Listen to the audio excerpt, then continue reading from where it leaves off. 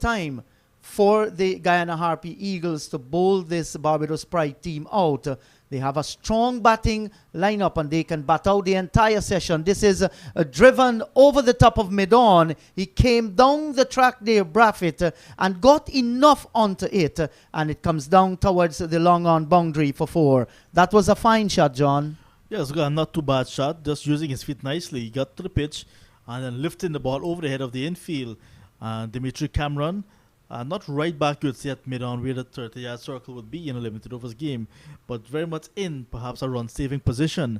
And that's attack being shown by Leon Johnson. But you need to be a little more defensive sometimes, Leon Johnson. I mean, it's early days yet. Looking for the early wicket. I understand his position. But the Barbados Pride batsmen were trying to attack with Sammy Pamal since in the first innings, and it seems as if that plan will continue for them. But so far they're getting through. I don't think they can sustain that because Pamal is the old tiger.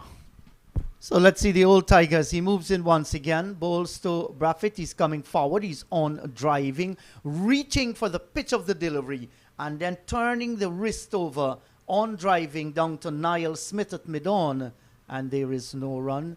It's always interesting and exciting when Pamal is bowling. That's a good delivery, and this time Braffett tucked in defense, stretching long forward, smothering whatever spin there might be. And once again, he cannot score. Lovely sunshine here at the Queen's Park Oval, and we have had terrific weather coming into day number 4 all the days. That's a good delivery, right on target. Pamal completes his 5th over. None for 4. It's 57 without loss. Braffett is on 22. Mosley has 29. Yeah, good positive start for the Barbados Pride on day number 4. They set up nicely for them. They're still trailing by 180 overnights, so they have to really bat out of their skins really to save this one.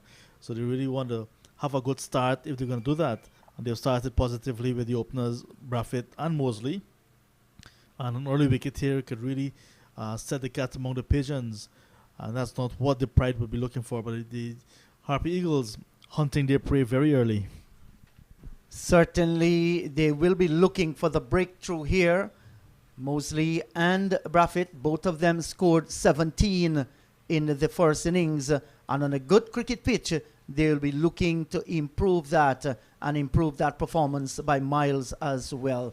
But there's always pressure when you're following on and the lead starting overnight 180. Wrapped on the pad, there's an appeal for leg before. There was a stifled appeal. There might have very well be a little edge onto that one. Yes, big inside edge. Keeper Paul, the bowler, did not even appeal because he recognized there was an inside edge and did not want to give the umpire too much of headache very early.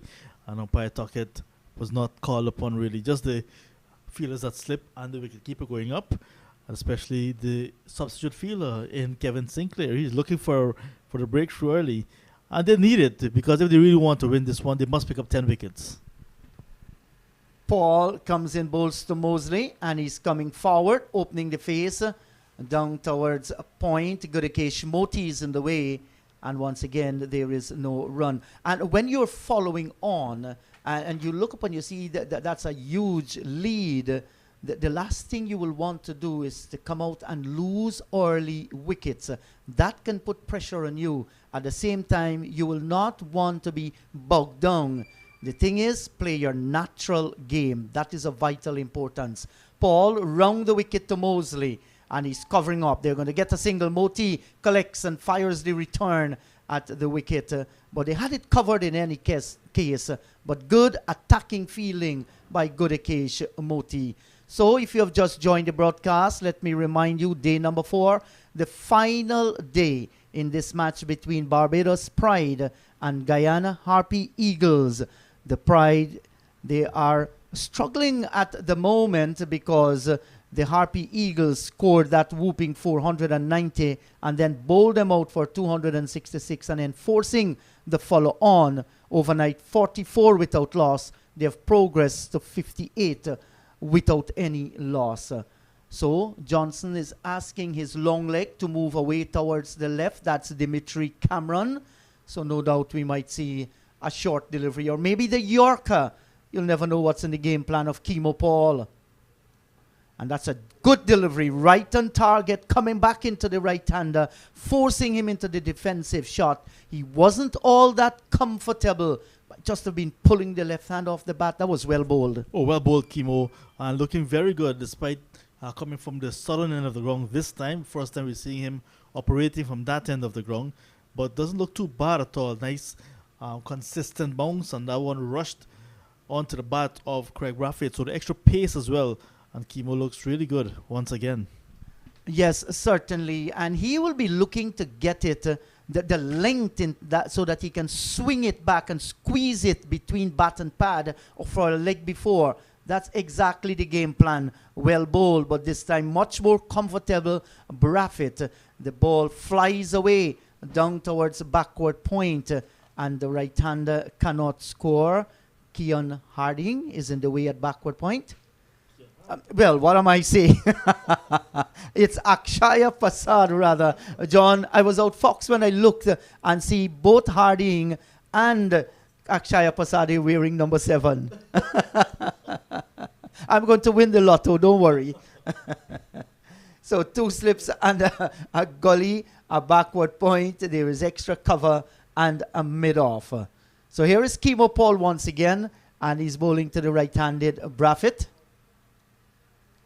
And this is turned away nicely by Brathwaite down towards long leg for 4. Well played. Well, Johnson did ask Cameron to move away from that position to go a little more towards his left, and it was played down where he was. The over has been completed. 62 without loss. Brathwaite on 26, Mosley on 30. Yeah, so another good over coming to an end. And there we see at the end of the over, Brathwaite realizing that the field was pushed much wider.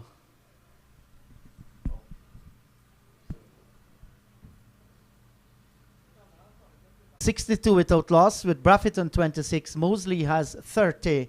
And Virasamy Premal will continue to wheel away from the commentary box end. That's the northern end of the ground.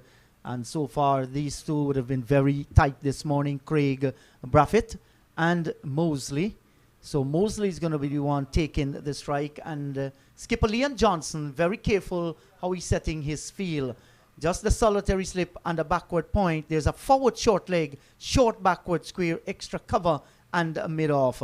Mosley comes forward, drives, and there is where Premal has been most effective on or about the line of the off stump there, the left arm orthodox spinner, as he tries once again over the wicket. Bowls to Mosley. He's coming forward and turning it away down towards Kimo Paul, patrolling the short mid-wicket region, and there is no run. So Guyana hunting their first wicket here this morning. Barbados Pride, they're looking to put together a partnership. So far, so good for the opening stand. It is worth 62. Premal short, and that's tugged around, beats the short backward square and will run away down towards the backward square boundary for 4. He strayed in line, strayed in length, and paid the penalty. Yeah, that was a very bad ball from Virasamy Premal. Very short and no troubles at all for the batsman to pull it across all along the ground, and did not hit it to the fielder, which is to the left of the fielder at that short backward square in Tej Chandapal, and he got the boundary. So good positive start for the Barbados Pride on day number 4. They started the day with a deficit, and they're looking to wipe off that as much as possible and get some runs, and who knows, get the Guyana Harpegos to bat. You never know. The thing is, they must play their natural game. That's a good delivery there. There's an appeal for a catch. And umpire Patrick Gostard said no. That ball actually got stuck in the pads of the left-handed Mosley. And you look there at Akshaya Prasad running and picking up the ball from there and bellowing the appeal. But the tall Jamaican will not be outfoxed at all, Patrick Gostard. This is a flowing cover drive, true extra cover off the bat of Mosley, and that's 4 good-looking runs. Looks good, Mosley, 70 without loss. Oh, that's a peach of a shot this morning from Mosley again. Ball was pitched up outside the off stump, and he drove all along the carpet. And the ball seems to be following Dimitri Cameron, the one that was over mid-off earlier, over his head. Then he was placed down at long leg. So 2 boundaries in his area. Now again, So Dimitri Cameron, this could be your day to have a bad one. Pemal bowls to Mosley. He rocks on the back foot and forces one down towards mid-wicket. There is no run. Pemal has finished his fifth over. None for 12. Barbados Pride, they're 70 without loss. Braffett on 26 and Mosley on 38. Yeah, so the good batting continues from the Barbados Pride openers. And after they were blown away for 266 in their first innings, they really wanted a good start in the second innings. And if they were looking to consolidate their position, they've certainly gotten a good start. And they can do so now. In the first innings, they lost their first wicket at 29 and 48, 49 the second. So much better start, because by the time they got to 75, 4 wickets were down. And now they're at 70 without loss. A much better start. And they really need to bat to save this game. And they seem to be doing so far. So 2 slips and a gully for Kemo Paul as he begins to move into the right-handed Craig Braffett. And once again, the skipper for Barbados Pride is forced to come onto the front foot. He opens the face of the bat and gets it out towards backward point, where Akshaya Prasad is fielding. There is no run. It did not come off fluently like we're accustomed to see him when he pushed through the offside field. That one hit the bat a little bit hard. Maybe a little extra pace there from Kemo Paul. So great conditions here for cricket. The atmosphere is good as we watch Paul. Turns in the distance and comes in once again. Bowls to Braffett, this time wide outside the line of the off stump. And the Barbadian is not playing any shot, allows it to go by into the gloves of the keeper. So John, already at Taruba, the Jamaican Scorpions, they've taken full points there against the Windward Volcanoes, beating them by an innings and 14 runs. Yeah, so the Jamaican Scorpions lifting themselves off the bottom of the table, literally, because they started very bad in their first 2 games. And now, according to the captain, John Campbell, seems as if they're starting a whole new tournament after 3 months. And a good delivery by Kemo Paul. Looking for the drive between extra cover and mid-off was Craig Braffett. And he actually didn't time it well.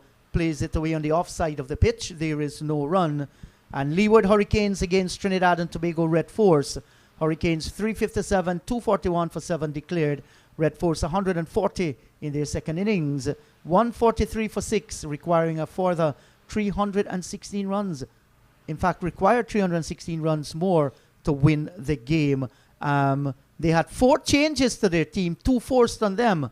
And 2 changes were made as well. Here is Paul. Comes up, bowls to Braffett outside the line of the off stump, goes by into the gloves of the keeper, and there is no run. Yeah, so you must feel it a little bit for the Trinidad and Tobago Red Force. They had 2 enforced changes, and then they look like if they're very much uncomfortable at the moment against the Leeward Islands Hurricanes. The Hurricanes, I'll tell you what, their last game against the Guyana Harpy Eagles right here at the Queen's Park Oval, they won that game convincingly. So their game is certainly at the next level now, the Leeward Islands Hurricanes. So no doubt that they could have given the Trinidad and Tobago Red Force a fight for their money. Paul striving for the Yorker, and this is turned away down towards mid-wicket by the right-handed Craig Braffett, and there is no run. Yes, they played terrific cricket, and especially in that last match, the Guyana Harpy Eagles, they were battered and bruised, losing by an innings and 57 runs to the Hurricanes. And there wasn't any time that the Harpy Eagles got the better of the Hurricanes. They dominated from ball 1. But you missed one part. Inside 3 days as well. Yes, the Hurricanes played very well. And you're so right about that, John. That's a good delivery, right on target, just outside the line of the off stump as it's played away into the offside field. Paul completes another over, 7 overs, none for 23. It's 70 without loss. Braffett on 36. Mosley has 38. Yeah, maiden over sent down there by Kemo Paul.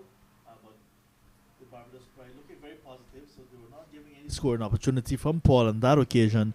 But they're sticking to their plan, which is going to keep their wickets in hand, get the scoring opportunities when it presents itself, and that's what they need to do, because starting day number 4, they were already starting on the back foot, having been asked to follow on. Then they have a deficit overnight of 180, but they had a good start, testing period over last evening on day number 3, when Smith and Kimo Paul were looking really good with a new ball, but they weathered that storm, and now they're here this morning, and they've added some 36 runs in quick time, it looks like, or 26. So they're really looking very good this morning. They Barbados Pride, and they want to bat themselves into a position of safety, because if they bowl out a second time quickly, it will be all over for them, and they may very well lose their position at the top of the table in this very short tournament.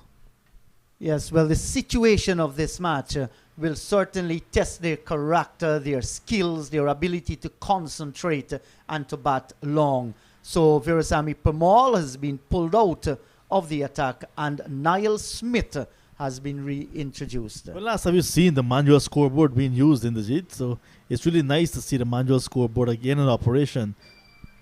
Yes, John. Well, we actually left Guyana. We covered some inter-county matches there. And at Everest, there was that nice little scoreboard that we see, but in regional first class cricket. It's good to see it. It's tradition. It's a culture. Yes. And the guys on the scoreboard traditionally look forward to that little duty. And it's usually exciting times for the youngsters on the scoreboard. I remember starting my days at DCC on the scoreboard, and we had so much of memories being created on the scoreboard. And you reached there 2 hours before the game started as well. That was the eagerness, the love for the game. You want to be a part of that atmosphere. Here is Niall Smith so far, none for 14 from 5 overs, 2 slips and a gully. And he'll be moving in to bowl to the left-handed Mosley. And Mosley is driving. That's a loose shot outside the line of the off stump. And the ball went away into the gloves of Imlach. Yeah, that's a loose delivery, you'd say, from Smith, first of all. But then Mosley tried to get out. Very loose shot indeed. Outside the off stump. Just found his bat at it.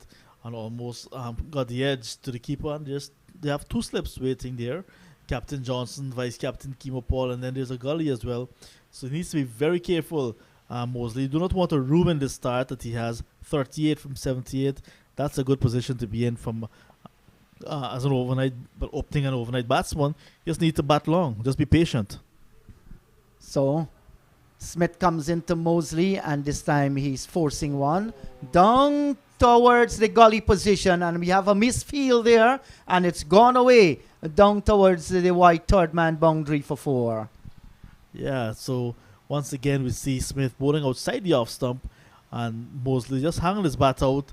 Maybe you'd want to say guiding it down between slip and gully, and got the boundary, but it looked a bit dangerous because it was in the air for a little bit. Lucky to be there, Mosley. Yes, so he's having his little problems here against Niall Smith, and Mosley just bouncing, exercising, trying to gather composure, get the adrenaline flowing in the body there. He knows that he hasn't played the best of shots so far. One was productive, giving him a boundary. And now we see the slips taking a step up. And this time he's driving and yet not comfortable, because he was looking to go through extra cover, and he drags it down towards short mid-wicket. So he's having his little problem there. He gets off strike, and maybe the good thing to happen to him as well. It's 75 without loss. Yeah, so good single, you'd say, to get off strike. Have Craig Braffett, the right-handed batsman, face up to the right-handed bowler in Smith. But it was good to see that Leon Johnson and Kimo Paul, the fielders that slipped, taking a step up, because that ball did not carry the previous for the previous ball, but they wanted to give themselves a chance. Smith this time to Braffett, and that's a good delivery, right on target, Smith. And you wonder why. Why is it that he does not bowl these more often than not? But that was surely heading to the stump, just outside the line of the off stump, and swerving in back to the right-handed Braffett. He plays well. He is on 26. He has faced 69 deliveries so far. Mosley, 43 from 80. Mosley has been the one who has played his shot. Some lovely drives, on drive, driving through the offside as well. Niall Smith, and this is flicked away, out through backward square. The long leg is after it. They have taken one and will come back and complete 2. As Tej Narayan Chander Paul chases all the way from long leg down towards backward square. But 2 good-looking runs to Craig Braffett. Yeah, it's a very safe shot because the ball that was on the line of middle and leg, and he just helped it along its way and got two good looking runs. Good running between the wicket as well, and good commitment being shown by Tej Narayan Paul, who has spent the entire match in the field so far, batted for almost 2 days, and has been fielding very well since then for the Guyana Harpy Eagles. So Smith, final delivery coming up in this over and flicked away again, out through backward square, out towards the boundary. Tej Narayan Paul has a long run, sends the return into Imlak and two more to Craig Braffett. With that, he will now move on to 30. Mosley's on 43. Barbados Pride, they're 79 without loss. Yes, more work for Tej Narayan Paul at long leg, but another good shot. Very similar to the one before. The ball that was rising on the line of the body. He just helped it along its way, tucked it off the hip, Craig Braffett, and got two more runs. It's quite interesting, Indrajit, because at the start of the day's play yesterday, the Guyana Harpy Eagles needed to pick up 18 wickets to win the match, 18 wickets of the Barbados Pride. They picked up 8 yesterday, so they have 10 more to do today. But it will be a lot of work because on day number 1, just 4 wickets went down. Day number 2, 5 wickets, and like I said, 8 wickets on day number 3. So it will not be an easy task for the Guyana Harpy Eagles to pick up the remaining 10 wickets, especially when you look at that batting lineup. Craig Braffett, Shane Mosley, Shamar Brooks, Shea Hope, Roston Chase, Raymond Reefer, Carter, Dowrich, and those guys who already played Test cricket, and of course Jamal Warrican, the bowler, did not contribute yesterday on his birthday, but they're all in that lineup, which is a very formidable lineup. So the Guyana Harpy Eagles, it's a fourth day track, and they will have to work very hard to pick up those wickets. I agree with you, John. Good observation. It's not going to be easy. The first thing on their mind is to take one, and then they will look to make further inroads. Can Kemo Paul do it in this over? Well, that will be his intention. No doubt Mosley talking to himself. He has gotten a good start. He's on 43. He will want to go on. So, and also if you look at it, of the wickets to fall, 10 went to the medium fast bowlers or the faster bowlers, and just 6 to the spinners. So the Guyana spinners are picking up 5 of those wickets, with 4 going to Pamal and 1 to Gudakesh Moti. They will have a lot of work to do because it's a 4-day track. You expect that they will get some turn, but the ball is still relatively new, 25 overs so far. But a little bit later on, we expect the spinners to be doing the bulk of the bowling, and perhaps will be doing the bulk of the wicket taking as well. So we've seen Pamal had a few overs this morning, was a little bit ineffective. That's why Niall Smith came on. Paul comes in and bowls to Mosley, and he's cover driving, glorious looking cover drive, and it's sped away down towards the cover boundary for 4. That's pleasing to the eyes as Mosley moves on to 47, 83 without loss. Well, as you can see on the replay, there was a full and wide from Kemo Paul, and there is Mosley stretching forward and driving beautifully, elegantly all along the ground. And now we see the fielder that give chase, Gudakesh Moti, has been asked to stay right back on the boundary, and the fielder that was at mid-wicket is going to move around to extra cover, and this short backward square is going to go to mid-wicket. So some adjustments being made to the field. Leon Johnson not taking any chances, looking for this breakthrough. So Paul comes in, bowls to Mosley. That's a good delivery, striving for the Yorker right up. But Mosley saw it, dropped the bat on it as he came forward, plays down towards Chand Hemraj. Down at extra cover, there is no run. Shane Mosley, man from Christchurch in Barbados, 4 centuries at first class level with 11 50s. Should he get his half century, it's going to be his 12th. And he's done all the hard work, batted through some dangerous occasions, but he's preserved his wicket and he's still there, and every ball that presents an opportunity for him to score, he's looking to do that.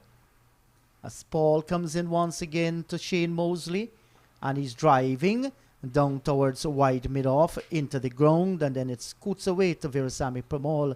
There is no run. So final day here today, and then the action will switch. We're going to have a 3-day break, John, and then we move into the 4th round. Yeah, that's correct. 3 days off and then back into the action. Same 3 venues, but of course, like for the Guyana Harp Eagles. They go on to the Tigo Martin Sporting Complex, where they take on the Jamaica Scorpions, who won their game already, playing at the Turuba at the Brian Lara Cricket Academy. This is outside the line of the off stump and well played by Shane Mosley, pushing at it and just open the face at the last moment, gets it down through point, and he collects another run. So one more to Mosley.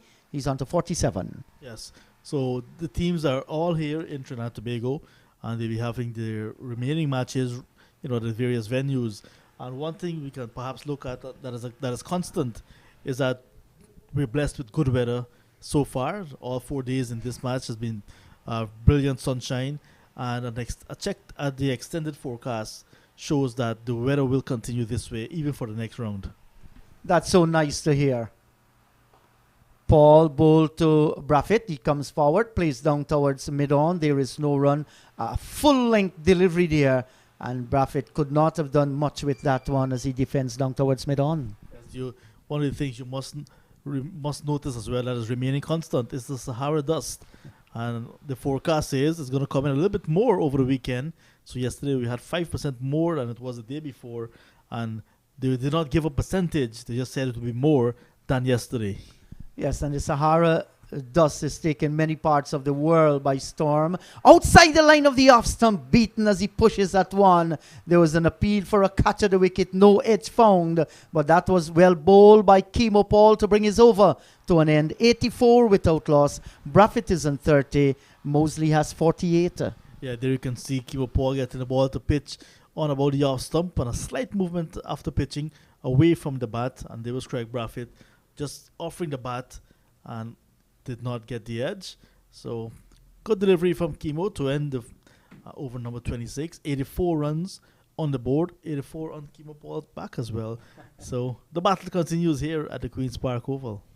Yes, and it has been a good battle so far. It has been enthralling cricket, a gripping 4-day encounter, not boring at all.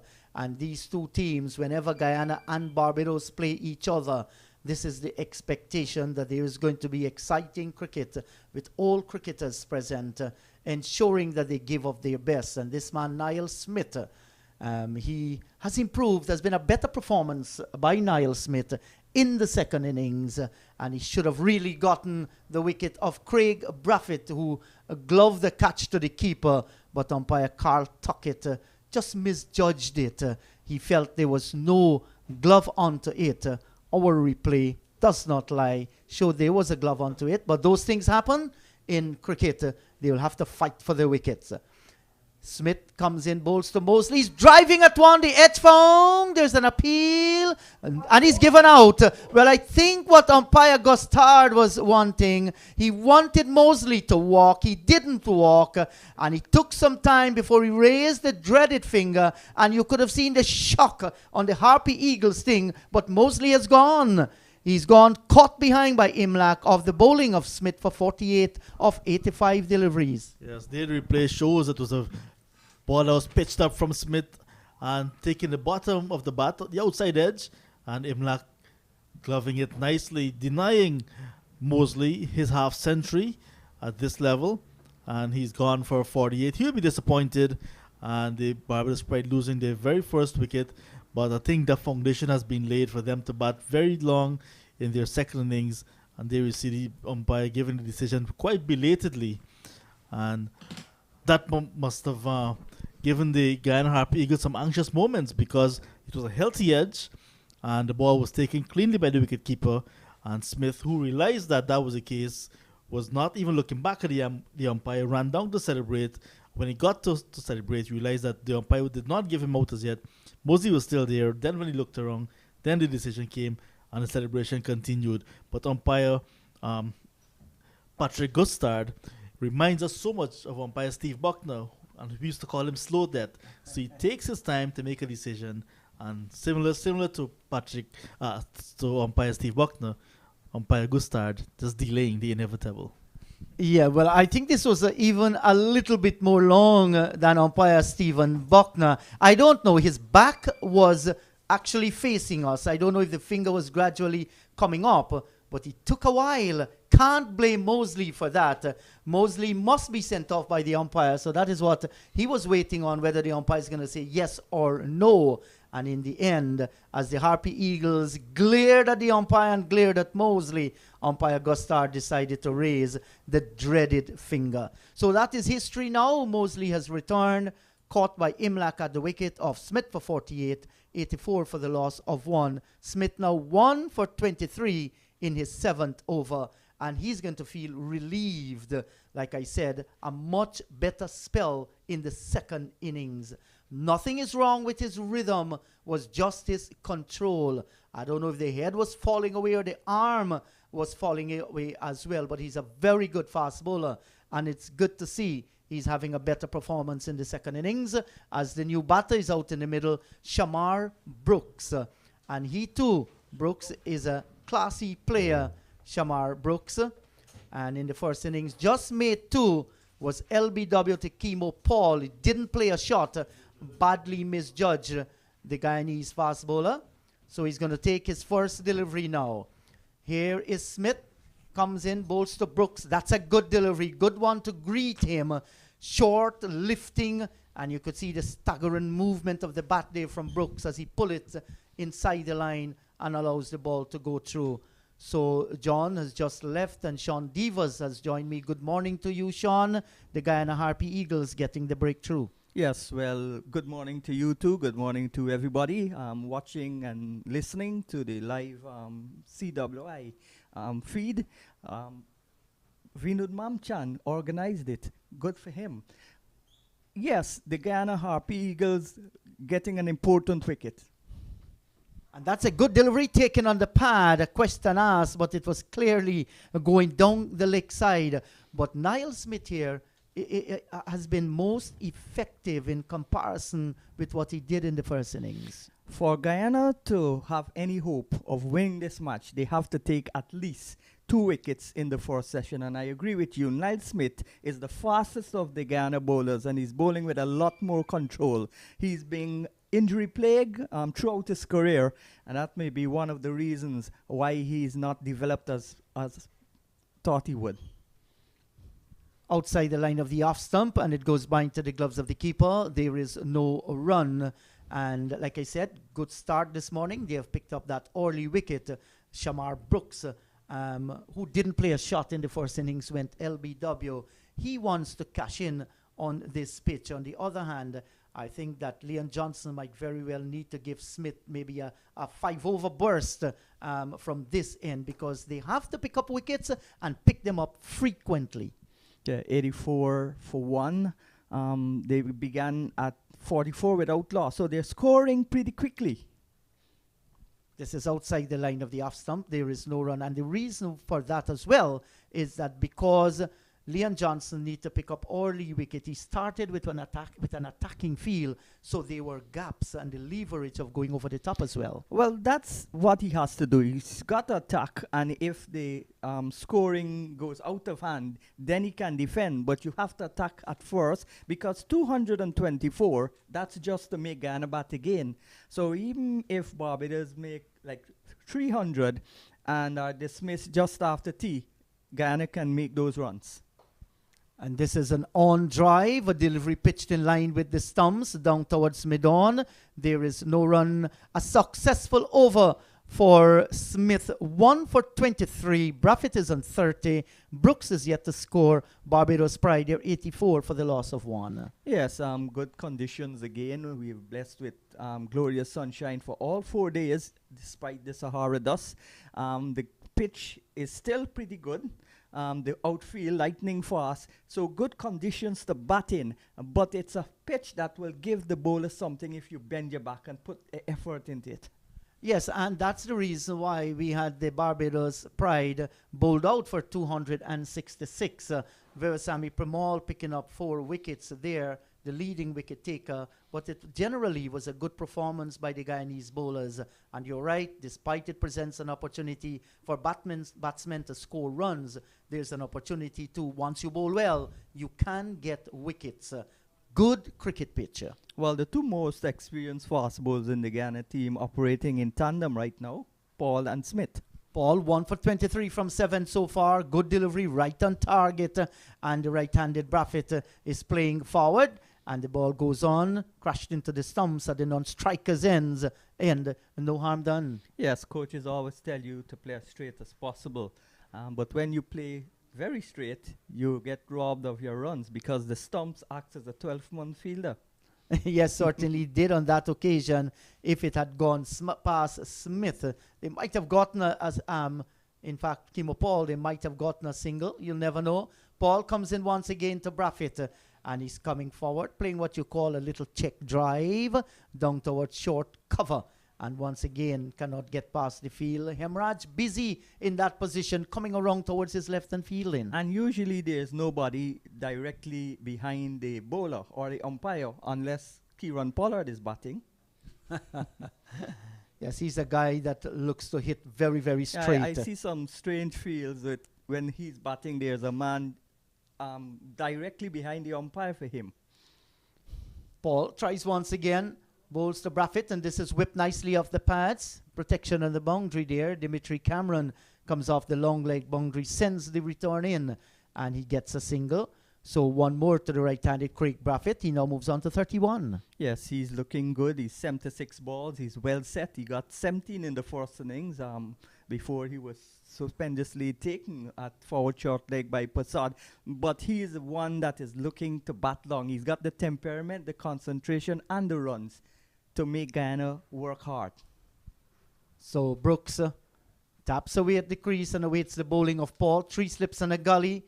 And he's getting a good delivery right in line with the middle stump. And he comes forward and drops it with soft hands down to Gudakesh Moti down at short mid-wicket.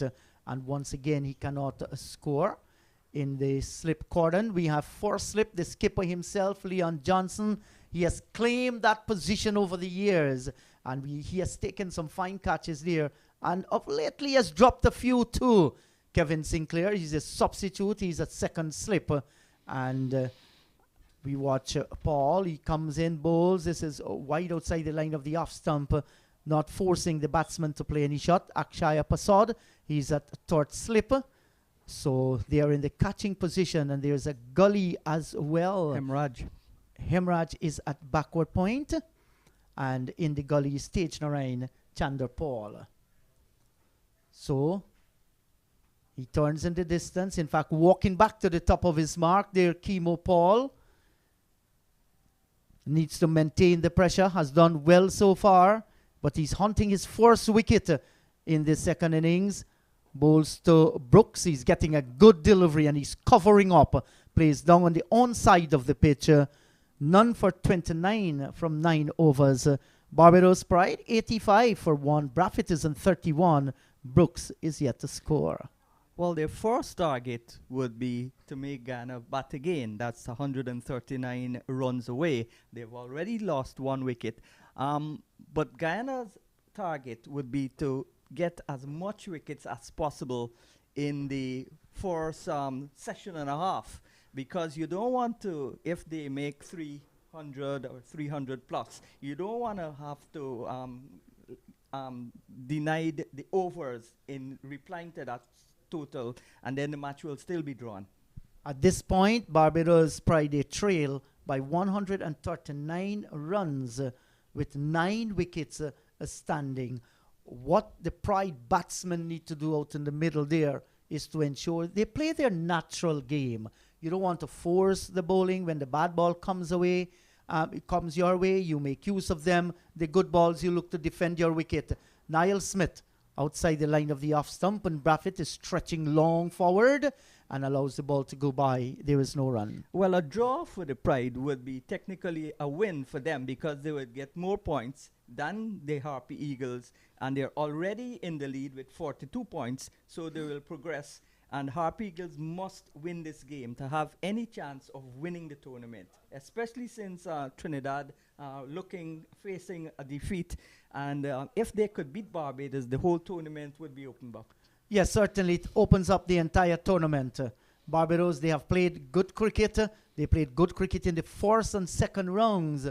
And they come up against Harpy Eagles team here who is getting the better of the advantage so far. It has been a vast improvement by the Eagles in comparison of what they did in the first and the second round. Despite winning the first, they feel that it should not have come down to that situation. Well, remember the first 2 rounds Barbados played was in Barbados. Yes. And there was where Craig Brathwaite got his double century and so on. But this is a slower pitch, different conditions they're now playing. And this is the first match they're playing in Trinidad. Yes, and Smith just going back a little to his wayward ways, way outside the line of the off stump. And it goes by into the gloves of the keeper. There is no run. And I think that right shoulder is not coming the way it should, in line with the stump. It's falling away a little for the offside. That's the reason why he's spraying it wide outside the line of the off stump. Well, I think he's bowled a lot better. Yes. Maybe he deliberately bowled that ball wide to try and induce Brathwaite, who is a stubborn batsman, to go at it. But if you're bowling to Brathwaite, Chandrapal, they wouldn't play those in Odisha shots to balls that are wide. Not at all. This is a better delivery, pitched in line with the stumps. And Brathwaite is coming forward and he's driving down towards mid-off and once again cannot score. Yes, this is a very good spell from Smith. He's the only wicket taker so far. Had Mosley caught behind Imlak's second catch in first-class cricket behind the stumps as a wicket-keeper. Remember, he is deputizing for the injured Bramble, who retired hurt on 38 in Guyana's innings. He was hit on his hand and had to come off the field.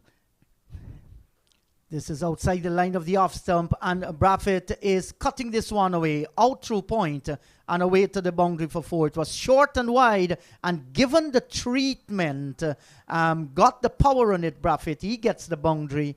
He will now move on to 35. It's 89 for 1. Well, that's all timing. Brathwaite is not a batsman who will give the big hike and mighty shots. That was perfect timing, perfect placement, 4 runs. Too short, too wide by Niall Smith on that occasion. Yes, and he delayed the shot nicely there, Brathwaite. Did not went to bang it through, had enough timing and enough power as well, and he got a good-looking boundary. Outside the line of the off stump, and Brathwaite watches it go by. There is no run. The over has been completed. 89 for 1. Brathwaite is on 35. Brooks is yet to score. Smith 1 for 27. He's bowled 8 overs. Not a bad over, except for that bad ball, which was short and wide and allowed Brathwaite to cut. But keeping it outside the line of the off stump and testing Brathwaite with balls straight on the stumps. So this is a good spell from Smith, a good spell from Kemo Paul. But can Guyana get enough wickets to put pressure on the Bajans? Because if the Bajans lose a couple of wickets, they could always close shop and bat Guyana out of the game. Yes, those are all possibilities that we are looking at.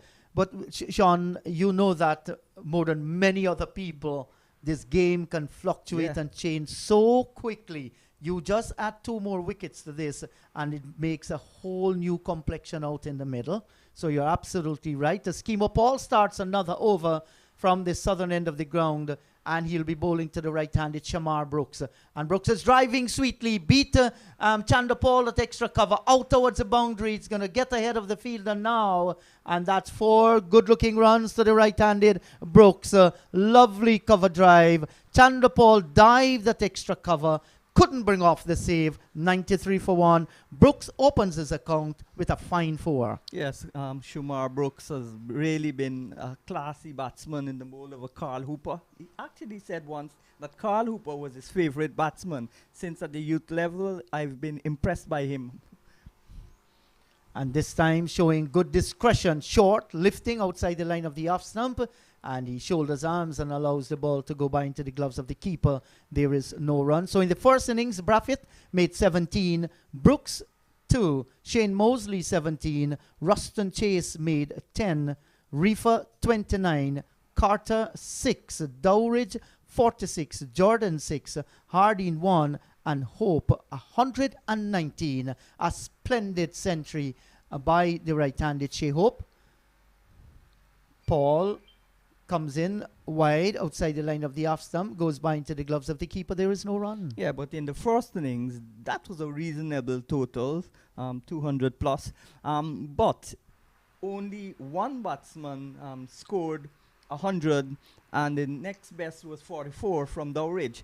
So you've got to bat and get partnerships going, like what Guyana did. Even though only two batsmen, well, I say only in relative terms, got hundreds and one got 50, there were a lot of 30s and 20s and so on. And this time he's on driving Shamar Brooks down towards mid-on, cannot get past the fielder. Versamy Pramol is in the way. Reefer was badly run out for his 29. His 29, they were well constructed. I mean, he looks real good. It was so sad to see him going the way he went. Yeah, and he was the one that played the Guyana spinners the best, used his feet and so. But Tej Chandrapal shared in 5 50-run partnerships for Guyana. That's why they got that big score. Outside the line of the off stump, goes by into the gloves of the keeper. There is no run. Yes, and he batted for a very, very long time, and he ended up scoring 140. Just tells the story. If you're going to get runs, you must get it staying out in the middle. Yes, but the negative of that when the 8th wicket fell, the Guyana were looking at overs to declare, and he should have scored a little faster. He's got 100 already, and get Guyana up to 520, 530. This is a delivery pitched in line with the leg stump and torn through mid-wicket out towards the boundary. It's not going to get there, and the return will come in just about now, but they will complete 2. So 2 more to the score. Brooks, he moves on to 6. It's now on to 95 for the loss of 1. Paul completes his over, none for 35. Guyana's got to start looking, of course, to get wickets, but they've got to understand now they can't give too many free runs to Barbados. They've got to make them work hard for their runs, bowl tight, become a little bit more defensive, because if you leak too many runs too early, they will get a big score, and if they're eventually all out, it will be too many runs for you to get in the available time. So from that 180 that they trailed overnight, that has gone down now to 129, bringing much more relief to the batsmen out in the middle. Yes, and we're still in the 4th session. Certainly. Lots of time left in this game. Yeah, there is still lots of time. So Niall Smith begins his 11th over, none for 35, and he'll move into bowl to the right-handed Craig Braffett. And this is turned away down towards short forward square. There is no run. Hemraj is in the way. And you could see there Niall Smith, the intention was to get it as close as possible to the line of the off stump. He got it there, but it was going down further down the leg side. That's the reason why Braffett was able to plant the left pad and turn the wrist at it nicely. No doubt realizing if he gets it to the left of Versamy Pramol, that might very well whistle away down towards the boundary. Smith comes in outside the line of the off stump and cut away down through wide third man and away to the boundary for 4. Deliberate shot, good looking shot, opening the face and getting the boundary. Well, that was almost steered to the vacant third man area for 4. 2 slips and the gully. Naismith would want him to play shots like that, and maybe didn't keep it down. It will be caught at gully, which is now, I thought the gully would have been moved back. He's now coming back to gully. So this is encouraging for Niall Smith, because that wasn't too wide. It was closer to the off stump, but it bounced, and he steered it. He's an experienced batsman. And he's not going to miss out on those at all. And he placed it well to the left of backward point and the right of gully. Better delivery. Right on target. Tucked in defense is Craig Braffett as he plays down towards short extra cover, and there is no run. So good battle continues there. Let me remind you that overnight Pride 44 without loss in their second innings. Braffett was on 17. Mosley was on 25. Overnight they trailed the Guyana Harpy Eagles by 180 runs. Today they lost the valuable wicket of Shane Mosley, was caught at the wicket of Niall Smith. A good delivery for 48. It was then 84 for the loss of 1. This is turned away by Shamar Brooks. Down towards short mid-wicket, there is no run. A good delivery, and Brooks is seeing them big as well. He has just come out there, but the way that he played the shot, kept the balance, and kept the eyes on the ball as well. Yeah, well, I'm very disappointed with someone like Shamar Brooks. I thought he would have gone much further, much quicker, but he's back, and he looks a better player now. He went through a long period of out of form, but he's got the talent, and now he's back. He's looking a lot better. Well, I think the only way you can make it to the top is to keep reminding the selectors by scoring runs and score heavily as well. That will definitely be on the presence of their mind. This is a better delivery by Niall Smith. Despite Brooks not playing at it, it was tempting. Yes, Brooks and Braffett are two different types of batsmen. If Niall Smith bowls a little wide, Brooks will most likely go after it. Braffett wouldn't go after it. He's played 77 test matches already and 183 first-class games, which gives him a wealth of experience. Certainly very, very experienced. Started playing the game at a tender age, Sean. I think somewhere around 16, outside the line of the off stump, but it goes by into the gloves of the keeper. 99 for the loss of 1 at the end of the over. Braffett is on 39 and Brooks has 4. Well, Craig Braffett was making hundreds since he was 13. No, I'm talking about first-class cricket. Yes. He made his first-class debut in 2009 against CCC, in fact. So that's a long time ago, 2009. But Braffett is one that was playing first class. He played with my son in right here in Trinidad in the under 17 in I think 2008 it was. And he scored hundreds. He scored hundreds at school level. So he's accustomed to scoring hundreds. No division he's played, he hasn't scored more than 400s in, and that's the minimum. So he accustomed to making big hundreds, and if you make big hundred, then you have to bat long. So he's accustomed to that, and that's why he's got such a great temperament. The problem with him, though, he's just averaging 34.12 in Test cricket and under 40 in First class cricket. And most of the good batsmen of the past averaged close to 50 in first-class cricket. And present one of the selectors in Cricket West Indies, Ramnare Sarwan, he too started playing first division cricket in Guyana at a tender age. Sarwan was about 10, 11 when he played first-class cricket. No. Not first class, first division cricket in Guyana. Yes, he was 13 when he played his first division match for GCC. 13. He scored hundreds for Stella Maris when he was 11. Yes, at the school, right. At the school level. Stella Maris is his primary school that he went to. So Sarwan was maybe himself, Lara, Chandrapal, who were the last of the good West Indian batsmen to come through the ranks. And here's a drive by the right-handed Shamar Brooks. Doesn't get past the bowler as Cameron comes into the attack. None for 7 from 4 overs. So now he's operating from the southern end of the ground, Dimitri Cameron. Yeah, let me qualify that statement. The last outstanding young West Indian batsman to come through. Because there are good batsmen like Braffett and so on, Bravo. That's Darren Bravo, who I thought would have gone on further. So Cameron comes in once again, and he's coming forward and cover driving the right-handed Shamar Brooks. That's going to run close towards the boundary. Might be pulled back just about now. Yes, and that's a good chase by Akshaya Prasad. Sends the return in, and they had enough chance to complete 3 runs. So that has brought the 100 up for Barbados Pride. They're 102 for the loss of 1. Braffett 39, Brooks is a 9. And this is just the 32nd over.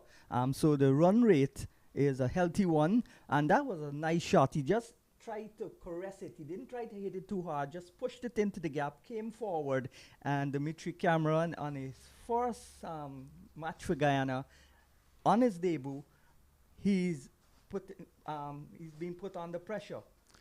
Yes, and this is what they should do. They know that he's on his debut. He wants to do well. And that was a lovely looking shot by Shamar Brooks.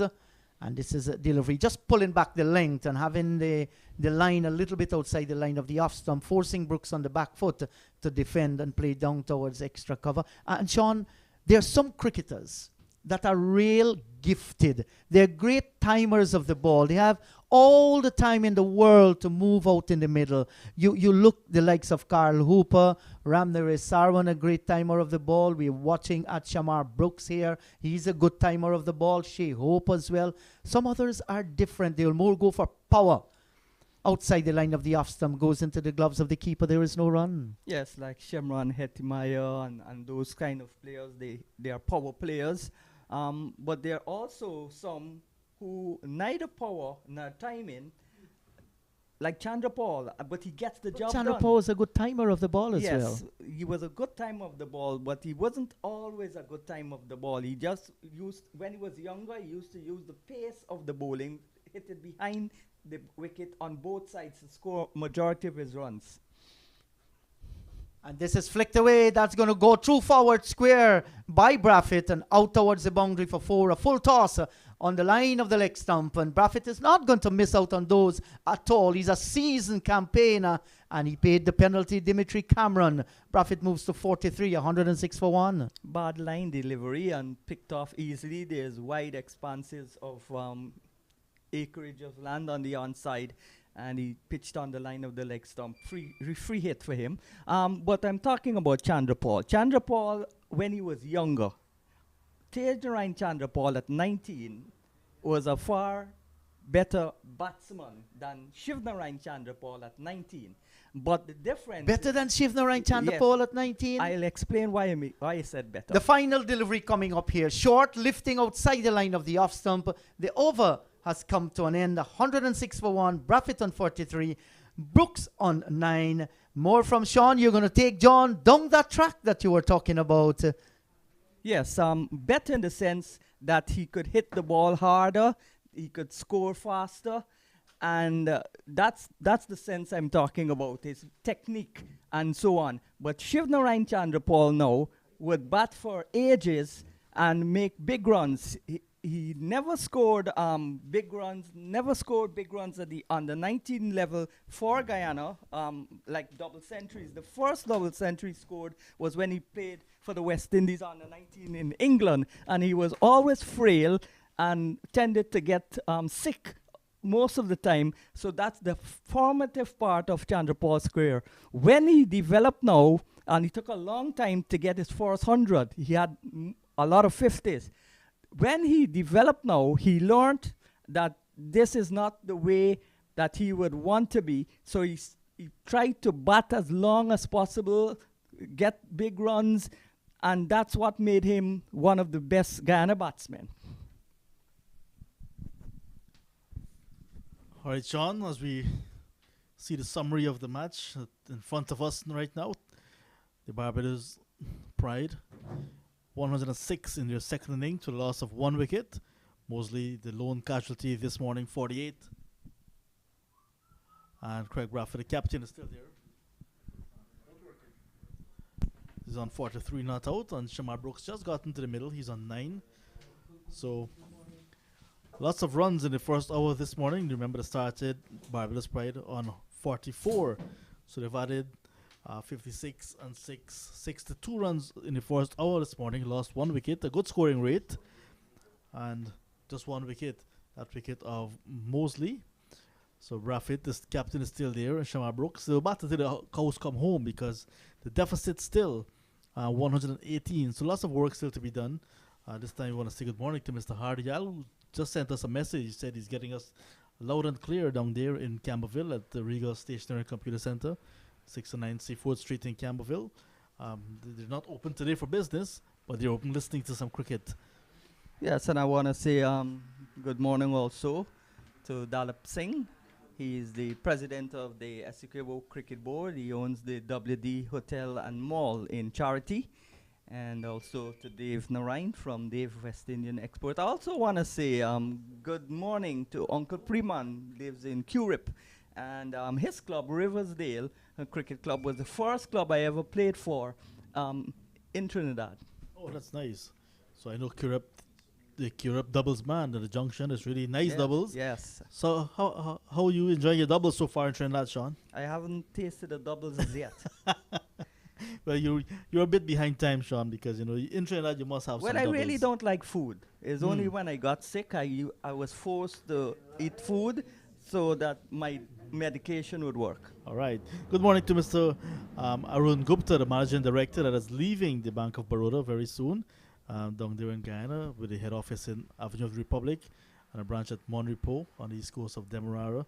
So good morning, Mr. Gupta. We certainly have enjoyed you in Guyana, and please have a good journey as you move back to India come Monday coming. Yes, at the Bank of Baroda, you can have international banking with 17 connections around the world.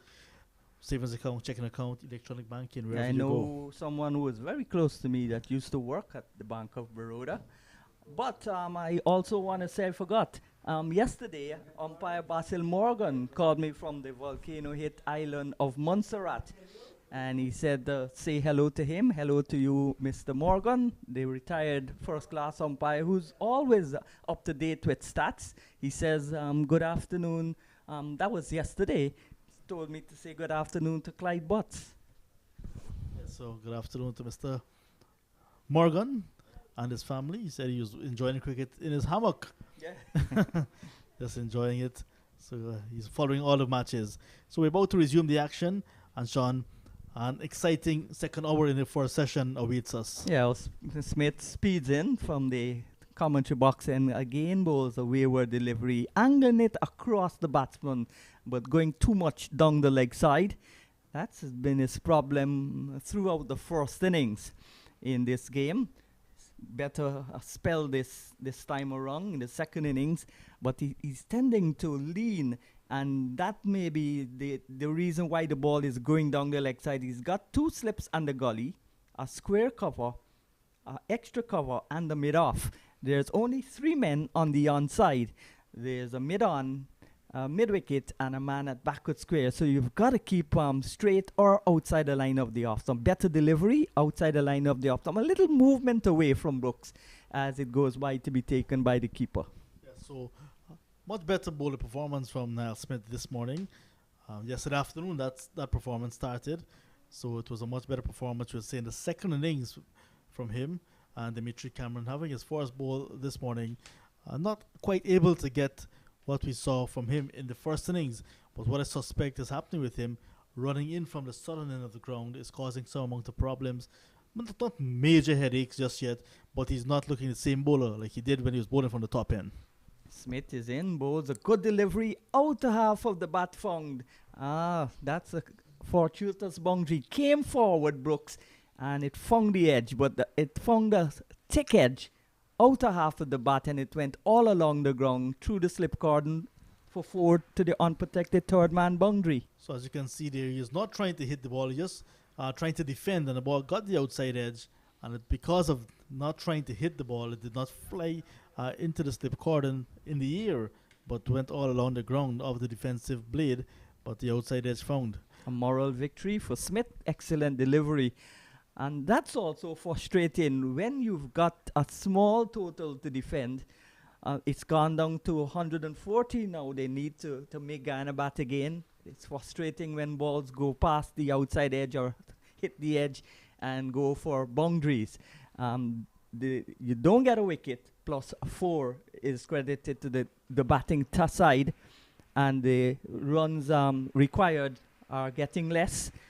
So even if they knock off these runs and make 100 more, and Guyana's got time. So that's why it's important for Guyana to try and get them out maybe just after tea. Here is Smith on his way. Bowls a good delivery again. That one came back in and it bounced took in the midriff area by Imlak. He's done a good job so far. Has gotten 2 catches so far as the keeper in his first class career. So the Carib stand now being maybe populated to some extent. That's the only stand I think. Probably some of the other stands have been closed for first class cricket because they don't expect many people. Here is Smith on his way, bowls to loose delivery. He's gone, caught behind.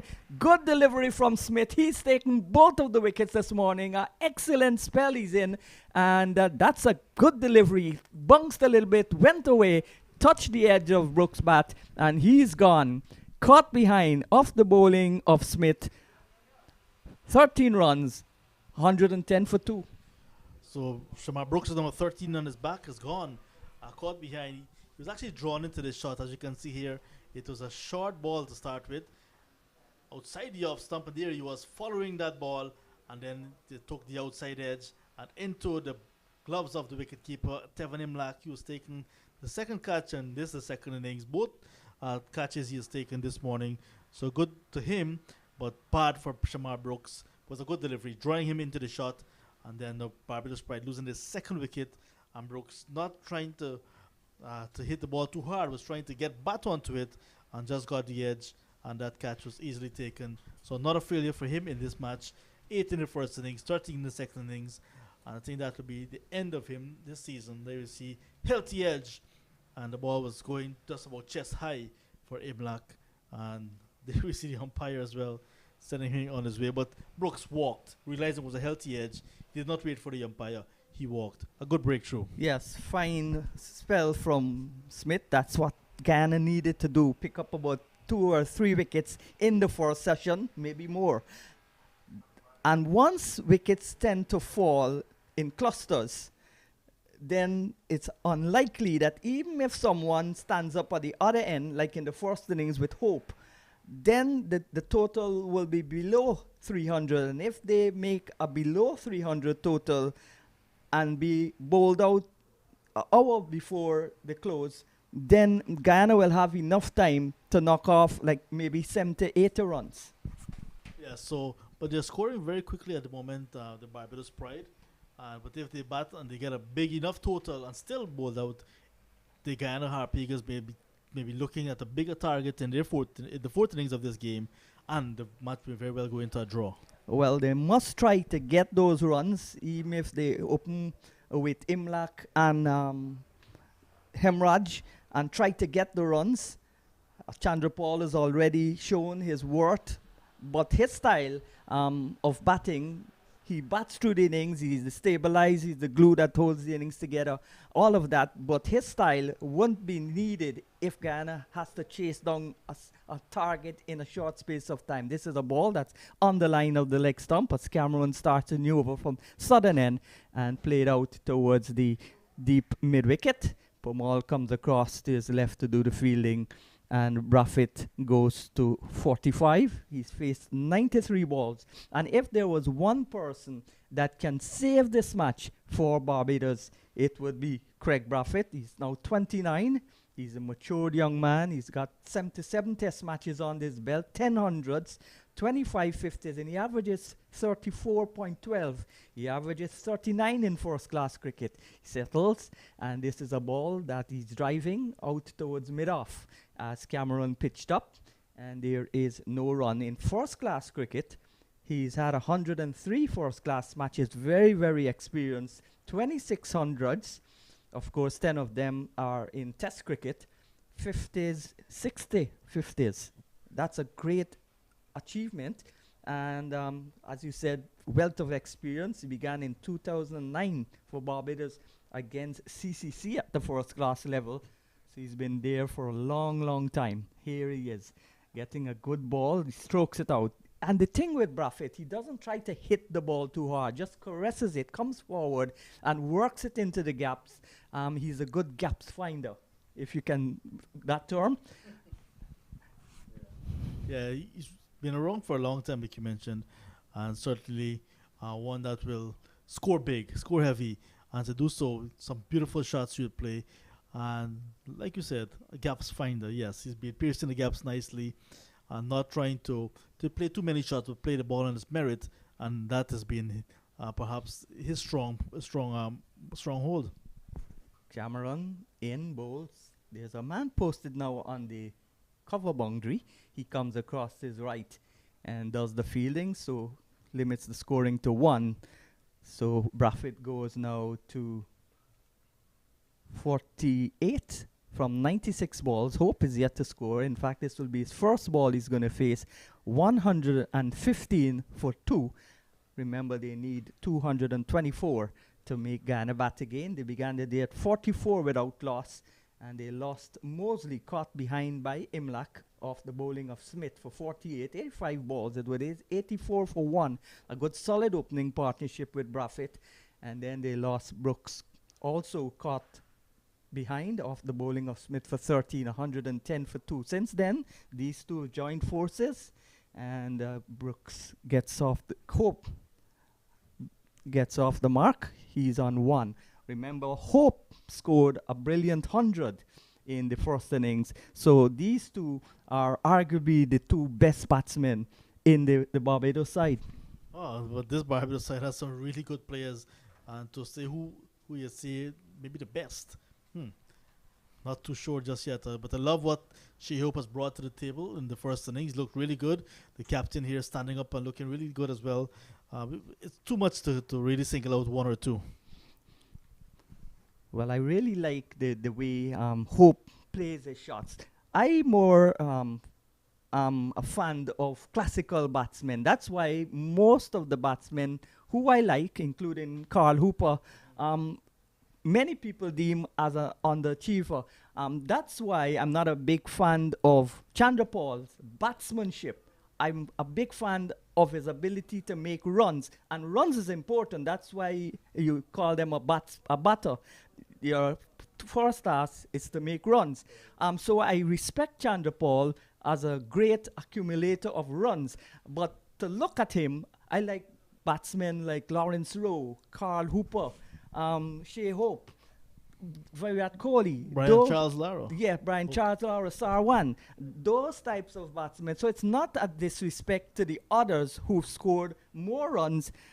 It's my preference who I would pay to see. I would always pay to see Sir Carl Llewellyn Hooper bat. Yes, I do take your point, and I understand very well. Here is Smith. As we've lost the sunshine, bowls again a beautiful delivery, pitched and left the right-hander, and Hope is still on 1. A lot of the hopes of Barbados drawing this match, because I don't think it's likely that they'll win, rest on this pair. And of course, you said a lot of test players, a lots of quality batsmen in the Barbados tie, but I still think that these two are the two best batsmen in the Barbados side. Correct, and I do take that point as well, and I consolidate that because Hope is really a class player, and Braffett has shown what he can bring to the table. Smith with his sleeves buttoned down to his wrist gets a ball to bounce, and injudicious shot there played by Hope, cut and missed. It bounced higher than he expected, went over the top edge of the bat. Because of the extra bounce, he was looking to get on top of it and cut it down, maybe down to backward point, but after realizing it was much shorter than he anticipated and got the extra bounce, he just allowed it to go by into the gloves of the keeper. So there's good awareness as well from Hope, good batsmanship. Do remember he's going to go on with Shamar Brooks from this Barbados Pride side to the Netherlands with the West Indies limited over side.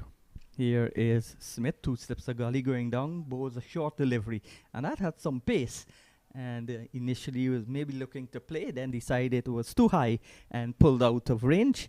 So a good fast delivery, and Smith working up a fair head of pace. Yes, looks really good. Much better this morning, much better in the second innings.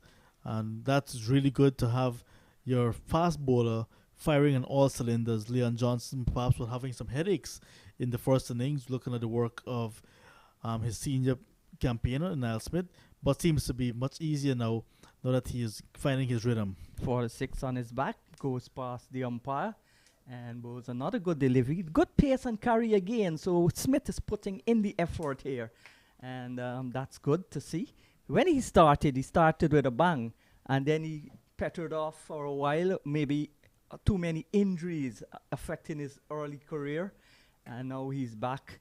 Still having injury problems along with Chemo Paul. Most of the young fast bowlers now in the West Indies have injuries. When the days of Croft, Garner, Holder, you never saw or you never knew.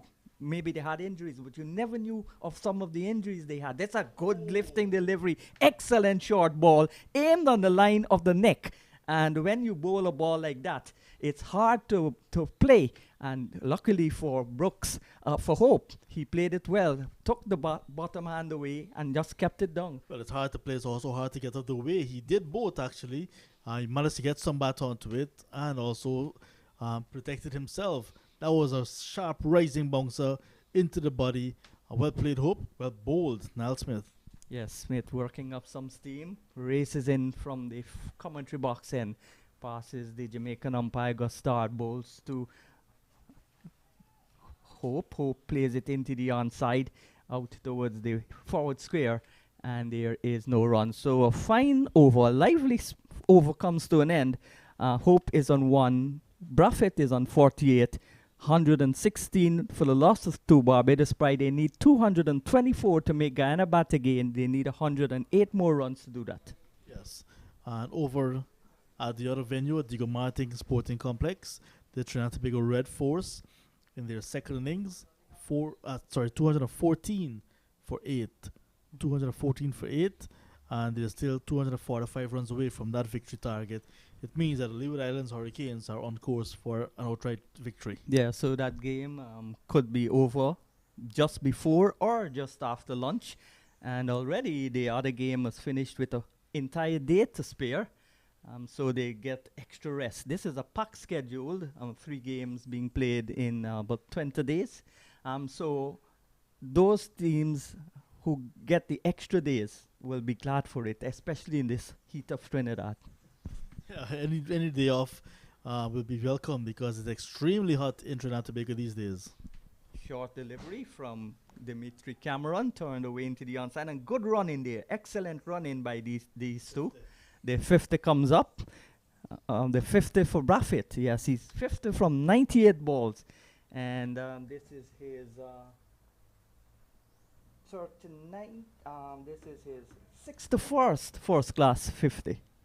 Yeah, congratulations to captain of the Barbados Pride, who's also captain of the West Indies Test side on yet another half century at the first class level. He looked very good, looked in good touch. He got a very good delivery in the first innings, but this innings he started to put things together, and the batting certainly will revolve around him. And well played. And the catch by Prasad was even better than the delivery bowled. Yeah. Good delivery again from Cameron, outside the line of the off stump. And Hope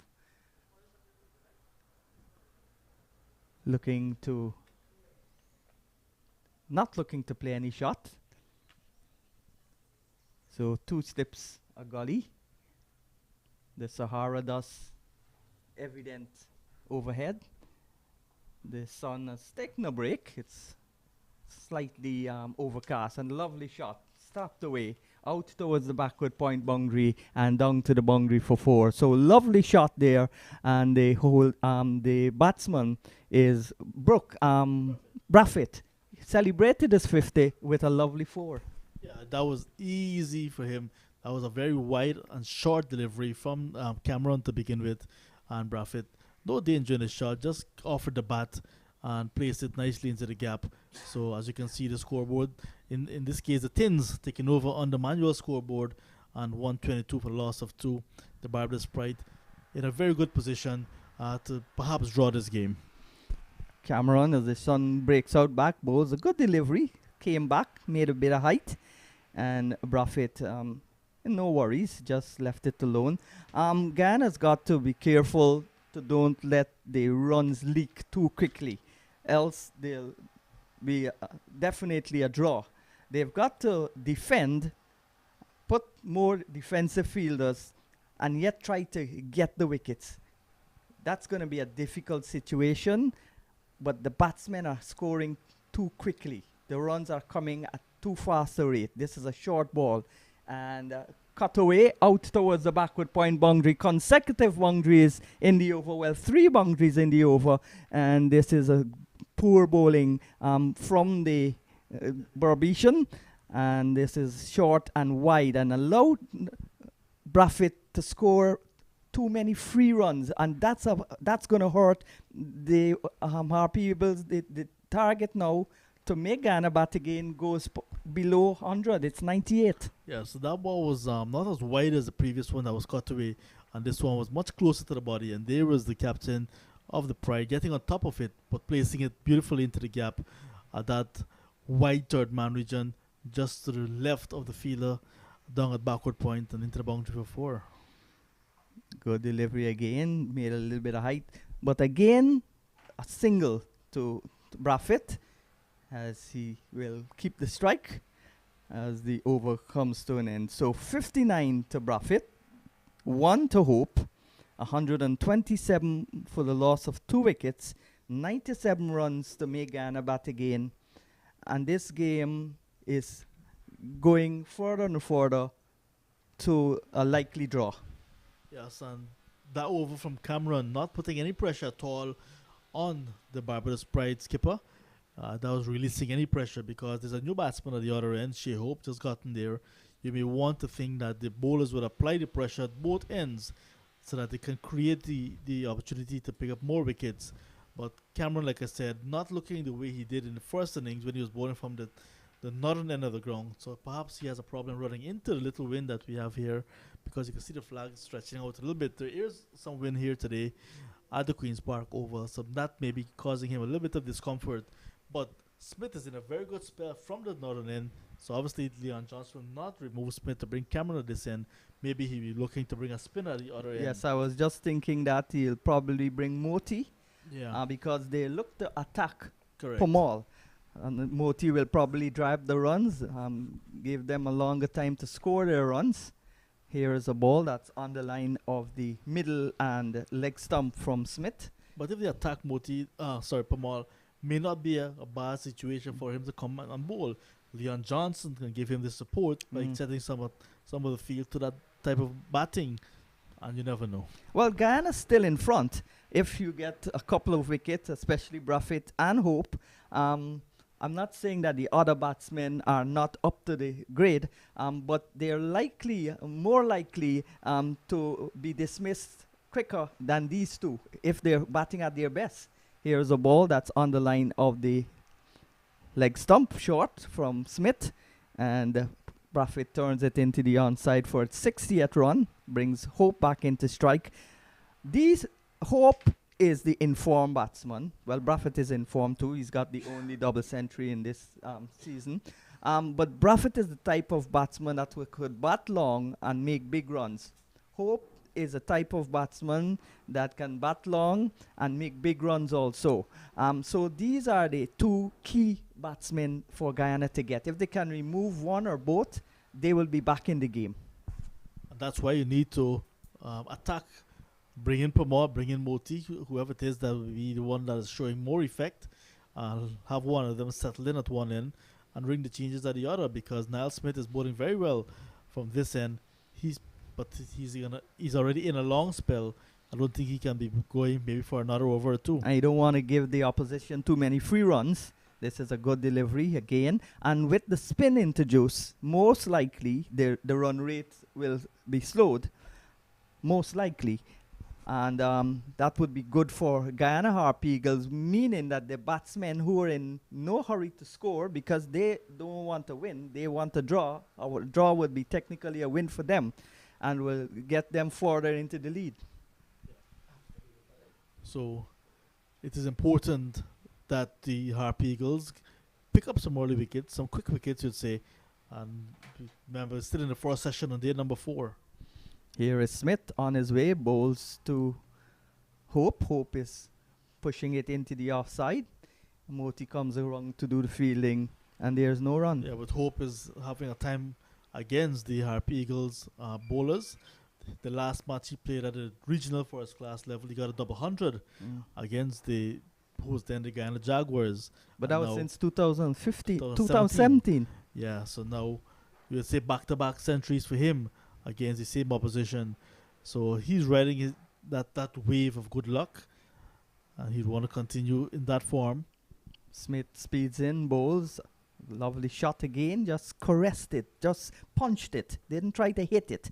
And Pomal picking up the ball at mid-off. Smith marches back to his mark, comes from the ancient county of Berbice, plays for Tuckburg Park, which was formerly Burmine.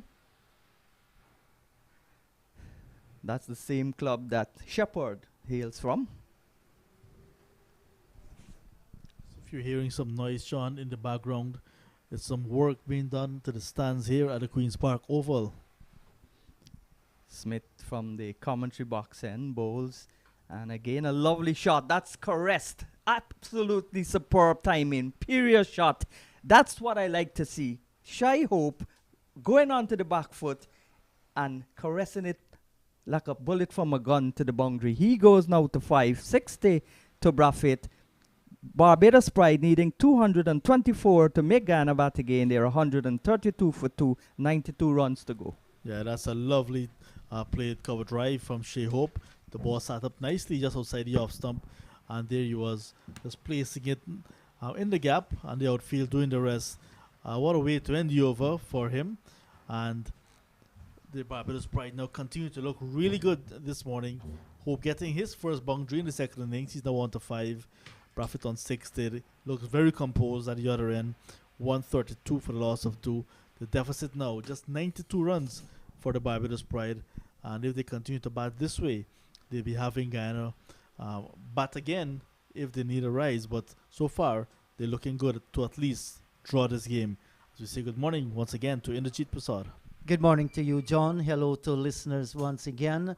It's an enthralling battle going on there between bat and ball.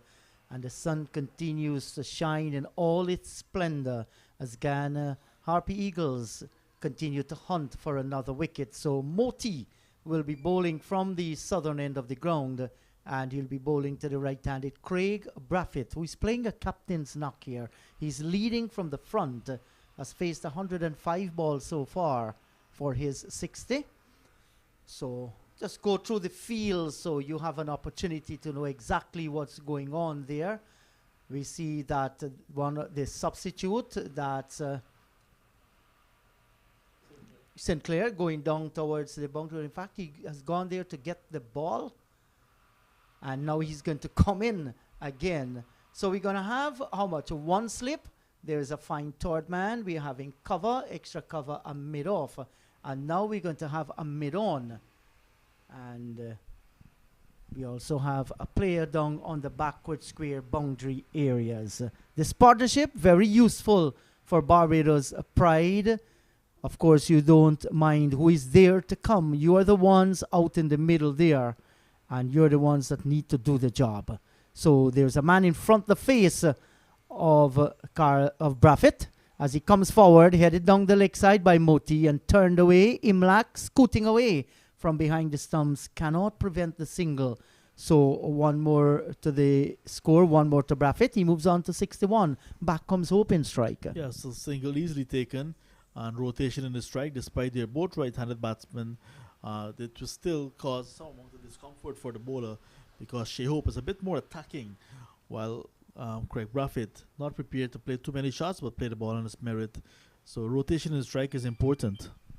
Certainly it is. In any format of the game, you need to rotate that strike, which means you relieve the pressure on yourself and you relieve the pressure on the non-striker. The non-striker might very well be, on sound, has a momentum, and you deny him 2-3 overs, he goes and gets himself out.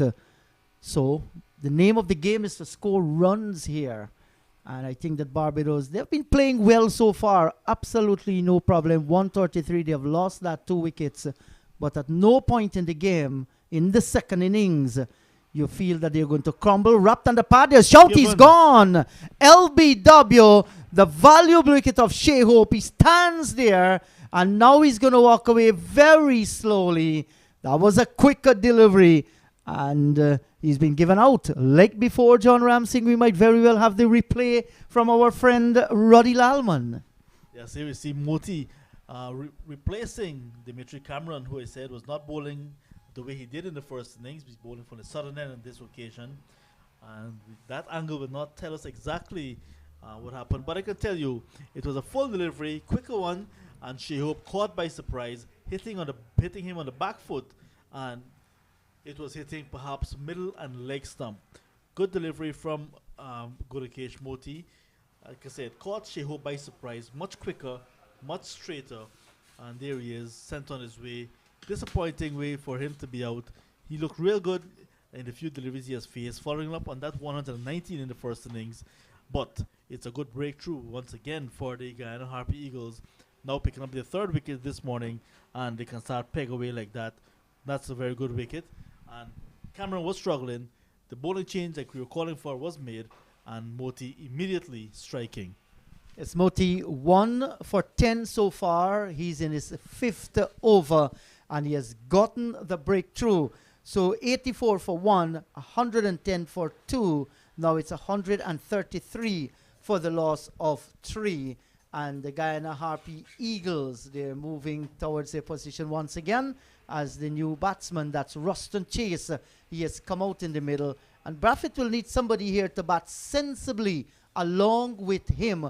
But with the spinner on, Moti is on. Certainly it has brought another wicket. Mosley going for 48, 84 for 1. Brooks going for 13, 110 for 2. Hope going for 6, 133 for the loss of 3. So Ruston Chase, he's tall, he's experienced. He has scored for Barbados, a very important cog in the wheel for the Barbados Pride team.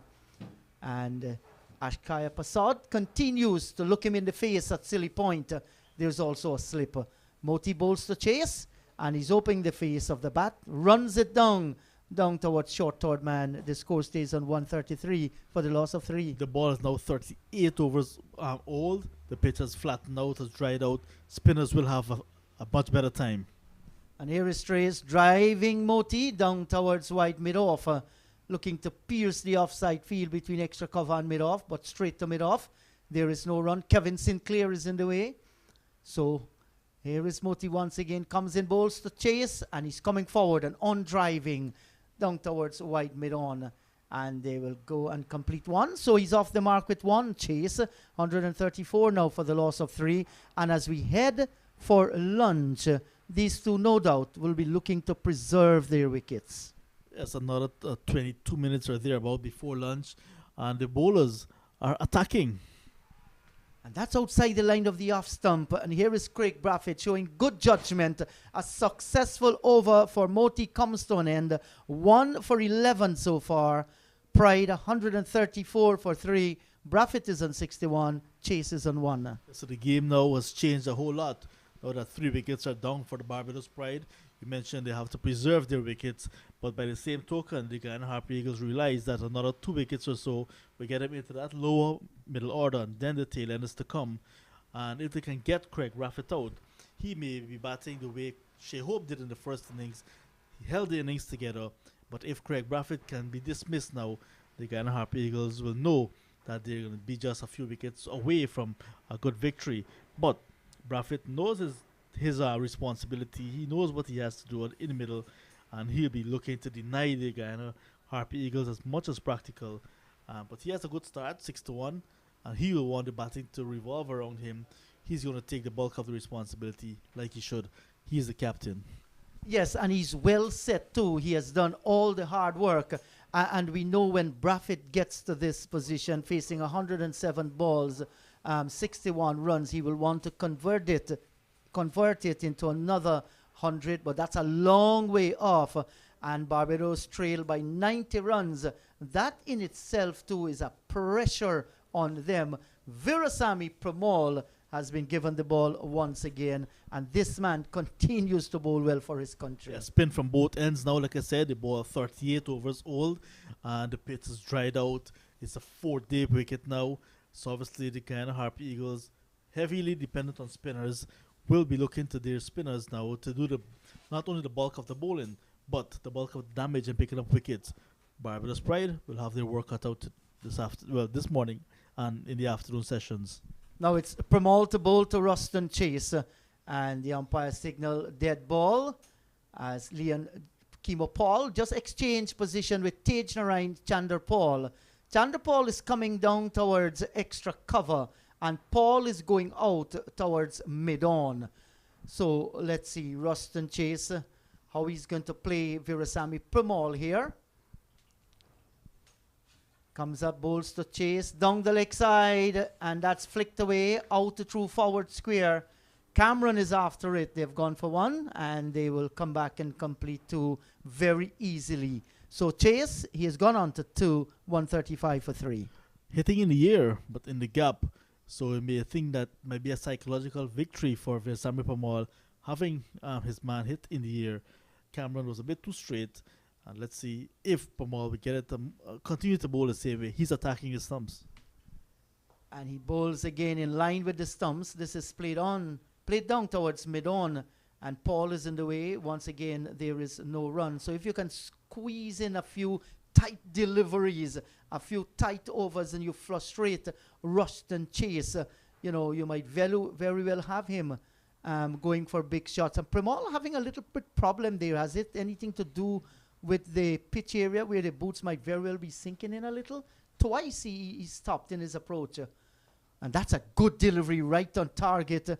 And this time Chase playing on the back foot. Well, the first time he was stopped is because Captain Johnson was not quite finished with setting the field for him, because that was the start of his over. And just now he just lost grip of the ball. Bowls to Chase. And Chase is stepping forward. He's a tall man, Ruston Chase. And played very easily down towards short mid-off. The fielder from extra cover, Chandapal, comes in, fields. There is no run. Pramal needs to pull all the trick out of the bag here to Ruston Chase. That's a good delivery, but Chase is playing well. He waited on it, opens the face down towards square cover, and Moti moves away towards his right. Ensure there is no thought of a single. You can feel the tension there out in the middle. As Pramal bowls to Chase, that's another good delivery.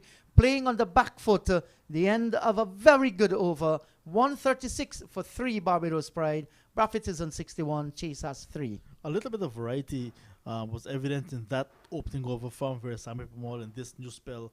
Bowled a little bit, he took the pace off the ball, and then also the last ball to Chase got to turn a little bit, but started it a bit too much on the line of the leg stump.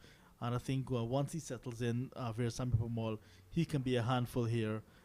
Good opening over for him, testing over. Chase first delivery hitting in the air but in the gap, and Pramal looking to work away. Spin from both ends, two world-class spinners. This can be some exciting times in this game as well. Moti bowled to Braffett. He stretches long forward and then turns it away with gentle hands, just topping the ball. It goes down on the onside of the pitch for Moti himself to field. There is no run. Now we see the silly point has been removed. Ashkaya Prasad, he has now come to silly mid-on. And he's coming forward, defending. There is no run. So some thinking going on here in the minds of Leon Johnson and Gudakesh Moti. With Moti pitching into the pads of the batsman, they decide, well, the forward short leg might be a better option there. Up and bowls to Braffett and off the back foot, giving himself room, cutting down towards a short third man. Pramal is in the way. Once again, he cannot score. Just about 15 minutes away from the lunch interval. These two will be looking to survive. Play every ball on its merit, however. He's getting a good delivery. Nicely floated up this time by Gudakesh Moti. Tantalizing, but Braffett will have none of it. Just stands tall and then defends. There is no run. Moti comes in once again to Braffett. He's on driving. There's protection down at mid-on. Cannot get past the fielder. So Moti has gotten a wicket so far this morning. 1 for 11. His final delivery in his sixth over coming up. Moti bowls to Braffett outside the line of the off stump, showing good judgment. He allows it to go by. That was very close. 136 for 3. Braffett is kept quiet on 61. Chase has 3. Yeah, the beautiful game. So good over again from Moti. Left arm spin from the Brian Lara Pavilion end to the right-handed Craig Braffett, who's well set, but he really has to really dig in deep, Craig Braffett, because he's playing to survive, playing to lunch, and playing with a new partner at the other end, and playing against two good spinners as well. So many things you have to consider in this beautiful game, and that's why we love it so much. Yes, and you did mention John coming up against two world-class spinners. They are. I mean, you just look at their performances over the years. Premal comes in and bowls to Ruston Chase. He's on driving down towards mid-on. Chemo Paul comes in, saves the single. And Premal continues to operate around the wicket. Left arm, orthodox. And Chase comes forward. He defends into the offside field. Cannot beat Tejnarain Chandapal, who is patrolling that position. Solitary slip, backward point. There is cover, extra cover. There's also mid-off, mid-on, a mid-wicket, and a deep backward square. And Chase is sweeping at this one. It goes away down towards the deep backward square. The return comes in, and they will get the single. So he's off strike Chase. He's gone on to 3. Yes, a good single to take. Give Brathwaite, who has been there a little longer, much longer, the strike to this left arm spinner who's looking for more success. And I'm going to tell you what, Inderjeet, Moti and Premal, they both play for Albion on the Quarantine Coast. And in that game on Independence Day against Everest, I'm sure Everest will be happy that they're going to be on regional duties. That was brilliantly bowled, comprehensively beaten Brathwaite. He's been batting for a long time, and to bowl that delivery to him, Premal will feel too good to get a wicket. Excellent. Yeah, I was saying that perhaps he's been there for a longer time. He should have been taking the responsibility of facing up to Premal, but Premal got him to play a loose shot and was beaten outside the off stump. Yes, and Premal is on song here in this over and continues to bowl well. They're known as the Albion Spin Twins. Both of them left-arm spinners. As we watch, Premal comes in, bowls to Brathwaite. He's coming forward, driving on the onside again. And Paul, having a lot of work to do, skips around towards his left. He completes the fielding. 137 for the loss of 3. The over has ended. Brathwaite is on 61. Chase is on 4. And John, earlier you mentioned there's some noise around the ground. We came in this morning. There was some washing as well. Big match is coming up a little later in the year. Yeah, preparation taking place at the Queen's Park Oval. We can see that the stands are being cleaned and so on. Maybe repainted. Some preparation, of course. India heading to the Caribbean. And we'll be taking on West Indies on July 22nd, 24th, and 27th, right here at the Queen's Park Oval in some one international matches. A 3-match, one international series, all 3 right here at the Queen's Park Oval. Then there's going to be a T20 at the Brian Lara Cricket Academy. So lots of cricket coming up for Trinidad and Tobago. And I know for sure that CPL matches will be played in the Trinidad Republic as well this year. That's a good delivery by Moti. Shadows the ball as he moves away towards his right. Ruston Trace just pushing it on the onside down towards mid-on. There is no run. So that India series should be a cracker in the Caribbean as well. Bangladesh, they're going to be here before India. This is whipped off the pads, down through mid-wicket. And Chase will just trot the single. With that, he moves on to 5. And the entire Caribbean and people around the world looking forward for CPL as well, John. Yes, the biggest party in sport. And now that spectators are allowed at some of the venues, it will be getting the people back into the game. And just 4 venues have been announced so far for CPL 2022. But it's 3 more than in 2021 and 2020. Yes, certainly. And Guyana will be hosting 11 matches inclusive of 3 playoffs and the finals as well. So I think all Guyana will be on board with that. Well, we must be, because it's a big one, the first time. And you want to give a good impression as your first impression. Yes, Cricket Carnival is going to be there in Guyana. Lots of activities are being planned. This is on-driven down towards White Mid-On, and there is no run. The over has ended at the end of it, 138 for the loss of 3. Brathwaite is on 61. Chase is on 5. And I guess not long from now, too, a date might very well be announced where we're going to have these CPL teams named and so on. Yes, May has been the month for draft, the player draft. So when the franchise owners and management and so on will be looking to pick their teams heading into the 30th of August, the 30th of September showpiece. So we're looking forward to that as well. It's like a timetable, a timeline, one thing after the next with CPL. Pamal comes in, bowls to Ruston Chase onto the back foot and guides a delivery down towards Tej Narayan Chandar Paul at extra cover.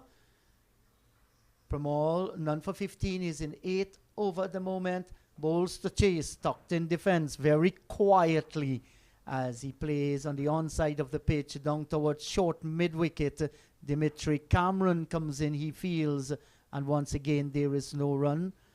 There's a sense of quietness out there as we head towards a lunge. Premal comes in, bowls to Chase, and he hurries him onto the shot. It flew off the thick outer portion of the bat, down towards third man, and they'll come back and get the single. Chase just watching the edge of the bat for a moment. Yeah, so that's another feather in the cap, we want to say, for Premal. There you see the edge found. Ruston Chase may tell you that it was a calculated edge, but in the end, rotation in the strike again. Like I said, May 26, Albion against Everest at Everest.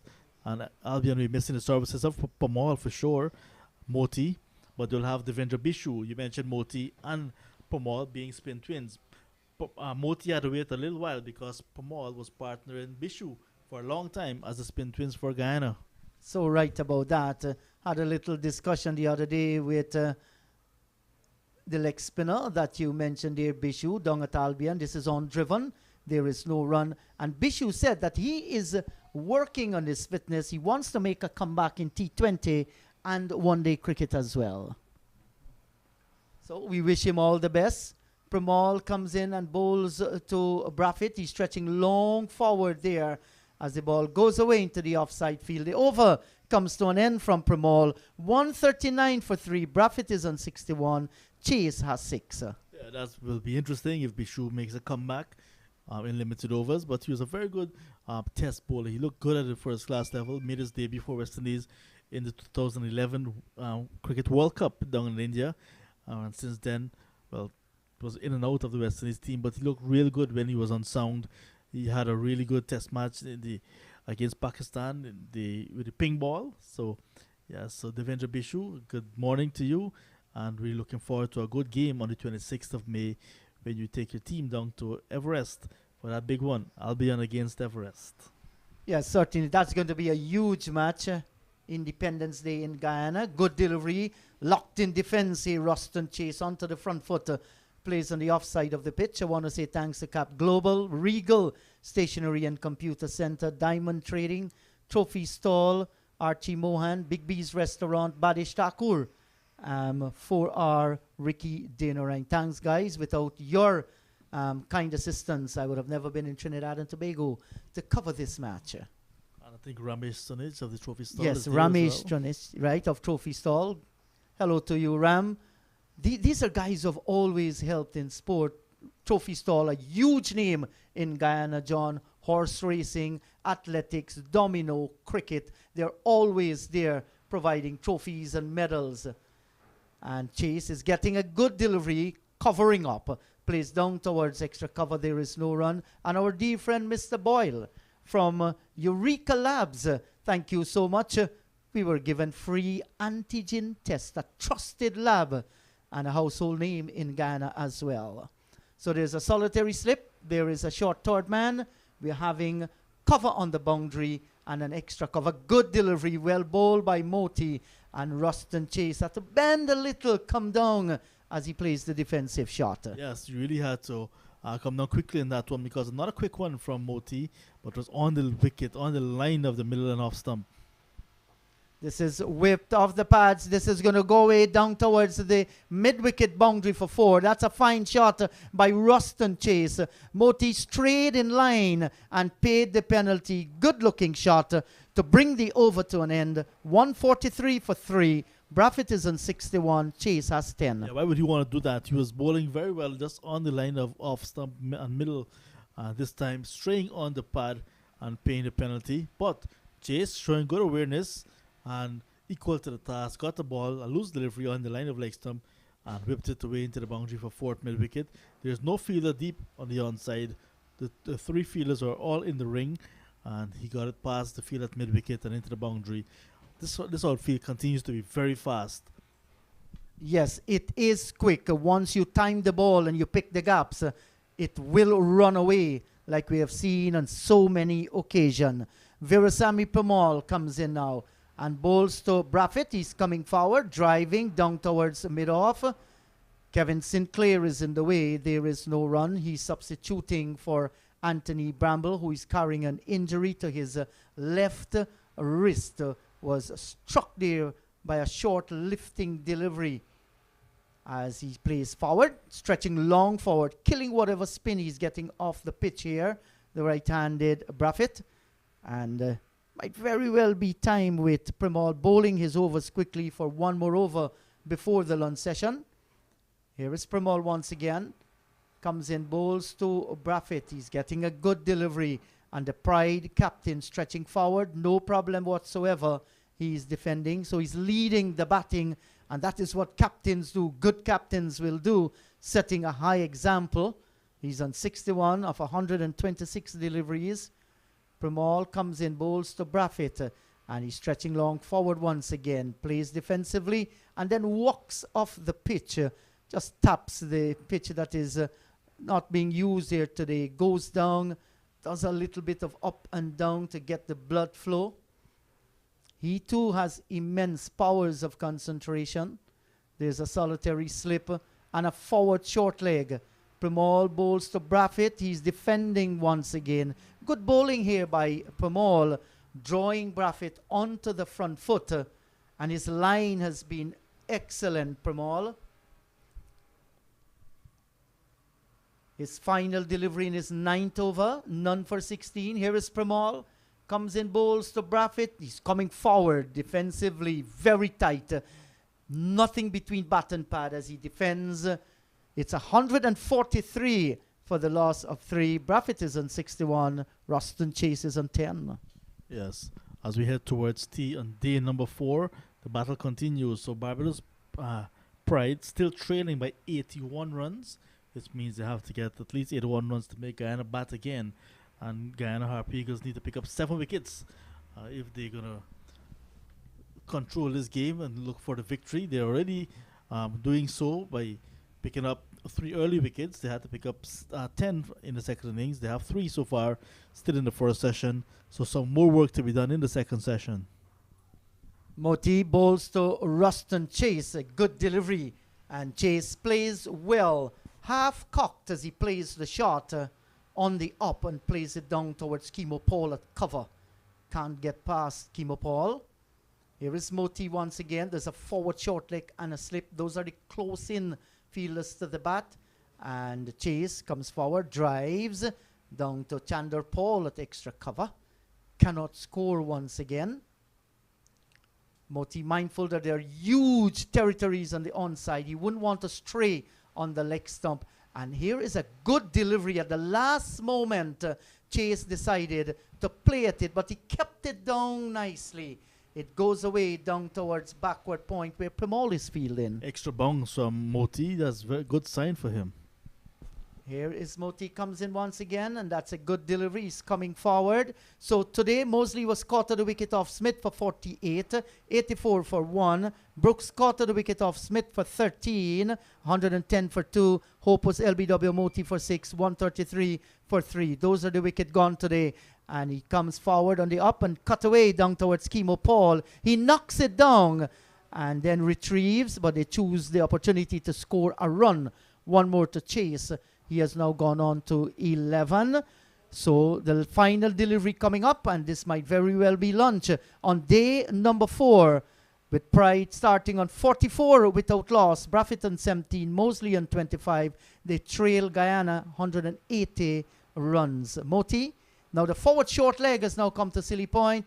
Bowls to Braffett. He comes forward. He drops it back up the pitch for the bowler himself to field. And umpire Carl Tuckett will now drop the bail. That's lunch on day number 4 with Braffett on 61. Chase is on 11. 144 for 3. Barbados still trail by 80 runs.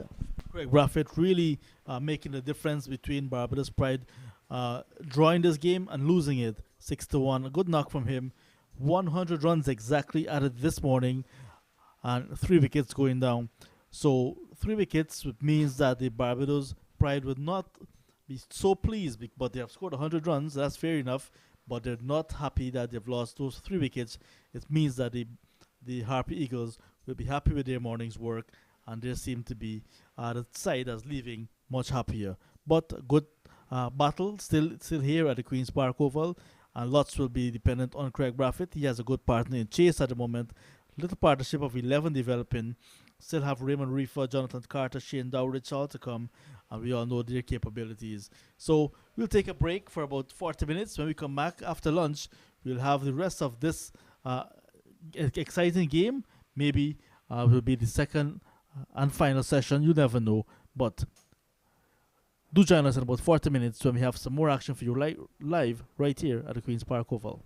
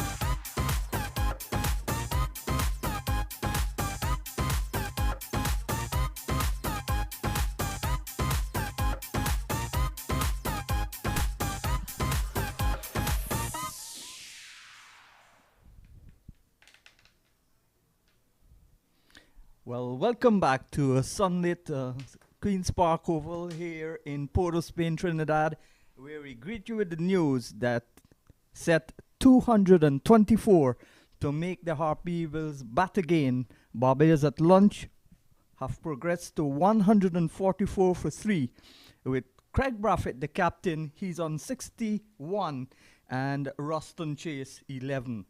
So they're behind by 80 runs.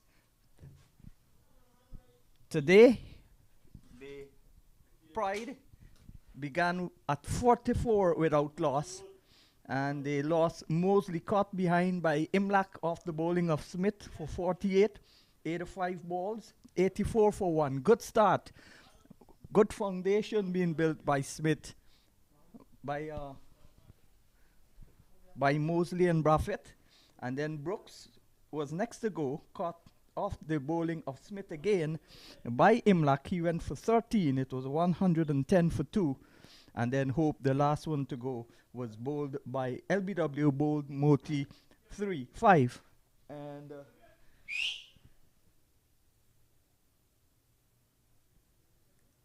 he was dismissed for 5 at 133 for 3. So Chase and Braffett have taken the score from 133. The partnership now in its infancy stages, 11, and they've got now 80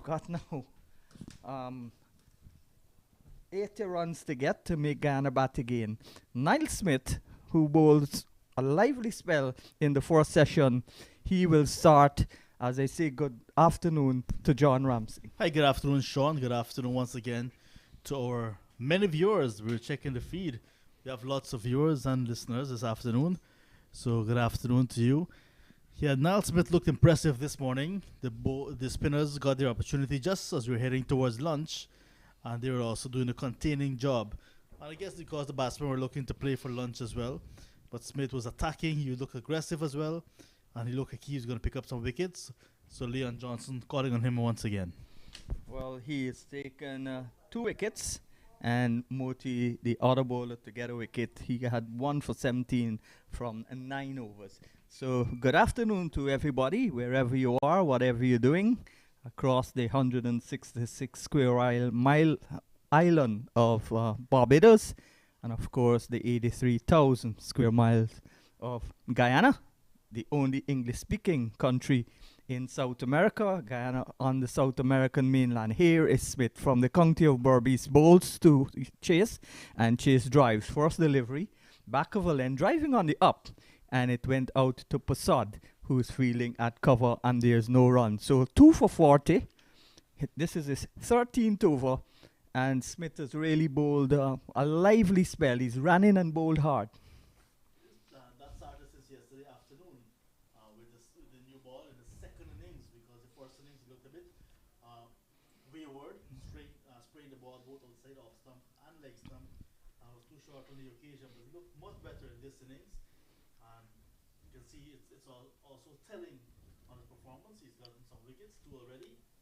And in addition to that, his rhythm looks like he's in a much better place in the second innings. Yes, so bright sunshine, sun out in all its glory. Nice cool breeze blowing across the ground. The flags in the distance stretched out. Here is Smith on his way, bowls to Chase, and that's a lovely shot. Played it square of the wicket on the front foot, and he's off the mark with a boundary after lunch, and he goes now to 15. That was a lovely shot, 148 for 3. Yeah, pitched up, and there was Chase driving outside the off stump all along the ground. There was a little bit of room outside the off stump as well, and Chase, the test batsman, will not miss out on that. Good afternoon to Saucy and Luke and their daughter. She's not a little girl anymore. She's a big girl, Chelsea. Yes, Kaitrin. I used to call her when she was a little girl because she was Guyanese father and Trinidadian mother. Here is a ball that's on the line of the middle and leg stump, and looking to tug it away, looking to on drive. Didn't quite get it as well timed as he would have wanted, and it went out towards the mid-on. So 76 runs more required to make Guyana bat again. Guyana need wickets. Barbados need to bat long. It wouldn't matter if Barbados bat out the rest of the game, but it's imperative that Guyana must win to keep their hopes of winning a 13th regional first-class title alive. Barbados can draw this match and still win the title because they're at the top on 42 points. Again, Smith comes in and loses the rhythm, aborts the run, and goes back to the top of his mark. A couple of spectators coming into the ground. I'm looking at the bottom of the Caribbean stand. See a couple of people there. And the flags fluttering away in the breeze. The Barbados broken trident, the Guyana golden arrowhead, of course the Trinidad and Tobago flag, and the Queen's Park Cricket Club flag, all flying in the breeze there.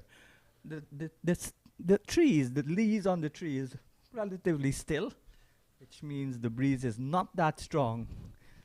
Here is Smith, 2 steps a gully going down bowls, and he's beaten outside the line of the off stump. That one pitched, brought the batsman chase forward, left the right-hander, and into the gloves of Imlak. Beautiful delivery from Smith. Oh, that's a wonderful delivery indeed. And there you see one of the spectators just enjoying a few of the seats, and a few spectators in the Carib stand. But that was a wonderful delivery indeed. Pitching and moving away from the right-handed batsman, and the spectator totally knocked out. I guess not realizing the action has picked up back after lunch, and he missed a very good delivery from Smith, moved away after pitching, and that's really good bowling from him. Smith moving past Gustard and bowls, that's back of a length, and chases back and across, plays it into the offside. Passad again comes in to do the fielding from cover, and again there's no run. I want to say a good afternoon to Ezra Stewart in Barbados, and of course the Hayden Gill and everybody, the Barbados nation. Good afternoon to you all in the beautiful island of Barbados. Spent a lot of time there. That's my second favorite country in the whole world, Barbados. Here is Smith, hustles in and bowls a good length, good line. Back and across comes Chase. And apart from that loose delivery, which was driven square for 4, a good over to start after lunch. 2 for 44 from 13. Smith's figures. Chase is on 15. Bruff is on 61. And Barbados needing 224 to make Guyana bat again. They're 148 for 3. Yes, a good opener, opening over after lunch from Niall Smith, the speedster. But he'll want to be getting good support at the other end. It makes no sense having one bowler bowl very tight, creating half opportunities and opportunities. And at the other end is going to be a bit easy. So Captain Leon Johnson, no bowler I think except for Keema Paul had an extended spell this morning, maybe a little bit of Niall Smith. So all of the other bowlers should be relatively fresh despite the very hot conditions here at the Queen's Park Oval. So Johnson will want to get his bowlers, his best bowlers, to be bowling at the best batsmen, and he'll want to pick up wickets very early. Maybe. And the Pride will want to deny those bowlers. Maybe he'll use Smith for a couple of overs, maybe 4 or 5, and bowl spin entirely from the southern end and get Dimitri Cameron and also Keemo Paul to operate from the northern end. Here is Moti starting his first over after lunch, and a good stop there at cover. Keemo Paul diving to his right, and there is no run. Nice shot though from Braffett as he started after lunch. Indeed, well, just a loosener from Moti, just too wide outside the off stump. Solitary slip, forward short leg going down. Here is Moti bowls, that's a good delivery.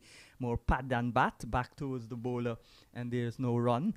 So I am staying by Visham Ramsewak in Tunapuna. Good afternoon to you, Visham. And he showed me last night the Prime Minister of Trinidad and Tobago, the Honorable Keith Rowley, was at the Kaitour Falls in Guyana. Here is a ball that's on the line of the leg stump and clipped away.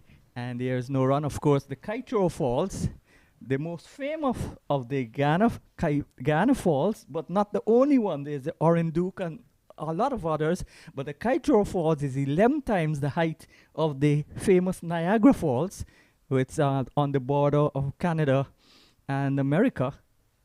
So the highest single drop fall in the world. This is a ball that's on the line of the off stump again. Played towards cover. Came up all in the way, and there's no run. Yeah, so good to know that the Honorable Dr. Keith Rowley visiting the majestic kite tour, and it's open for visitors from all over the world. Here's a ball that's on the line of the off stump, and they've built a nice park there.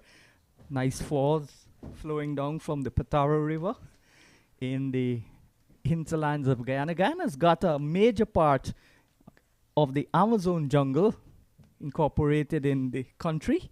This is a ball that's again on the line of the off stump. Forward comes Chase and plays it quietly in front of him, and there is no run. 150 for 3, 74 runs to make Guyana bat again, and good going so far by the Barbados side. A boundary to start in the first over, but good steady bowling after that by Smith and also by Moti. Not too bad at all, and they want to continue to peg away at the Barbados Pride batsmen. The Pride batsmen, they both have starts. They want to dig in and to deny the Guyana Harp Eagles. The Pride still trailing. They're 150 on the board, but still trailing by some 74 runs. So still some work to be done. Smith continues his second over after lunch bowls, and that's a good delivery outside the line of the off stump, but not close enough to challenge the off stump or force the batsman to play. And Chase shoulders arms. He's 15.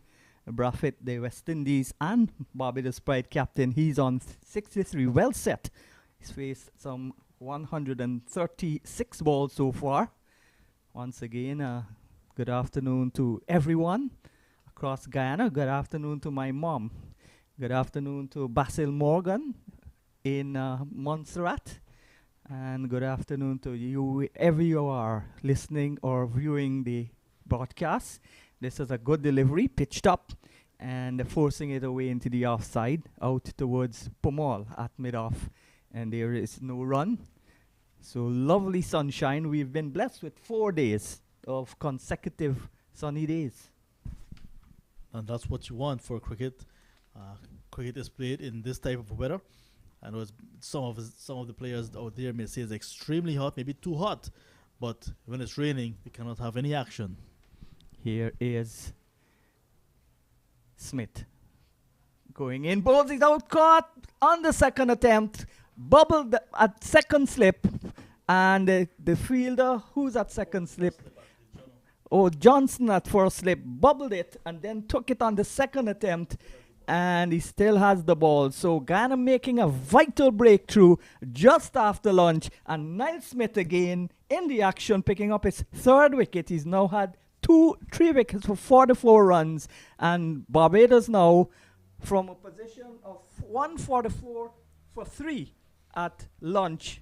They've now progressed to 150 for 4. So there we see it outside the off stump. A wild swish from Broston Chase, and there's the captain Leon Johnson at first slip, holding on to it on the second attempt, and you can see the elation on his face. 150 now for 4. That's a bad miss for the Barbados Pride, losing one of their better batsmen and the set batsman just after lunch. The Pride in all sorts of trouble now. 150 for 4. The Harp Eagles wouldn't mind that at all. Just playing away from his body there, Sean. You can see it on the replay. Yes, he came forward, the ball left him, and he played away from his body. And Leon Johnson went quickly to him, but he held on the second attempt. So he will be the most delighted because he's the captain of the Guyana team, more so than Niall Smith, who would love to see the wicket being taken, the catch being taken. So all is well so far with the Guyana Harpy Eagles after lunch. And in comes Reefer. He's the danger man. I was talking with the manager of the team, Albert Smith, who along with Pat Legall formed the dominant partnership on the 19 level. They took Guyana winning from 1992 until Sarwan led the team in Guyana in 1997. And they won all those years, the longest winning streak by on the 19 team. Johnson has led the team to 5 titles before last year, longest winning streak. Well, the second longest winning streak. And this is a loose bit of work from the fielder, Cameron. Well, Cameron already looks like he's not the best of fielders, but he will learn. Maybe he's nervous. So the ball went driving away out towards mid-off and straight through the legs of Cameron and down to the boundary for 3-4. Well, the multi-talented Raymond Reefer is off the mark. Good drive, but loose work from Cameron. Cameron was perhaps admiring the shot of Reefer and take his eyes off the ball at the last moment and allowed it to go into the boundary. But I did say this morning he looked a bit ordinary in the field, and then when he started his bowling spell from the southern end, he also looked not so good. Cameron. Here is Smith, charges in. That's outside the off stump. The edge found and all along the ground. Fortune favors the brave, and certainly Reefer getting his second boundary, but the first was a dismissive cover drive straight through the legs of mid-off. This one was a more fortuitous boundary off the outside edge of the bat. No, I think we want to give Raymond Reefer some credit there. He opened the face of the bat, allowed the ball to come on to him, and just guided it down to third man. Chandra Paul there gave him chase from that very square cover point region and could not get it. So he's on 8 from 2 balls. Yes. And slip cordon going down, 2 slips on the gully. There's no third man. Guyana in attack mode, and this is pitched up and played into the onside. I was talking to the Guyana manager, Albert Smith, who's the father of Niall Smith, and he was telling me that Reefer has played in Guyana so much that he's learned to use his feet to the spinners. He's one of the better batsmen in the Barbados team to the Guyana spinners, and maybe that came from his familiarity with the Guyana bowlers, Moti, Pamal, Bishu.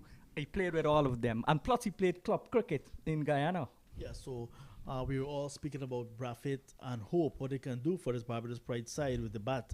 But Reefer is quite capable, dangerous as well, and he spent 5 seasons with the Guyana Jaguars back from 2013 on to 2020 when they lost the title. But he really learned a lot, and it showed, and that propelled him into the senior West Indies side. Yes, short outside the line of the off stump, and Moti starts from the southern end, and Braffett cuts, and there is no run. And that was the period when Guyana won their 5 consecutive titles in a row under the captaincy of Leon Johnson. This is on the line of the leg stump and clipped away wide of the man coming around. That's Tejnarayan Chandrapal from mid-on, and they get a single. So 88 to Reefer from 3 balls. He's back in strike. Braffett with that single goes to 64, and the total going up to 159 for 4. Well, with the sweltering heat, and if they don't break this partnership quickly, and it's going to be hard for the Guyanese Harpy Eagles. Hardest climbing up, a turtle climbing up Mount Roraima, which is the highest mountain in Guyana, on the Pacaraima mountain range. And at the top of the Mount Roraima, you can see Guyana, Brazil, and Venezuela. Here's a ball that's clipped away outside the line of the leg stump.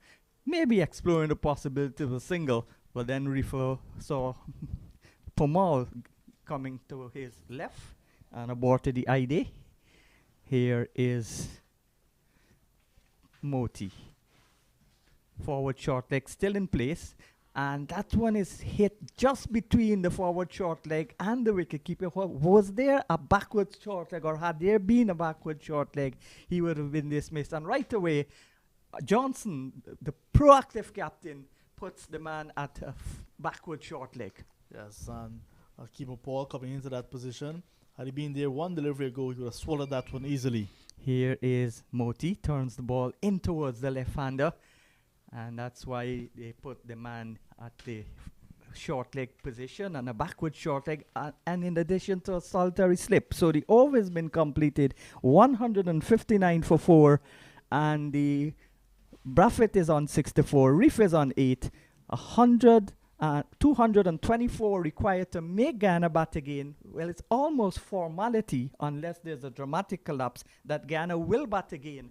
But how much they will have to make and how much time they will have to make it is left to be seen. Yeah, so another testing over coming to an end from Moti. Moti bowling from the southern end of the ground.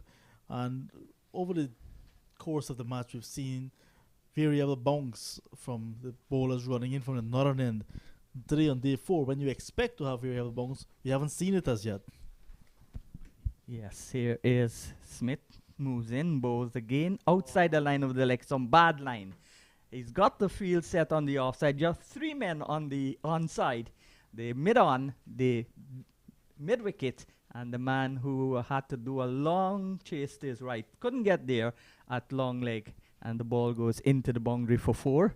So boundaries, runs, very important for Barbados. And Guyana wouldn't want to give away any free runs. On the line of the leg stump, you have to bowl the ball closer to the off stump. Smith, in his 15th over, he's had a brilliant spell so far. He's taken 3 wickets to fall. 3 for 56. Again, straying on the line of the leg stump. And Imlach races out to the backward square position, gets there before the fielder comes in from long leg. And the batsmen leg buys. So the batsmen have run, what, 2? 1. So 1 run, 1 leg by. And so Reefer is back in strike, the left-hander. Braffett adds to the Barbados total, but he does not his own total. He's kept on 68, 164 for the loss of 4. Brilliant sunshine again here at the Queen's Park Oval in Port of Spain. Here is Smith. Moves in, passes the umpire, Gustard, and bowls a ball that's pitched up. And Reefer batters broad as the side screen, comes down on it, plays it back towards the bowl, and there's no run. But Reefer, as we said, played for CCC, began in 2011 at CCC when he made his first class debut. Then he played for Guyana Jaguars at the time, and now he's playing with the Barbados Pride. So he's got a wealth of experience. Most of that was for the Guyana Jaguars, which propelled him into the West Indies team. He's played 1 test match. Surely think he should have played more than that 1 test match. 2 slips on a gully going in. Now that's a ball that's leaving the right-hander and a little bit squared up as he fended at it and played it in the end comfortably in control out towards gully. Yeah, so not a good delivery from Niall Smith.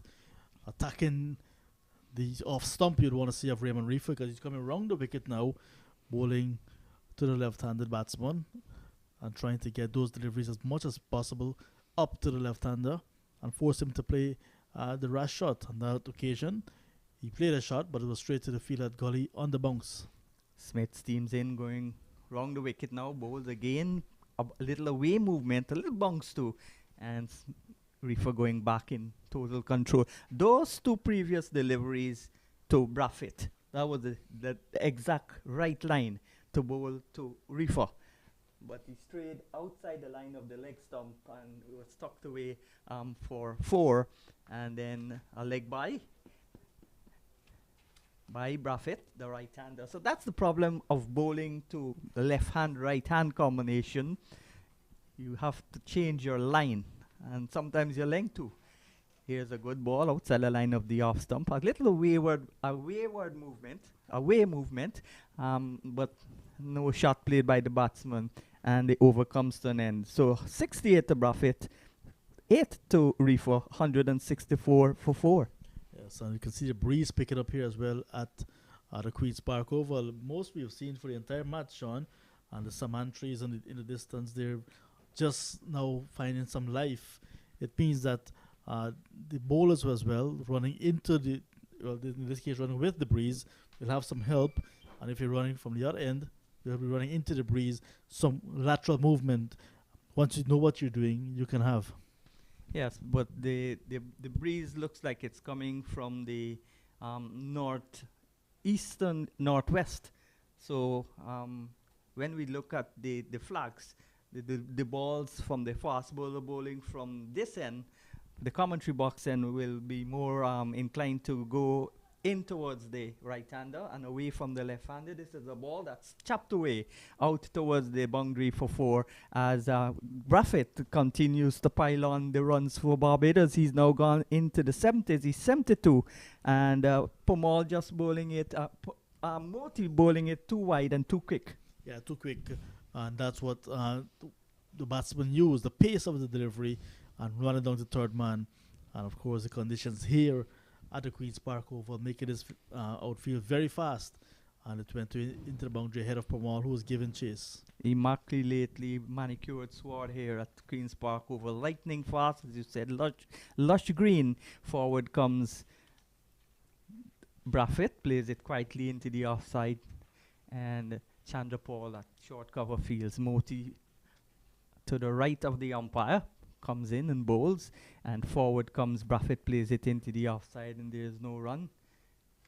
Good morning again to you wherever you're in the world. In the morning, a good night to you if you're in the nighttime, and good afternoon to you if you're in the Eastern Caribbean or anywhere that has day in the afternoon. Yes, good afternoon to all the guys at the Guyana Youth Organization in Georgetown. They said it's lovely weather for cricket in Georgetown today.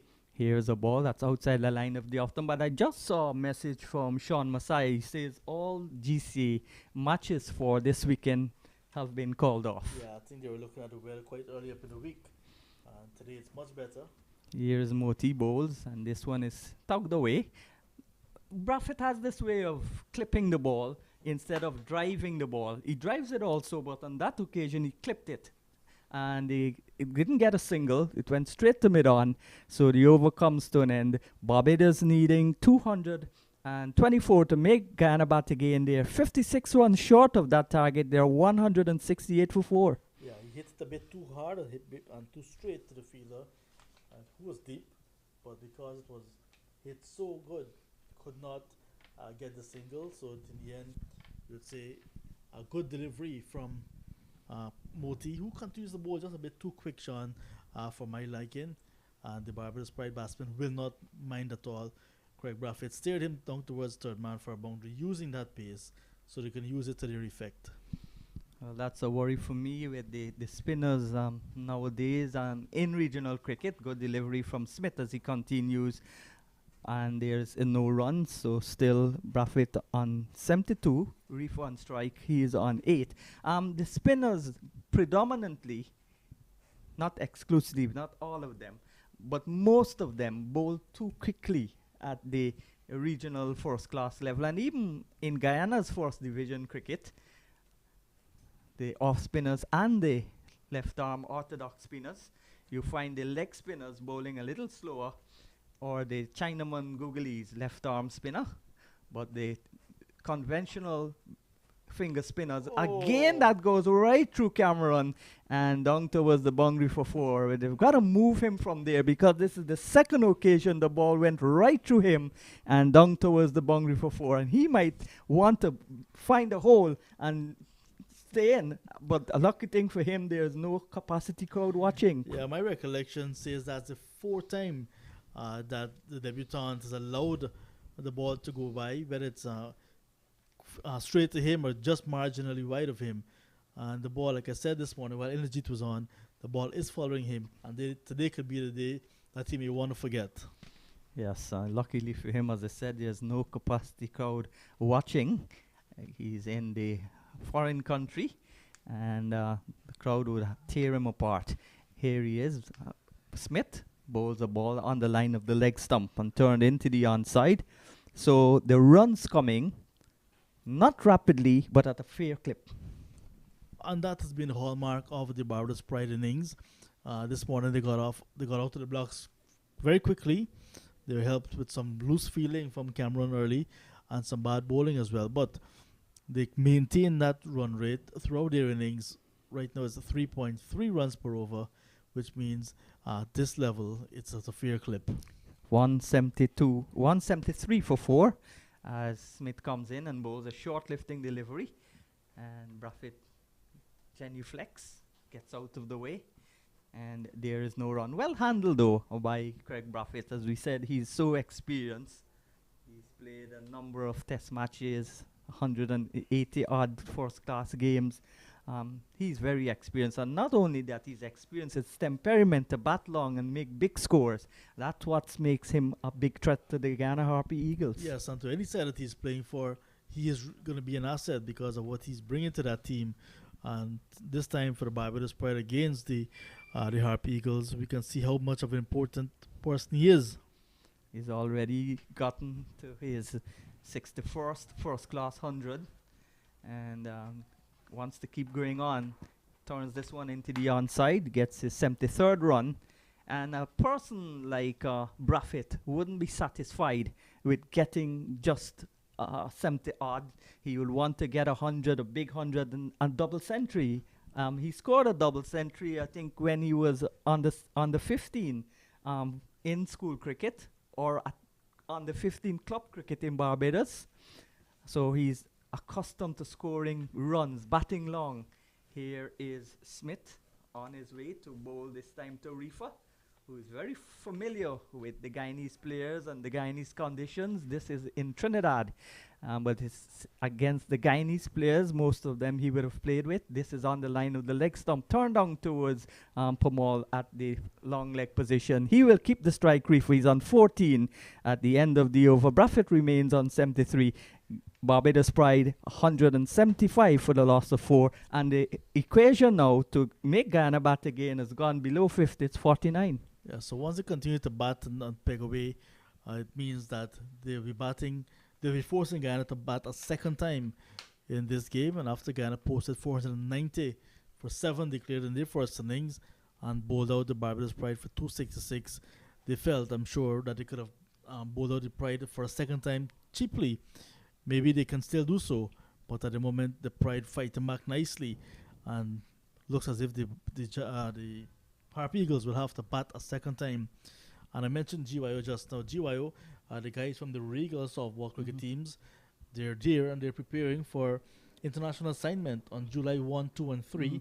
They'll be heading to New York for what is the annual Independence Trophy, and that should be something that they're all looking forward to. And after that, they'll be looking forward to the 2nd to 4th of September softball tournament in Canada as well. Moti in bowls, and that's tucked away just short of the forward short leg fielder. No chance of a catch, but false shot there from Reefer. And Regal usually dominates those international tournaments. Yes, by far the defending champions in the 3 categories for many of years. But oh, what a catch! That came off the pad. Yes, but brilliant reflex catch there from Kimo Paul at the leg gully position. It came off the pad, but he still had to catch it, and he did that. Good catch in the end.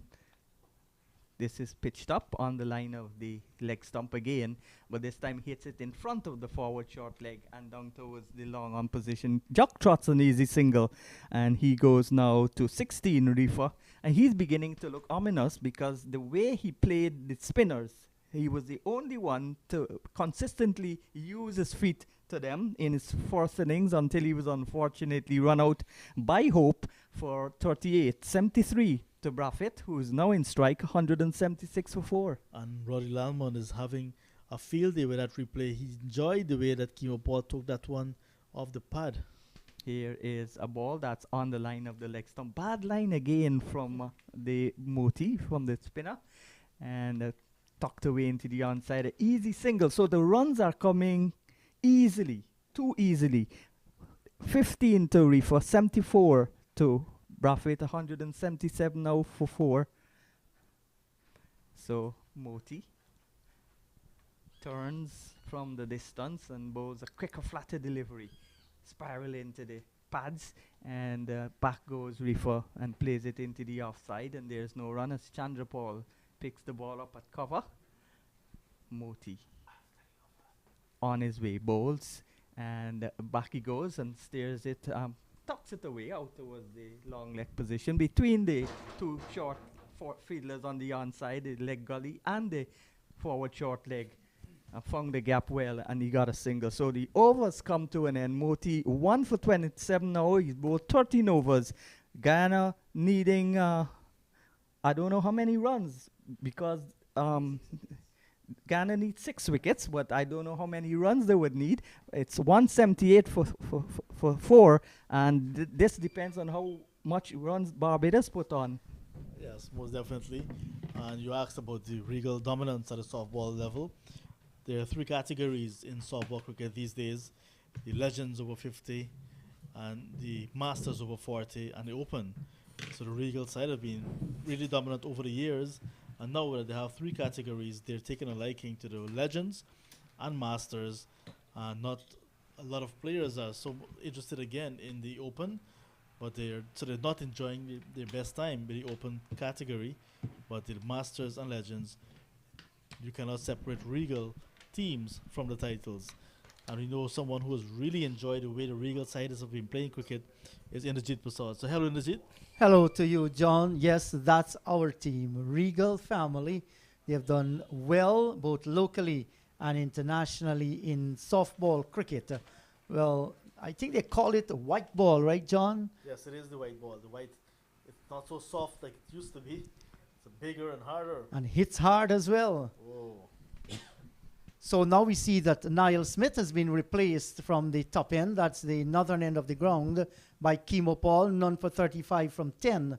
And he'll be moving into bowl to the left-handed Reefer, who has gotten 16 and looks very comfortable since he has come to the crease outside. Outside the line of the off stump, goes by into the gloves of the keeper. Kept a little bit low. Reefer will have none of it. He walks away. And Reefer has joined Braffett here, and that was after Chase went. He was caught in the slips by Leon Johnson of the bowling of Smith for 15, 159 for 4 then. And John, we have seen an improved performance by Smith in this second innings. Yes, he looked the part. Looked like the player that the Guyana side picked a few seasons ago. And because of that, he got an extended run, and then he got the breakthrough as well. Paul moves in once again, and Reefer is covering up. Looks very tight in defense there. Bat and pad close together. Cannot breach the defense of the left-handed batsman. And John, many years ago, was in 2016 when the Professional Cricket League started, or 2014? 2013, 2014. Whoever came up with the decision to buy Raymond Reefer in the draft, they are going to feel very happy. He has given yeoman services to Guyana's cricket, and now he's back with the Barbados Pride. And his development continues. I think the time has come for Raymond Reefer to play more cricket for West Indies at the highest level. He is certainly one of the better players across all formats. And when he's playing, he looks good. When he's bowling, he knows what he's doing with the ball, moves it laterally, and also he has a good yorker. And with the bat, plays spin, plays pace, and he has a good temperament. Paul comes in, bowls to Reefer. That's a good ball. He's beaten.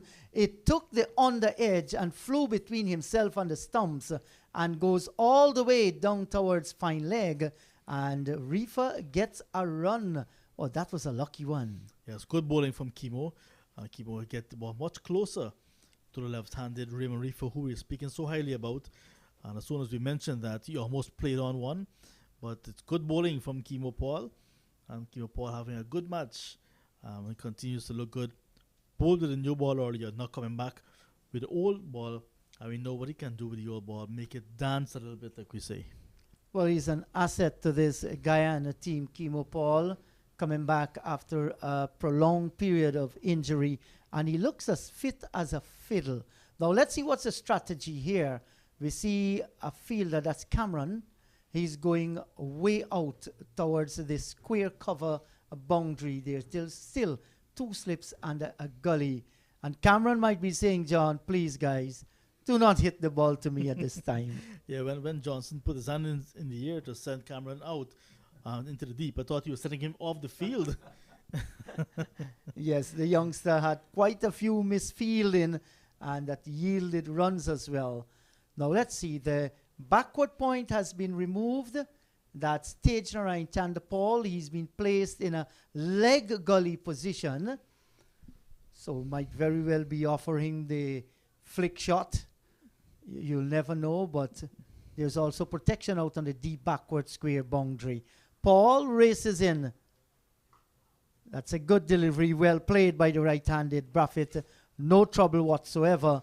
Plays it out down towards short cover, and there is no run. It's kept on 179 for 4. Yeah, so keeper Paul perhaps will be looking to get one into the body of the right-handed Braffett and having him tuck it off the hips and into that leg gully fielder, because Brandon Chandapal, like we call him, was moved from the offside into the onside of that leg gully position, and he'll be looking to come up with a catch once Kimo can get it right. Ball to Braffett, and that is exactly what he was trying there. A good delivery. He moved around it though. Braffett kept it down. It was short. It was going up towards that navel area, but he played it well. He has been there for a long time. 151 balls. He's on 74. With him, Reefer on 17. 179 for the loss of 4. Still 45 runs away to make Guyana bat again. A well bowled Kimo Paul. First delivery of first over of a new spell, and he looked very good. Like I said, he's finding his rhythm. He looked like he has found it, in fact. And nice bowling, nice steady, good control from the right arm medium fast bowler, the man from Saxicali in the Essequibo River on the Essequibo mainland. Yes, Saxicali. That's a famous name, made famous by Kimo Paul. Here's a drive by Reefer down towards wide long on, and they will take another run. So good looking shot pitched up there by Moti, and on driving is Reefer, scoring another single. And John, as we look towards the next round, Barbados Pride, they were unable to dismiss the Jaguars, or not the Jaguars, the Harpy Eagles, or to put it mildly, to take 10 wickets in an innings. They must be at this time rethinking their team for the next round in this game. The likes of Kamiri Boyce, Chaim Holder, and Raymond Simmons, they were left out.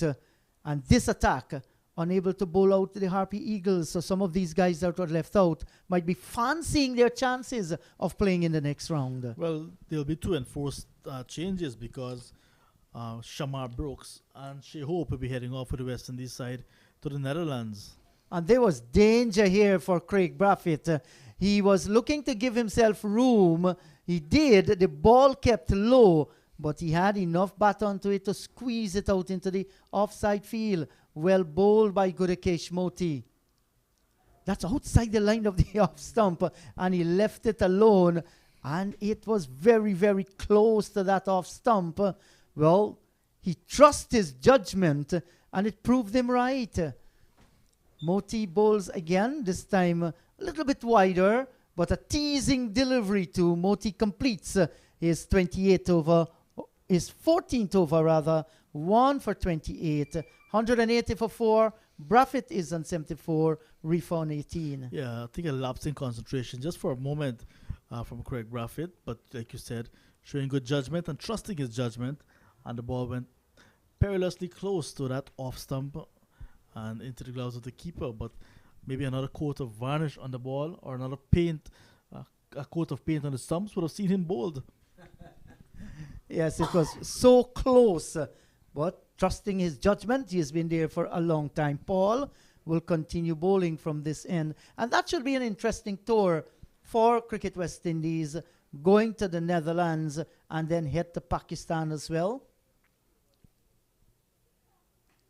There's a drive peeling off the outer portion of the bat by Reefer and beating the gully down towards the white third man boundary for 4.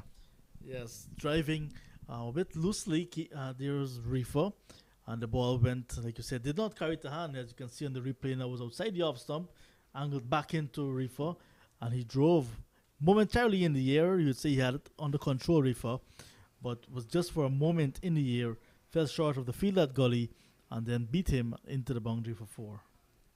So, Kimo Paul, he should not feel undone there. He should continue to bowl that line, inducing Reefer to play the drive.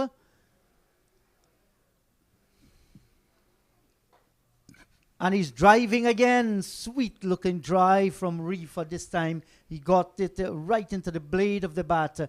Down towards White Third Man. The backward point ran across towards the right and fields. He gets a single 185 for the loss of 4. Have you ever played cricket in the Netherlands, John? I've never been to the Netherlands, Surjeet. keep the dream alive. You never know where Yes, cricket yes. can take you. I've been to Suriname. Yes, a former Dutch colony, Correct. Suriname. And that's our neighbor to the east, separated from Guyana by the Corentyne River.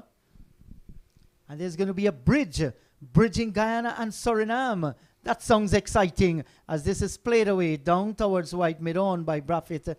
They get the single. Good rotation of the strike, 186 for 4. Good running as well, because that ball didn't go very far in that small gap between mid-wicket and mid-on.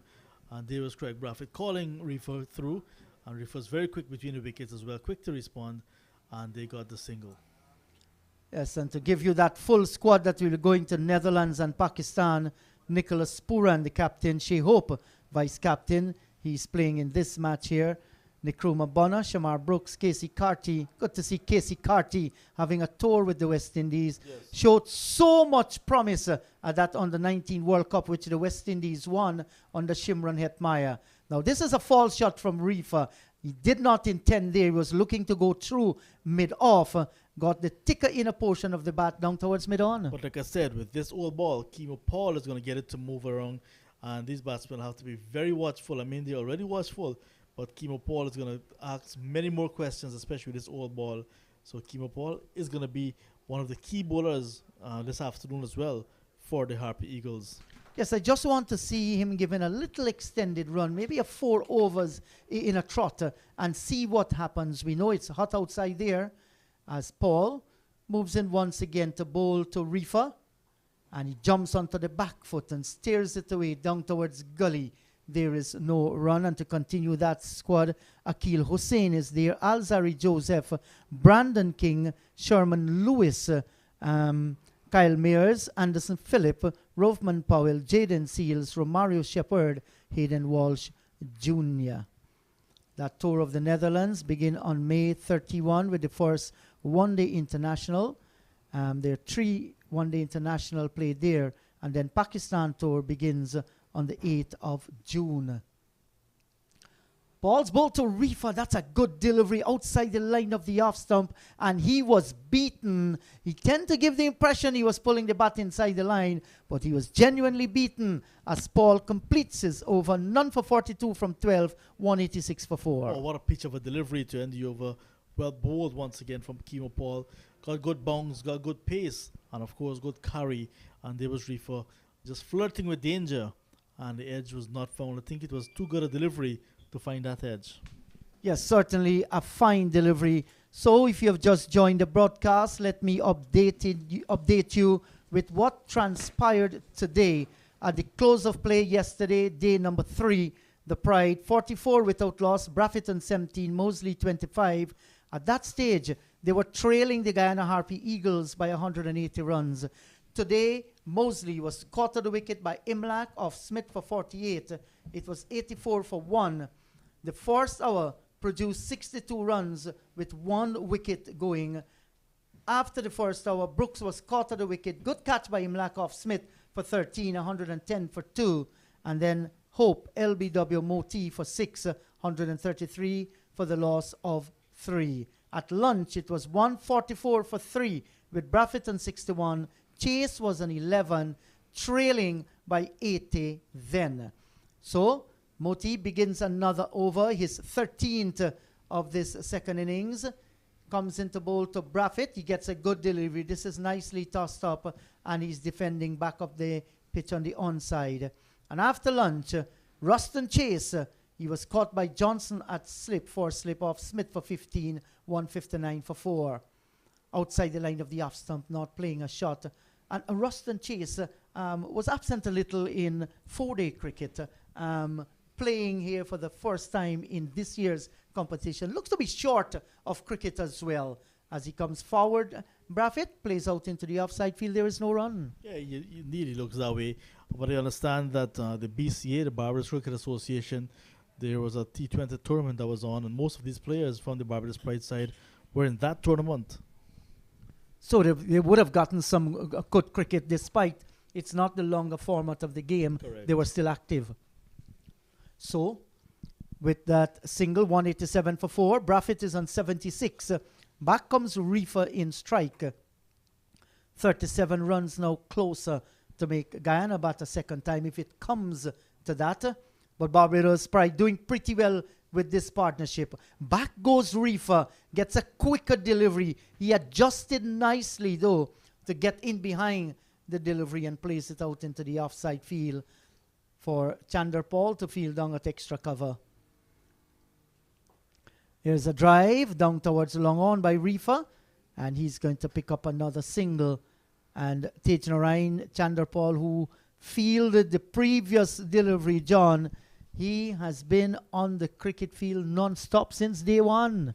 Since the first ball was bowled, yeah, he actually faced the first ball, did not out when Guyana first innings came to an end. At the declaration, he was in the field when Barbados Pride threw their first innings, and now here he is again in their second innings. That says a lot about a young man's fitness. I wonder if that's going to be a little record as well. We'll have to ask our dear friend Chris. He's going to be telling us all about the records. He has all the stats. Yes, certainly he did, and passed us on some stats that he researched with those with most centuries, most runs, most wickets since the beginning of first-class season in the Caribbean regional cricket right on to the beginning of the season. So congratulations to him. Statisticians are very important people as well.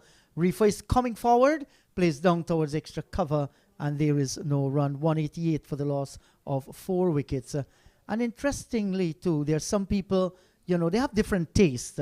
Some of them will listen, they want the score, they want to know the batsman's score, they want to know the fielding positions, and many will want to complement that with hearing the stats to go with it once it is used appropriately when it deserves. Here is Paul. He comes in now, bowls to Reefer. Reefer hurries into the defensive shot, opens the face, gets it out towards square cover, and gets another single. So the runs are coming, and they're coming nicely. Good, sensible batting between these two. 189 for 4. Not trying to do too many things at all, Reefer and Braffett. And there's Kimo Paul, who has to really make the effort because they're looking for the breakthrough. This partnership now 39 runs for the 5th wicket. So Kimo Paul and the Guyana Harpy Eagles will be looking to get another wicket and really get into the lower order of the Barbados side. Paul races in once again, and that's a good delivery right on target. And Braffett is coming forward, showing Kimo Paul the entire face of the bat. That's a high level of confidence as Paul got a delivery on the line of the off stump and bending back a little and keeping low too. Yes, good judgment, good watchfulness being shown by the Barbados Pride captain, Craig Braffett. He'll bat until the cows come home. There's no doubt about that. He knows the position that his team is in and his value to this position. Pitched up and driven, beats the diving figure, short extra cover, and it will go way down towards the extra cover boundary for 4. Lovely flowing offside drive by the right-handed Craig Braffett. You enjoyed that, John. It was swimmingly tight as it sped away to the boundary. Yeah, there's here again another full delivery from Kimo Paul, just outside the line of the off stump, and Craig Braffett checked the drive more than anything else. Found a gap. There was actually was diving away to his right, but could not hold on. Paul bowls to Braffett and a bumper, and Braffett had no problem whatsoever. He got under it and allows it to go by into the gloves of the keeper. The pitch responded, but Paul this time was too short, had some pace on it, and had no problem going under. He stays there on 80. He has so far faced 164 deliveries, a top knock so far from the Barbados Pride skipper. No doubt we'll be looking forward for that Bangladesh series at home. Short delivery off the back foot, caught through point. Cameron came slowly off the boundary, but is it Akshaya Prasad got there before? The over has been completed at the end of the over. Braffett is on 81, Rifa on 25, 194 for the loss of 4 wickets. And the deficit now just 30 runs for Barbados Pride, so they just need to wipe off that 30, and it means Guyana will have to bat a second time, and whether they like it or not, they will have to. So what that means, they need to now start to restrict Barbados Pride to a total that they think they can get before the day's play is ended. If they don't, it will be a draw, and that's not what the Guyana Harpegos want if they want to get back into this title race. Yes, they're still not out of it as well. They might very well have a victory here this afternoon, but they need to dislodge these two that are batting at the wicket. How do they do that? Only they will know out in the middle. These boys are well set. Once again, Raymond Reefer playing a fine hand. Looks good for 25. Braffett well set on his 81 for another century at the first class level. And he wouldn't want to give any way whatsoever. But the Guyanese bowling is excellent too. So you never know, with Premal being reintroduced from the southern end, what can happen. None for 16 from 9 for Veerasamy Premal. And he's asking Niall Smith down at extra cover to go into the covers position as he prepares to move in. Cameron is going to move around from forward square. He's coming down towards backward square as well. A slip and a short third man.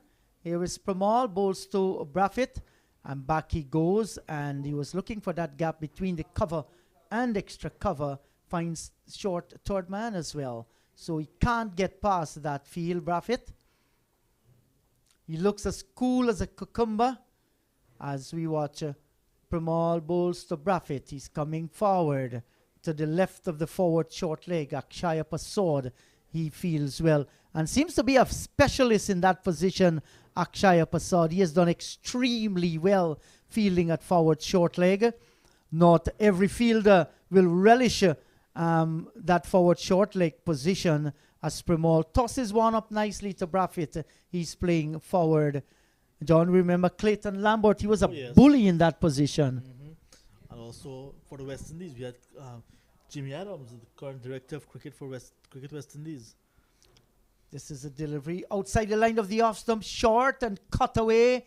And Tejner, in fact, it's Hemraj who dived, stopped it, but can't prevent the single. One more to Braffett.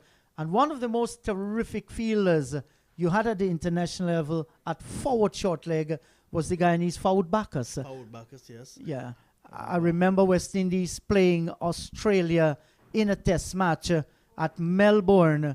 Fawad Bacchus didn't score many. Clive Lloyd took him at forward short leg, and it was Bruce Laird. And I can't remember who was the next guy, but he took 2 catches there. West Indies had to win the test match to level the series, and he took those 2 catches.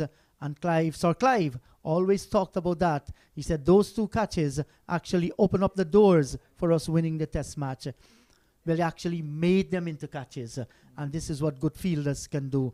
Premal comes in and bowls to Reef, and he's tucking this one between the forward short leg and the leg gully and gets a single. So the singles are coming. 195 for the loss of 4. Yes, I remember those days indeed. And the fielders under the bat in the eye line of the batsman tend to give them a lot of problems. And then there's also that little chatter as well. Yes. Gus Logie was a specialist in that position too. Yes. Spent some time there. Veerasamy Premal comes in, bowls to Braffett. He's coming forward, roll the wrist, gets it out down towards short mid-on. Premal completes his over, none for 18 from 10. Barbados Pride, 196 for 4. Braffett 82. Reefer is on 26.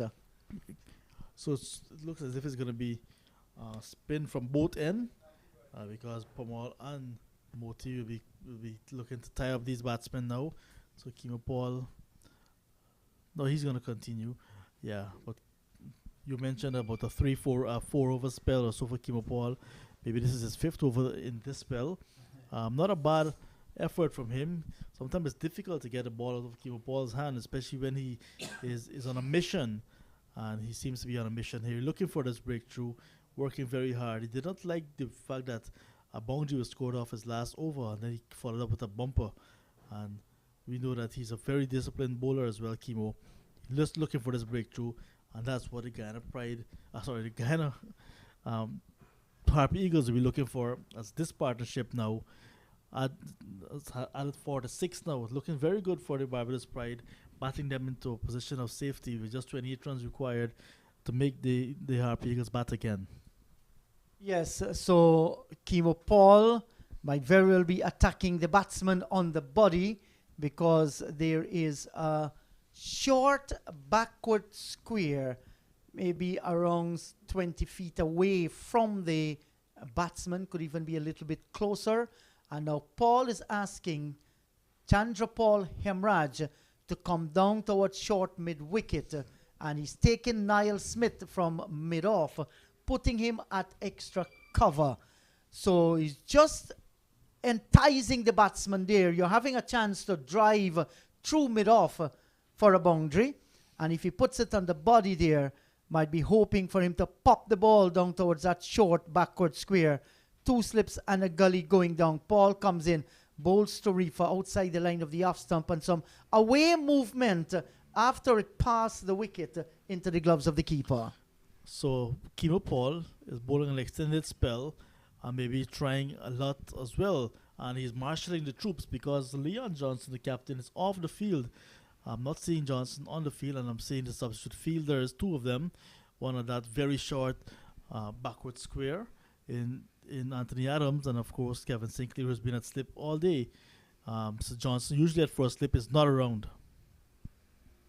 Paul moves in once again and is taken on the pad there. Oohs and ahs going up, but it was definitely going down the leg side. But the intention there was good by Kimo Paul, and he's the vice captain of the team. Correct. And it was an exceptionally good move by the Guyana Cricket Board, the selectors, to ensure that Kimo Paul plays an integral part in this Harpy Eagles setup. Now is the time to groom some of our youngsters to take up the leadership role, which is of vital importance for the development of the team. Bowls to Reefer, good delivery, right on target, and Reefer is in behind of it too and pushes it away down towards Niall Smith at extra cover. Far too often, John, we haven't seen a smooth transition from one generation to the next, and that can be detrimental as well. Yes, and I think that with Kimo Paul now given the responsibility very early in his career as vice captain, he was also the vice captain when West Indies under 19s won that World Cup in 2016. Paul comes in. That's a good delivery, right on target. Now this is very good bowling by Kimo Paul as he continues to peg away for the Guyana Harpy Eagles. And in the past, maybe that is one of the problems that Cricket West Indies faced with. We were not able, well, I should rephrase that. We did not, put things in place so that we have good leadership coming through to the highest level of West Indies cricket. And then I think sometimes you take for granted that your captain will go on forever or for a longer time than you maybe imagined, and it's not always the case. Good delivery and good looking shot by Reefer down towards mid-on, and they get the single, just coming onto the front foot and easing it away down towards mid-on. And John, there are many who looked at West Indies cricket, studied over the years, men that know West Indies cricket, they felt that transition from the Viv Richards era coming down to the Richie Richardson era, even from the Clive Lloyd era. Many of our players, they are around the same age group. Yes. And they, came off Test cricket. So the transition from one to the next wasn't a smooth one, and we suffered badly in the 90s coming down after 1995. That's a bouncer, goodness gracious me. It has smacked Craig Braffett on the helmet. He takes the helmet off, the gloves off, and he's running out towards the pavilion. I'd say the physio is going to come in, but that was a nasty delivery I'm wondering why Craig is running off. I'm not too certain what happens there, but I think he should have been, standing or going down and recuperating. This is strange. That was a nasty blow. Yes, very, very nasty indeed. And we saw Simon Pamal running behind him as well. But it's the drinks break as well. And it was the end of the over. The drinks break was being summoned. The ground staff as well, refreshing the markings on the crease, on the wicket. And I'm not sure if Craig was actually playing for that drinks break. Had a lapse in concentration, but he took it on his helmet and he went off immediately. Maybe he's going to have a bathroom break or so as well. And then the physio will have to assess him in the dressing room to confirm that he's okay and it's okay to continue, because that's a new protocol these days with cricket. Once a batsman or anybody is hit on the head, or in this case on the helmet, so the helmet has been collected by the substitute fielder and it's going to be sent into the pavilion. So we're not able to see what's happening with Craig at the moment, if the physio is looking at him or whatever. But they sent for the helmet and they're going to look at it as well, because it was a nasty blow. I'm not sure if Roddy can get that replay. You'll see exactly what happened. He ducked into it and he went off running immediately into the dressing room. So as the ground staff, they are marking back that crease. That was interesting because he took off the helmet. We're watching the replay at the moment. Ooh, that he was hit side on, John, on the helmet there, and immediately took it off. As he went down, he put the bat down, he took the gloves off, and then when I thought that he was going to sit or maybe just walk around a little, he scooted off for the dressing room. Maybe a call of nature, but yes, there is the concussion regulation that you have been checked by the physio and you're passed to stay out in the middle there. One hopes that it is nothing too serious there with Craig Braffett, but that was a nasty blow. Thank God for helmets. Oh, most definitely. As you can see it once again, you can see Chemo steaming in, and it was a short ball. Bang, right on the side of the helmet. Yeah. And there he is, like you mentioned, after taking that blow, took off the helmet immediately and then went off. Just dropped the bat, dropped the helmet, took off the gloves and went away. There was concern from Akshay Prasad and a few of the Guyana Harpy Eagles players, but Craig Braffett just immediately scooted away. And he scooted back onto the field. Now he's walking and coming out in the middle. He's a strong boy. Thank God that nothing, real harmful was done to it. Had to be a call of nature for him to scoot off that way and get into the dressing room. And sometime, John, when nature calls in that manner, as fast as possible you can get there, you're going to do that. Well, it's good to see that he's back. And yes, from a cricketing standpoint, he's walking very briskly, so he looks good. You mentioned he's a strong boy. Yes, he is. Lots of flying fish and cuckoo maybe. Lots of provision as well. So yes, Craig is back up. He's going to continue. Barbados Pride need him to be there for a long time. He's on 82. 27 runs away from making Guyana bat again. The Barbados Pride 197 for 4. And yes, the captain, once the captain is there, captain, you know what they say, steadies the ship. Yes. And when I first heard that Barbados is the land of flying fish and cuckoos, I was wondering to know what this cuckoo was all about. In Region 5, we had an exchange with the Caribbean Teachers Federation, and this was this technocrat from education in CARICOM. She visited Guyana. She's from Barbados. And she asked me if I ever visited Barbados. I said, yes, I did. I said, I will never forget the land of flying fish and cuckoos. And she asked me if I know what cuckoo was. I thought cuckoo was another fish as well. And she laughed so heartily. Then I learned it's something that is actually made from breadfruit. Yes. And in Guyana, we have a different meaning for cuckoo as well. What do we call it, John? So I was just sent a flyer here. On Independence Day, there's going to be another cricket tournament in Guyana at the number 73 ground in the quarantine. And there's going to be a fundraising event for a cricket club. And this club is called Just Try. Just Try Cricket Club. So they will have 11 aside, 5 overs per side softball cricket tournament on Independence Day in Guyana, which is May 26, at the number 73 ground.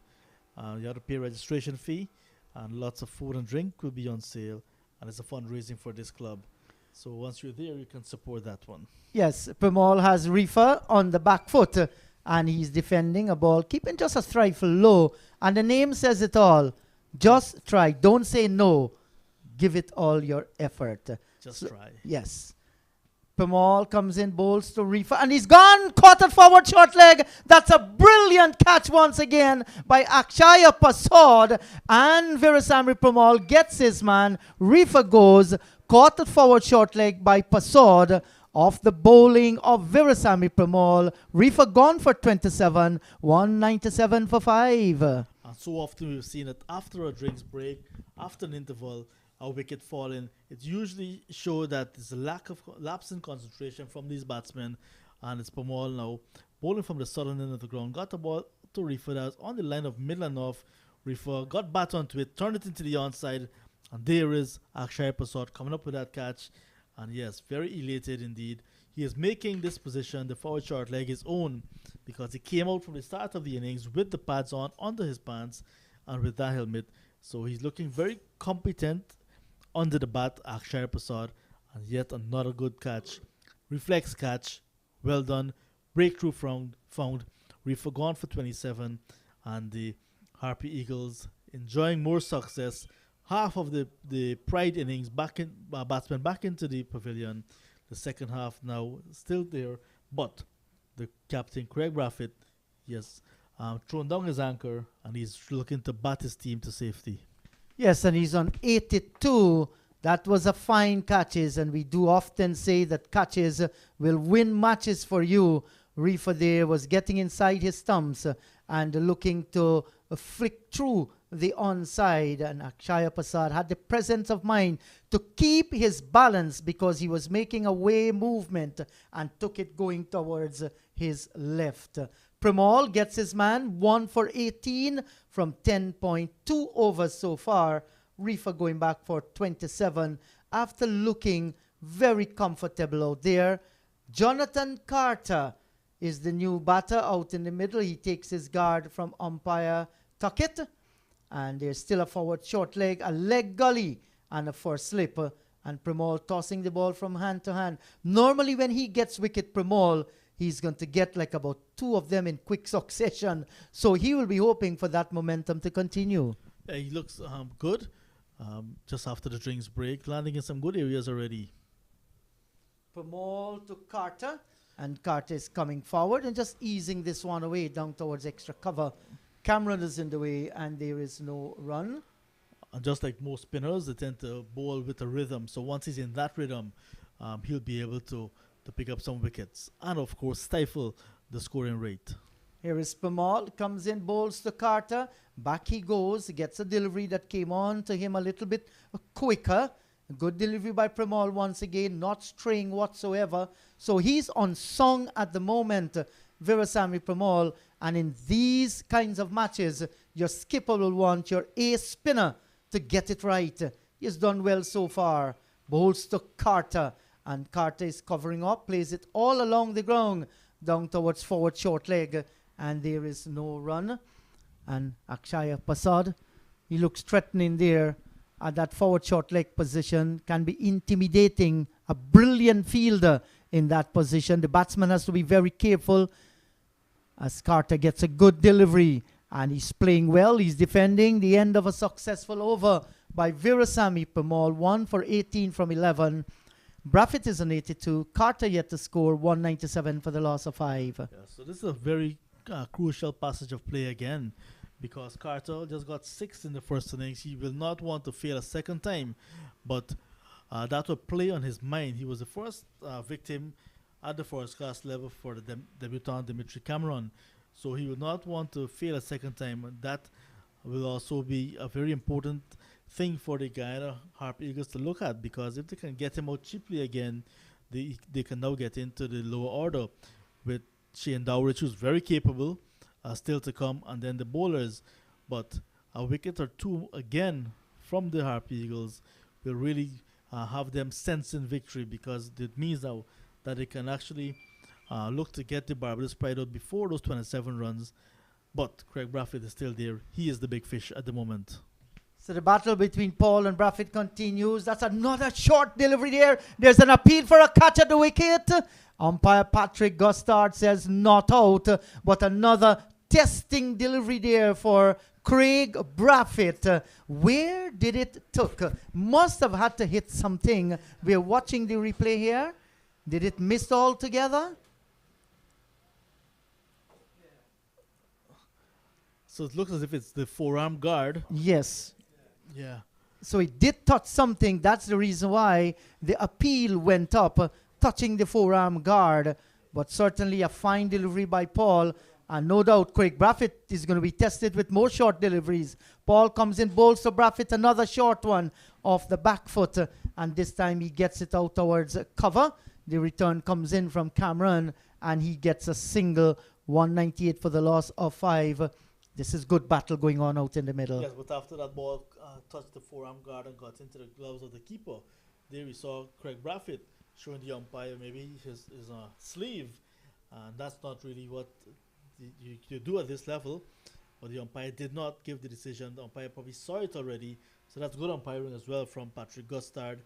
But good short bowling, good bowling from Kemo Paul.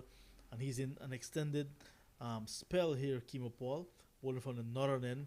And he, like I said, is a man on a mission. Yes, certainly. He has been motivated by something, no doubt, maybe thinking about the golden arrowhead that's fluttering in the wind. As his inspiration, Kemo Paul, round the wicket, bowls to Carter. Carter is taken on the pad. There's a shout for leg before Kemo coming round the wicket. And no doubt might just be going down the leg side. And Roddy might give us another replay. Yeah, I think it's a bit high as well, so you can see it on the replay now. It was pitched outside the off stump, angled back into the left-handed Carter. Looks as if it's going to be angling down the leg side, and of course hitting just over the flap of the pad. So maybe you can say high as well. But Kemo certainly getting the ball to move, like I mentioned, this older ball, and causing some problems for the Pride batsmen. Carter is edging and floored there by Kevin Sinclair at second slip. My word. Generally, he's a good fielder. That went straight into his hand and out again. And the left-handed Carter has dodged a bullet here. Should have been a goner. We watched it on the replay. The edge found straight into the hands of Kevin Sinclair. Boy, he should have taken that one.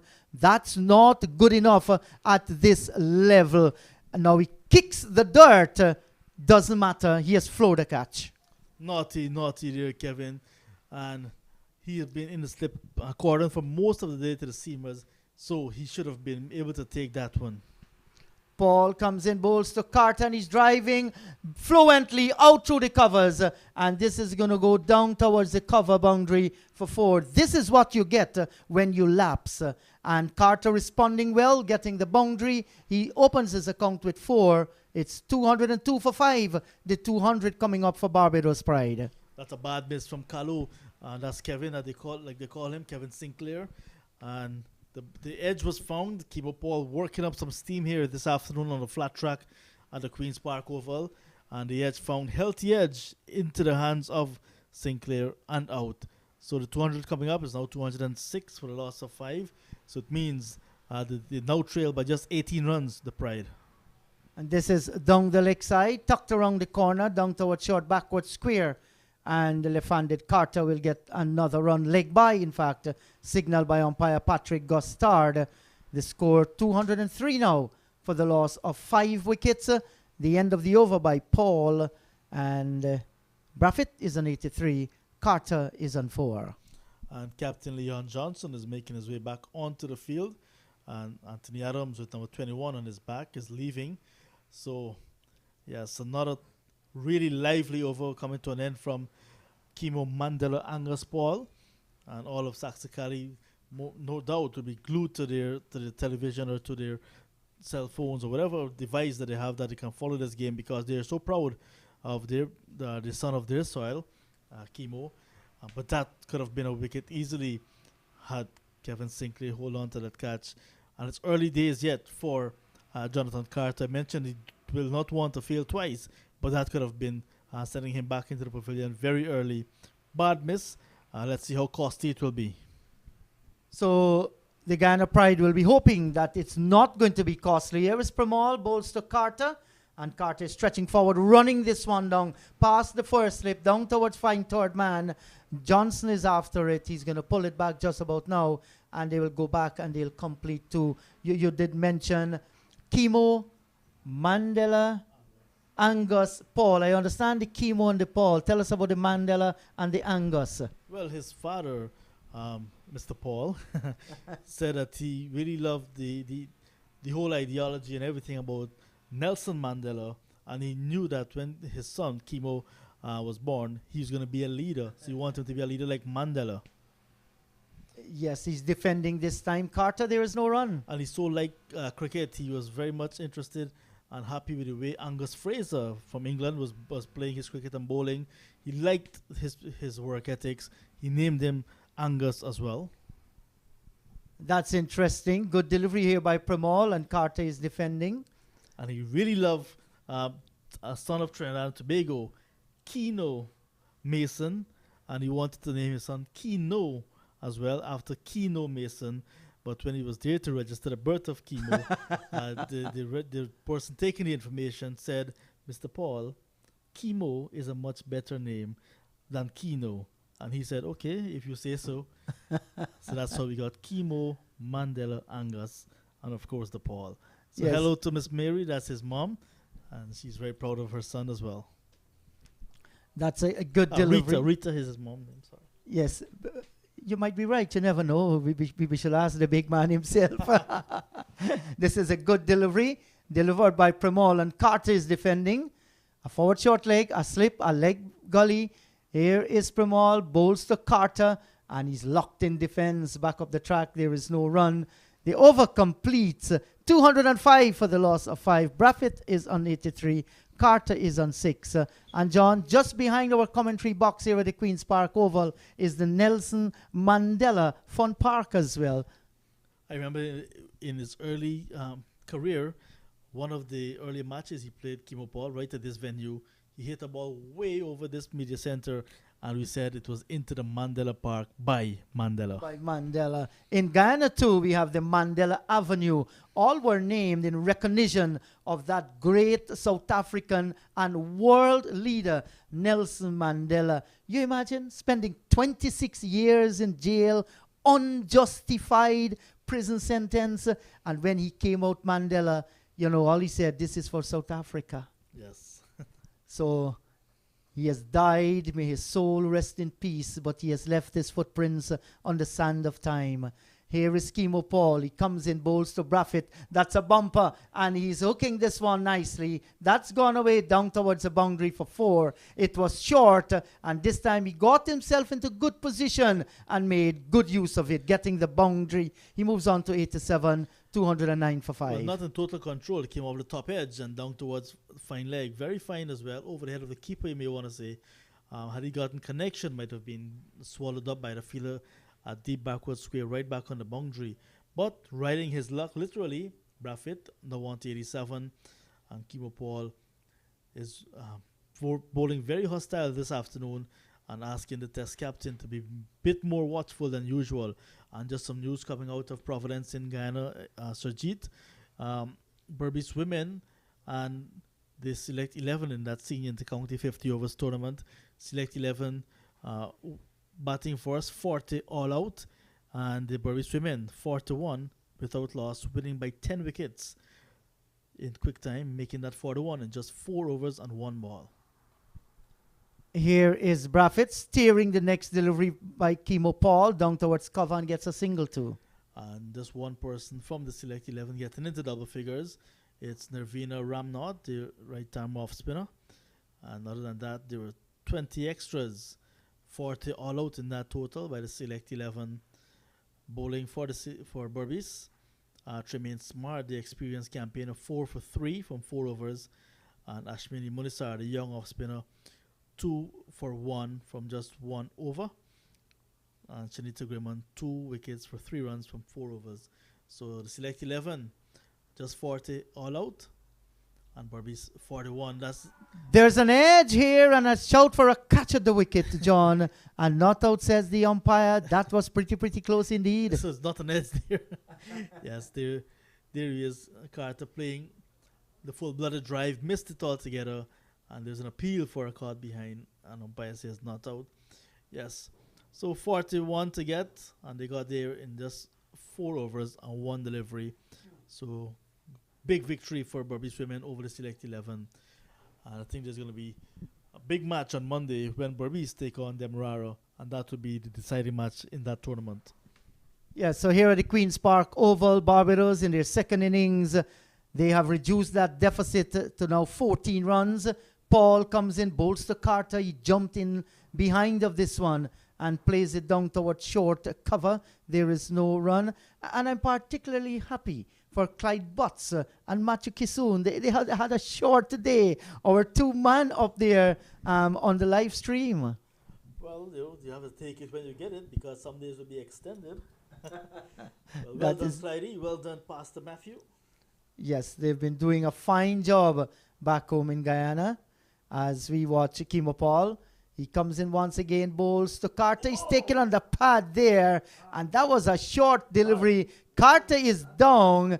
He's been smacked on the place where the sun doesn't shine, and that's going to weaken even a giant.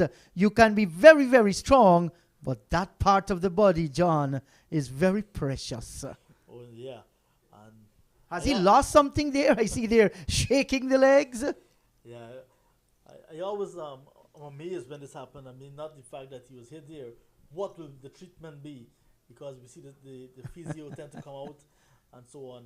But it's usually a heavy dose of words. And there he is. You see, yeah, lifting, nice pace again from Kimo Paul, lifting delivery into the body. And there's Stephen Imlach now, as you can see, trying his best, because a man is down. We don't want to see a man down at all. And is that a man's weak point? oh, most definitely. Well, that was a real, agonizing blow. And you look there at Jonathan Carter. He's in tremendous agony as, he's been shaken a little, trying to get things right again. He's going to turn. That's going to weaken him. Oh, boy. But let me remind you that Barbados 210 for 5 today. Mosley gone for 48. The players finally see the funny side of it. The nerves tend to be jumping there. Oh, you don't know whether to stand, to sit, to lay down. It's usually a difficult time for anyone. Well, that's the time you remember God and you call on the Almighty. Have mercy on me, Father. And you think about your future at that point. There's where the future lies. John, you've called it so right. We are laughing here, but Jonathan Carter, he knows what he's going through. And the Guyanese fielders, they were immediately to his rescue there. Yes. And the boys were having some fun. And why not? While it's painful to Carter, I guess they'll be making all kinds of joke of him. Yeah, but he's gonna survive, because it has happened before to many other players, and they got up and they fight another day. But let's see what damage, because sometimes that boxers in there usually cracks, and it can be a bit some pinching as well. Yes, not nice. Certainly. Yeah. So Braffett, choose the time to drink some water. Let me recap. At the start of play today, the Pride, they were 44 without loss.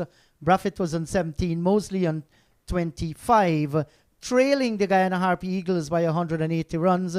Mosley was caught to the wicket of Smith for 48, 84 for the loss of 1. Brooks caught to the wicket by Smith for 13, 110 for the loss of 2. Hope LBW Moti 6, 133 for 3 at lunch, 144 for 3 with Braffett on 61. Chase was then on 11, still trailing by 80.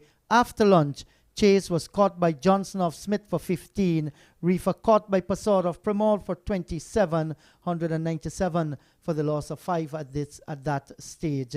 Now it seems that all might not be too well with Jonathan Carter, but he has weathered the storm. He's back on his feet again and is about to put on the helmet to continue to do battle. And you see Carter rubbing the tummy that's way up at the top there just now, and no doubt still feeling some jitters there. Yeah, the nodes are all connected, so once you hit in certain parts, you tend to feel the effect in other parts. You know, it's like the arm, the armpit, and the neck. And like you said, he's rubbing his tummy, because once you hit in the groin, you also feel it in the tummy. Yeah, it's always that sensation. So Sean is telling us the lower tummy, and you see dark. So he's speaking from experience there, brother. Yes. So Kimo Paul, he turns in the distance once again. The final delivery in his 16th over.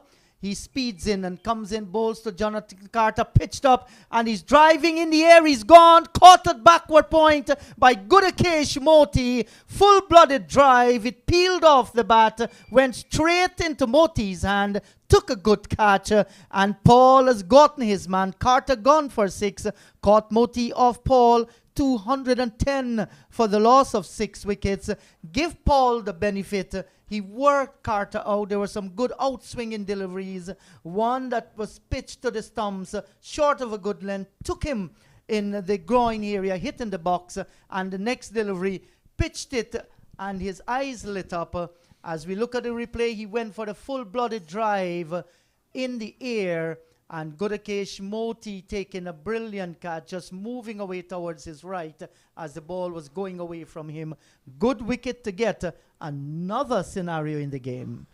Excellent wicket. Well bowled, Kimo Paul. He was working very hard for this wicket. Could have had a wicket much earlier. Could have had a few maybe. But then it was not to be. Got the wicket of Jonathan Carter after hitting him and making him a bit uncomfortable, roughed him up. He also roughed up the captain, Craig Braffett, but he's still there. But now, getting this wicket, Kimo Paul must be credited. It was Jonathan Carter, maybe you can say, trying his best to get out, not out of the way, but out of this arena, because taking a blow like that and battling again is not going to be very easy. But it's another good wicket for the Guyana Harpy Eagles to get. That means now that they've picked up 3 wickets in this session. And if they can continue along this line, they still have lots of time to go before tea, and we want to pick up maybe another 2, maybe all 4 wickets remaining. But with time running out, they want to do so quickly. Yes, John. And Carter, I think he was still feeling that pain, still in jitters. He wants to get back at Kimo Paul. His eyes lit up when he saw the delivery pitched up, and he went for the drive. Good catch by Moti. Carter's gone back to the pavilion. Dowrich makes his way out in the middle, and he can bat as well, Shane Dowrich. Yes, I really admire Shane Dowrich's effort in the first innings, and his career at the test level. Really a hard worker. Got 44 in the first innings, did not carry on, but we know that he can actually bat long, score heavy, and most definitely can save this match. This one is tossed up by Veerasamy Permaul and played away down towards mid-on. Well, Dowrich came in the first innings when the score was on 178 for the loss of 6 and had that good knock, like you said, of 44. Permaul bowls to Dowrich, and back he goes and got a delivery. Just moved away from him, and he plays it with open face down towards cover and cannot score. Yes, the battle continues, really. Braffett now, I'm not sure if he's going to think that he's running out of partners, but he want to do some more scoring. Back he goes, Braffett, giving himself room. The ball slow off the pitch, but that curtain of fielders with the backward point, the short third man, there's extra cover, finding it difficult to pick the gap. He's stretching long forward here as he defends the keeper. Imlak comes from behind the stumps. He feels there is no run. Imlak, he dropped a catch yesterday, but today he has taken 2 and looks good. Very disciplined behind the stumps. Back goes Braffett once again. Cannot beat Chandrapal, running away towards his right at cover. He feels well. Niall Smith patrolling extra cover. So here is Permaul once again. So things have tightened up a little here. locked in defense once again as he stretched forward. He's defending on the offside. The over is completed by Virasamy Permaul. 13 overs, 1 for 20. Braffett is on 88. Dowridge is yet to score 210 for the loss of 6 more from John. And then it's going to be the voice of Sean Devers. Yes, a maiden over after the wicket fall. So things are looking much tighter now. Now that the back of Jonathan Carter is seen. So another good over sent down by Virasamy Permaul.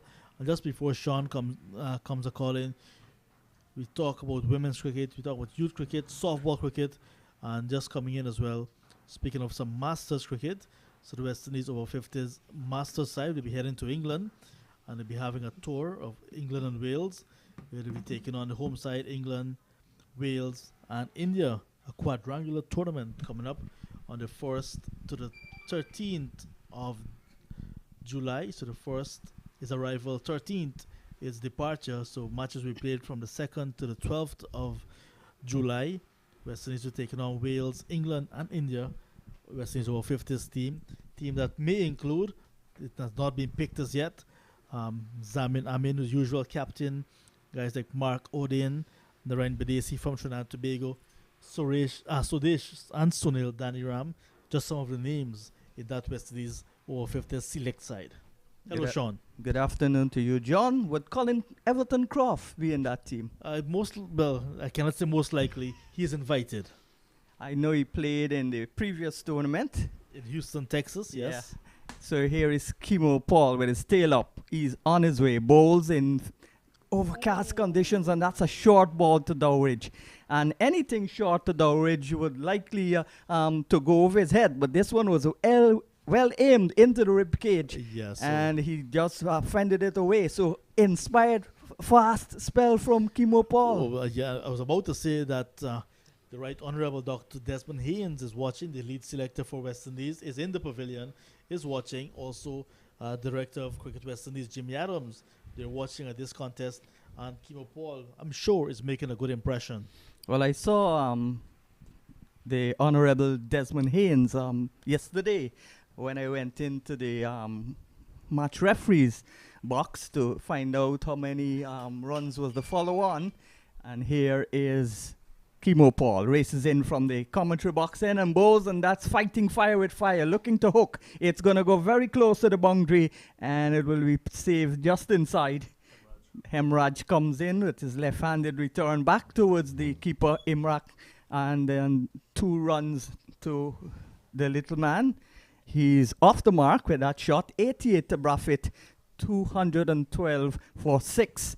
The complexion of this game is like a yo-yo, fluctuating all the time. A couple of wickets brings Guyana right back into the equation. And they're still not over the line to make Guyana bat again. 12 runs short. Here is Paul on the line of the leg stump and turned into the onside by Braffett. And there is no run. So it's a Dowridge in strike. He's on 2. 88 to Braffett. He's on 88 from 181 balls. So he's been there like the Rock of Gibraltar. And 202 for 6. Barbados, a little wobble. In the first innings, they got 6 runs from debutant Hakeem Jordan, 1 from Keon Harding, and nothing from Jamel Warrican. And those are the batsmen still to come. So if you look at it in that way, not a lot of batting to come for the Pride. Paul is in, bowls, beautiful delivery, beaten outside the line of the off stump is Dowridge. And when Paul hit, who did he hit? Braffett. Hit Braffett, yeah. On his box? No. Carter. When he hit Carter, I remembered 1988. We were practicing at the Sterling Products tarmac. They had a concrete strip there. The rain was falling, so the Guyana team usually practiced there because it's July, August. The tournament started. It's a nice short delivery. Well played in the end, though, fending it out towards the long leg. And they get another single. So Dowridge being tested with short balls. And so far he survived 3 from 5, 88 is Braffett back in strike. And I remember the rainy season was always in July and May. So we practiced at the tarmac, and there was Lyndon Joseph, who was very quick. Many would know Lyndon Joseph. He played youth cricket. He played senior cricket before he played youth cricket. And I was batting as a tail ender. And the coach said, that don't bowl short. So he bowled the ball pitched up. Get back to that in a minute. Here is Paul on his way and bowls, and that's a involuntary shot maybe. Just played leaving it alone, and then at the last minute decided to tuck it down towards short third man, and he got a single out to the deep third man position. So he will keep the strike, Braffett. He goes to 89, 3 to Dowridge, and the total goes now to 214 for 6. And I drove at the ball, hit a fluent cover drive, and I said shot.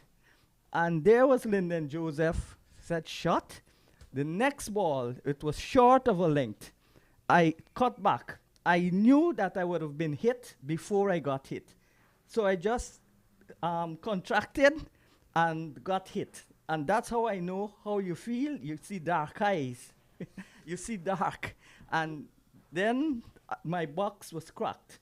And years after, I kept that box. And years after, I got Ricardo. I said, Ricardo, if it wasn't for this, the cracked box, there would not be you.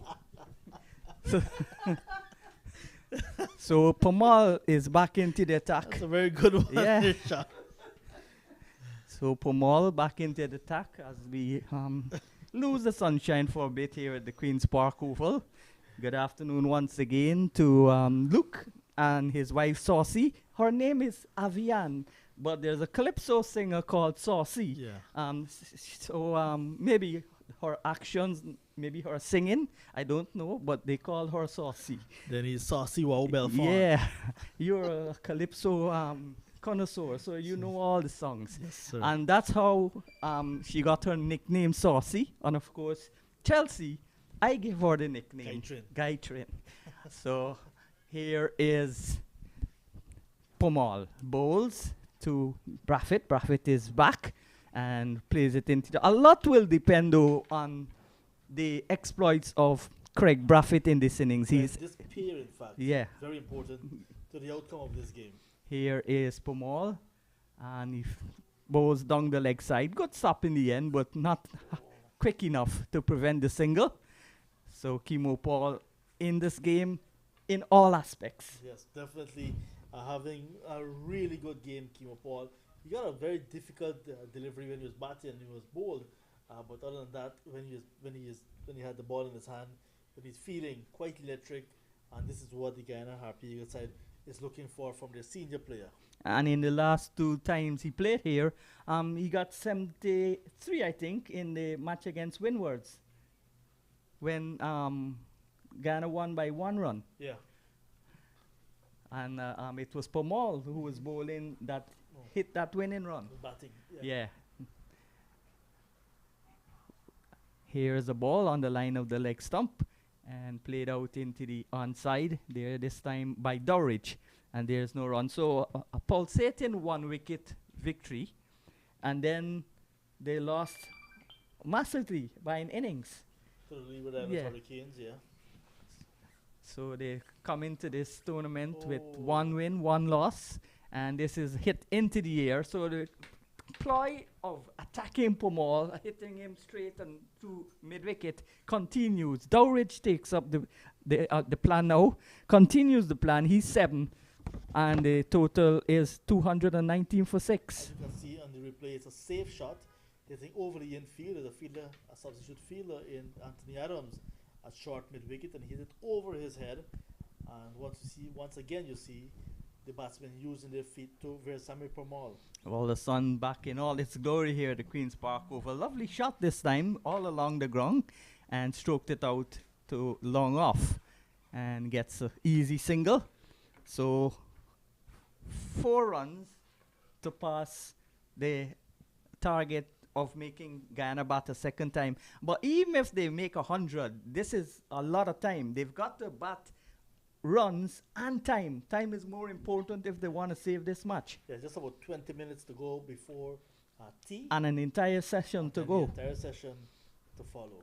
Here is Pomal, bowls, and that's beaten, almost taken at forward short leg.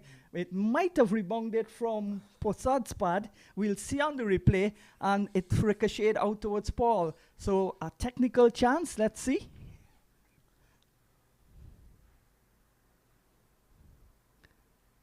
Yes, it rebounded off the pads of Possad, who's taken two stupendous catches also in this game. No, I think it went well wide of him to the right, but what he's gesticulating about, had there been that leg gully that was employed previously, he would have swallowed it up easily. So close, yet so far for Veersamir Pamal to get another wicket. But importantly, Braffett is still there at 90, and the deficit now reduced to just one hit away, 4 runs. So Braffett in sight of what could be his 27th first class 100. Of course, Dowridge, the little man at the other end, he's gotten 300s at Test cricket, and he's also gotten 700s at first class cricket, so he can bat. Here is Paul rushing in, bowls to Dowridge. Dowridge is covering up, plays it out into the offside. I was making the point with Brandon yesterday afternoon about Jeffrey Dujon. He came into the West Indies team as a batsman when David Murray was the incumbent keeper, and he got, I think, 40s in his first 3 innings. And then David Murray got injured, and he got the gloves, and he never looked back, becoming the leading wicket keeper for the West Indies in terms of catches and stumpings. Well, not so much stumpings. This was a loose shot there, taking on Paul, a short lifting delivery, and that was high over his head. And he's a little man, and he's looking to show Paul who's the boss. I'm not afraid of you, I'll hook. There's a nice, good short ball once again, and that has been the hallmark of this spell from Kemo Paul. Short and into the body, well-directed deliveries, and not necessarily loose ones. So there are many times that fast bowlers would bowl short, but they're too wayward. This time, Kemo Paul has been short, but on the target. Andy Jackman, the former Guyana middle order batsman, I think he played for West Indies B2, he was telling me that when you bowl short and you hook, you're not really hooking because you want to hook. You're hooking because you don't want the bowler to continue bowling short. So that's a ploy. When you don't want the bowler to bowl short, you just hook all the time. And if you get one in the middle of the bat and it goes for 6, that's better. But when you play that shot all the time, it can cause 2 things. The bowler will continue to bowl that ball because he knows there's a likelihood of this missing you, or he'll try to pitch it up to bowl you. He played wicket at the back of square and also a leg gully. So Paul this time is not so short, it's back of a length, but it's still short as the batsman is short, and he played it from maybe the midriff high, and played it well though out to Dimitri Cameron, who this time fields cleanly at cover. Yes, well done, Cameron. So Cameron at the short extra cover, short mid-off. He's an important fielder in that position. 84 in his back paw, rushes in and bowls another short ball. There's a low appeal, and the umpire this time does not put the finger up. Let's see the replay. I don't think that ball hit the bat. It was close though. Let's see. Short and hook and miss. Very close. Yes, But very I think, close. Indeed, it missed the bat. Good short ball once again. Yeah. On the line of the batsman. And there is Dowridge trying his best to get bat onto ball. This occasion might be lucky not to get bat on ball. Good bowling again, Kemo Paul. And with his height, he could have easily ducked under that. But as I said, he's looking to counter-attack, maybe to prevent Paul from bowling another short ball. When you're on the back foot hooking, most times the bowler will want to bowl the ball pitched up, so he could bowl you. Here is Paul. 2 slips and a gully going down. On his way, bowls another short delivery. I think he's overusing the short ball now, and the ball is way over his head into the gloves of the keeper. So the over has been completed at the end of the 70th over. 69. 69th over, it's 220 for the loss of 6. As soon as you mentioned 69, Surjit at the back of the box laughed. But anyways, just to let you know as well that the game at Diego Martin Sporting Complex has ended in victory for the Leeward Islands Hurricanes over the Trinidad and Tobago Red Force. The Red Force batting a second time, 271 all out, losing by, like I said, by 187 runs. So big victory again for the Leeward Islands Hurricanes. The last time they played, they won against Guyana by an innings of 57 runs right here. And that's a second consecutive victory in this year's tournament. So they've gone out to second? We have to do the calculations, and I have to wait until this match is finished as well, because Barbados Pride is still up there. Yes, but Trinidad wasn't at second? Trinidad was in second position. Yeah, so they might be at second now, the Leewards. Correct. And pending this result, Barbados is still in front. And Jamaica lifted himself from off the bottom of the table, Yeah. perhaps gone past the Windwards to take fifth position. So very competitive tournament, good delivery. Braffett looking to drive, playing over the ball. You got the bottom of the bat, a little cracking song, as Let It Kiss Willow. And there is no run.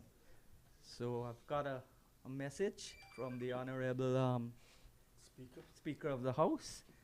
Here's a ball that's a flatter, quicker delivery, and back goes Braffett, just kept it out. He says that the Dave West Indian imports 40 overs cricket, Independence Day Challenge cricket match. Tell you more about that. Here's a ball that's on the line of the leg stump. Stuck on the pad, no appeal.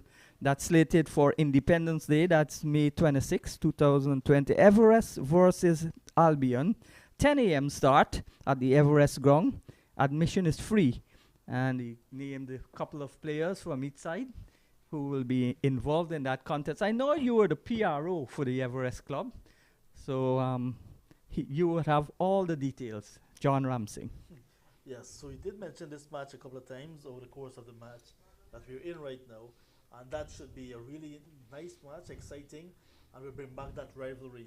We do not have that cross-county matches like we used to have when we had those nationwide tournaments, but now we will see Everest taking on Albion once again, as Dave West Indian imports Everest and Albion tend to relive this tradition. I remember from back in the days when Leonard Bacon used to come down from Barbados to play for Everest. And more recently, a lot of other Barbadians. This is the end of the over as it comes with Pomal bowling the last deliveries played in front of him by Braffett. He's kept on 90 from 191 balls. Dow Ridge, he is on 8, 220 for the loss of 6 wickets. And they're still not past the total to make Guyana bat a second time. Oh, yeah, so another maiden send down there. While Dowridge is looking to be a little bit more attacking, a little bit more aggressive, maybe trying to counter Kimo Paul, there we saw Craig Braffett, the captain, being very sedate and really taking his time, not trying to take any chance really. He's on 90 from a lot of deliveries. He's really looking to bat Guyana side out of this contest and really trying to prevent them from getting another wicket, because if he get his wicket or even that of Shane Dowridge, the last three batsmen do not really instill any confidence, and this game can be over. But this is a very important pair for the Barbados Pride. Paul from the island of Saxakali in the Essequibo River bowls another short ball to Dowridge, and this time he bobs and weaves, sways away, and it goes by to be taken by Imlak. Imlak has had 3 catches so far. He's had a good day. Apart from the first day, when he looked a little nervous, he's kept very well. Yes, generally, like I said, most persons start in their career, and he has gotten his opportunity with the pad and gloves behind the stumps. Started a bit nervous as well. He's human, but now he settled in nicely. So a leg gully in place, in addition to the 2 slips on the gully. This is a tremendous dive-in save down the leg side. Wayward delivery. but he is aiming for pace more than direction and looking to rattle the young wicketkeeper batsman. Well, he's not so young anymore. He's 30, but a great save from his fellow wicketkeeper, Kevin Imlach. Dive full length his right. Yes, so Devin Imlach, there we just mentioned all about him. Looks good, and even taking that one full stretch to his left. Yeah, to his left. Collected a nice save, goalkeeper style. Yeah. Here is Paul in bright sunshine, bowls another testing short ball. This time Dowridge is under it, jumps into line, and then plays it with the bottom hander off the bat and stabs it into the onside. Do you think they should have a forward short leg also in place? Yeah, I think so, because you want to put some more pressure on the new batsman, and especially if you head towards another interval, maybe another 10 minutes, under 10 minutes now for tea. Yeah, so there are two slips, a gully and a leg gully. There's also a long leg on the boundary. Here's a ball that's right outside the line of the off stump. And no movement of the feet across. And did that hit the edge? Yes, it seemed that it hit the edge. So he's dropped a real reckless shot, irresponsible just before tea. But maybe rattled by the succession of short balls. That one was fairly wide. He didn't move his feet across. He just swished at it. And as you said, he got the edge and floored by Johnson at first slip. Yeah, so he's got a life. Paul wouldn't take that lightly. He's bowling with a lot of effort. Yeah, it was a very wide delivery to start with, and there was Dowridge following that ball. Edge found, and Johnson at first slip could not hold on. Much to the disappointment of everyone, especially Kimo, who's working very hard. So that would be a very telling blow at the just before tea. Ball that's on the line of the off stump again. A little bit of bunks. This time on the ground, he steers it out towards the man with the pads. He might have been a bit sighted as well from Imla, who went for the catch, but it was not in his range, but it went to Johnson. So as the sun plays cat and mouse in the skies with the clouds, it's hazy sunshine, then it's brilliant sunshine. Sometimes it's no sunshine, but there's always no threat of rain for the last 4 days, maybe longer than this. Here's a ball that's on the line of the middle and leg stump, and pounded in short, goes over the head of the little Dowridge, and there is no run. So as Paul completes his 19th over, the total is 220 for 6. Yeah, 19 overs, 1 for 63. 1 for 63 does not paint a true picture how good Kimo has bowled in this second innings. Looks as if he has just gotten maybe a lucky wicket, but he deserves much more than just that one wicket. And as we saw in the last over, a catch was dropped off of him, so he could have gotten an important wicket, and they would have been 220 for 7. I think it's because of his extremely good effort in hot conditions. He has been bowling, maybe this is his 10th over, but we asked the scorer to confirm, 10th on the trot in extremely hot conditions, and running in as if it's his first over. Very fast, very short, very hostile, but accurate as well. And he's also one like Smith, who has been plagued with a lot of injuries in the recent past. So that's good. He's looking back to his full fitness. He started some personal training in the gym with Mark Seymour, his personal trainer. So that's very good. When young cricketers can look after themselves, if they've got the funding to do so, and of course international players would have the funding to do so. That's why I'm a little disappointed with Hetty Meyer being unfit. He could hire a personal trainer, a dietitian. He's got the funding to do that. He is now in the IPL and doing fairly well, being consistent, batting at the back end of a tournament of the innings, and making 20 and 30 from little bit balls. Forward he comes as Pomal flights this one a little slower, and Braffett on the front foot. He's been on 90 for a long time, though, Craig Braffett. He wouldn't mind because the longer they bat, the shorter time Guyana will have to make whatever runs they put up. So forward he comes again, and there is no run, maybe just batting for tea. But that's the style of Braffett usually. He doesn't give his wicket away. He values his wicket, similar to the Chandra Pauls, father and son, Shiv and Tejan Ryan. This is a ball that's turned into the onside. Almost just waited on the ball to hit the bat, more than the bat hitting the ball. So at the end of the over, not a maiden over, at the end of it, still the 4 runs to make Guyana bat again, 220 for the loss of 6. Yes, that will be the resumption of the battle between Kimo Paul and Shane Dowridge. Dowridge trying to fight fire with fire, trying to survive, but Kimo working up some pace on this flat track and has been doing very good so far. Maybe 1 or 2 short deliveries, not necessarily the way he wanted it, but generally has kept those batsmen in check. And Craig Braffett not been outdone so far. He got one to hit him on the helmet, while Jonathan Carter got one hit in the box, but Dowridge since he got to the crease looked very positive. Just 8 runs for him so far, but he's been trying to attack Kimo Paul. And I just pulled on the map, Sean, Saxakali, because I heard you mention the island of Saxakali. It's actually on the mainland of Essequibo, just on the what we call the western bank of the Essequibo River. So it's not an island. Not an island. Here is Paul bowls the ball that squares him up. Outside edge, more than maybe outer half of the bat found, and it went all along the ground for 4.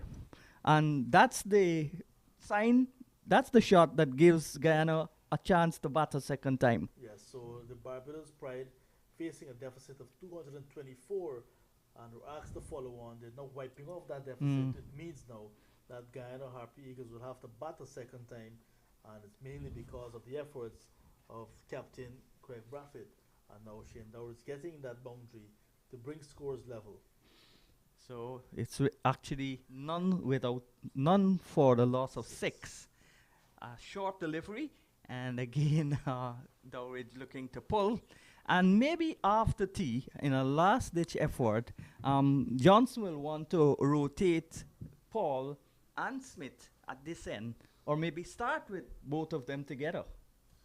Yeah, I think the way Kimo Paul is bowling, he will not want to give this ball up and maybe go into the dressing room at the tea interval, maybe a nice bath or something, get himself fresh and come back out. And the way that he's bowling and the way the faster men are getting some amount of assistance from this pitch may very well have Smith continue at the other end. Another short ball pulled away out towards the man on the deep backward square boundary. Hemraj gets the return back towards the bowler's end.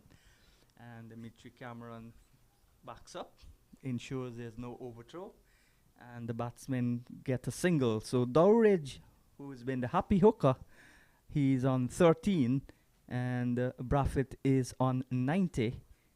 Barbados is leading by 1 run now. They're 225 for 6. So it's important that Guyana try to get at least another wicket before tea or shortly after to still be in this game. Yes, while the Barbados Pride will look to deny that wicket. Another short ball, and that one was not a convincing hook by Braffett. He almost ducked his head and hooked the ball, but in the end, turned the wrist over, and the ball went all along the ground to Hemraj at backward square, and he's 91 now. So 9 away from what would be another first class 100 is 27th. In all, brings the diminutive wicketkeeper batsman Dowridge back in strike, and the leg gully is back in place. He's getting a short ball and pulls it away, and again the left-handed Hemraj is asked to do the work. So a single again. So the single now takes Dowridge to 14. Braffett is 91 and 227 for 6. We see umpire got start looking at his clock, at his watch, I think, recognizing this may very well be the last over before tea. Yeah, well, Paul 1 wicket for 70 runs. He's in his 20th over. It's been a long spell in sultry conditions, sweltering heat. Here is Paul bowls another short ball. That's a wasted delivery. So short and so high that the umpire called it a wide. So Paul must be able now to mix this with a perfect Yorker. He's got the batsmen pushed back. They're expecting the short ball. Yeah. Bowl it up. Yes, and that should be the plan because the Yorker is still part of the game. Let's see what he'll do here. And this is another short ball, another wayward delivery, and very close to be a wide as the umpire lifts the bails and the batsmen and the fielders head towards the players' pavilion at tea on the final day of this first-class encounter hosted by the West Indies, the Cricket West Indies. At lunch, it was 144 for 3, and at tea, it's 228 for 6 with Braffett still there, staging a great battle. He's on 91, Dowridge is on 14, and the pick of the bowlers in this spell, the fast bowlers, Smith and Kimo Paul. Yes, a session in which 84 runs was scored just for the fall of 3 wickets, but session as well won by the Guyana Harpy Eagles. Yes, the wickets to go down. Chase was caught on the second attempt at slip off the bowling of Smith for 15, 159 for 4. And then Reefer was caught by Passad. Lovely catch at forward short leg off the bowling of Pomal for 27, 197 for 5. And then the last wicket to go, Jonathan Carter was caught at point off the bowling of Paul for 6 for 210 for 6. So since then, these two have come together. They've taken the score to 228 for 6 with Smith getting 2 wickets and Pomal getting the other one, and Paul, of course, getting another wicket, his first. So that's the position at T. We'll be back in about 20 minutes or so. So until then, it's bye-bye for now.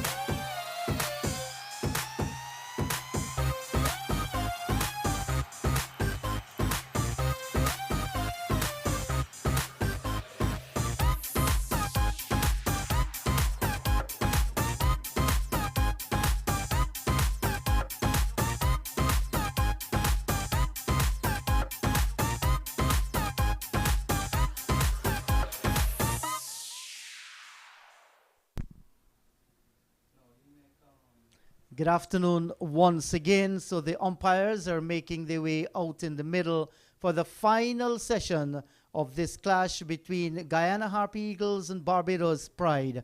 Umpire Patrick Gustard, the Jamaican, and from Nevis, umpire Tucker. So the two of them out there, and here comes the Guyanese fielders as well. This is going to be the session that decides whether this match is going to end in a draw or whether or not the Guyana Harpy Eagles will be able to press home the advantage and win this encounter. So far, Barbados, they have overhauled that lead when they were enforced by the follow-on rule.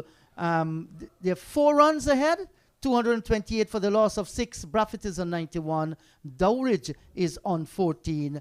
The Guyana Harpy Eagles will be looking to take 4 quick wickets and get the runs which the Barbados Pride might very well set them. All is in our opinion, but coming out in the middle, Braffett and Dowridge, they will have other thoughts as well. As I say, good afternoon once again to Sean Devers. Well, good afternoon to you, Inderjeet. Good afternoon to everybody listening and watching. This is going to be an interesting session because if Barbados bat for an hour and they get bowled out, they would score maybe 50, 60, depending on how fast they score. And given an hour for Guyana to get those runs, 60, 70, Guyana could go for it, and it could still be a Guyana victory. If Barbados, however, bats on deep into the session, and Guyana don't get their wickets, then it would be a draw. So this is all for Guyana to fight for, and Barbados need to preserve their wickets while making runs, because anytime you could get a good ball and out, so you can't just bat time.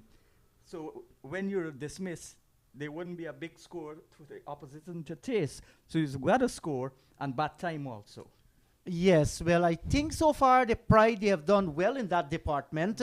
Regardless that the wickets fell, 6 wickets gone, they have always looked for scoring opportunities. So here is Pamal, force ball in the final session and doesn't deliver. And we have the right-handed Dowridge is in strike. John Ramsing, a wicket man, sitting behind of us. As we watch, Pamal comes in and bowls. He's coming forward, plays defensively, down towards short mid-on. There is no run. I overheard John saying, what about if they set Guyana 6-9 to win? But that happened at Providence already. 6-9, Guyana had to win. And I know John recalled that Guyana were bowled out for 63. 6-7. 67. 2 runs short. This is turned away into the onside field. Well, there is no Dwayne Smith to send down those swingers here. It's another match, but sometimes history repeat themselves. Well, I'm hoping from a Guyana perspective that history does not repeat itself here today. But how the game is panning out, I would give 55% for a draw and 40% for Guyana to win. That's only 95%. What happened to the other 5%? Keep it for myself. Here is Pramal. He comes in and bowls to Braffett. Oh, and that's a Braffett good stop. is looking to sweep and nicely knocked down there by Kimo Paul. He's all over the place. Yes, with the ball in his hand, whether he's bowling or whether he's feeling. And this is what success does.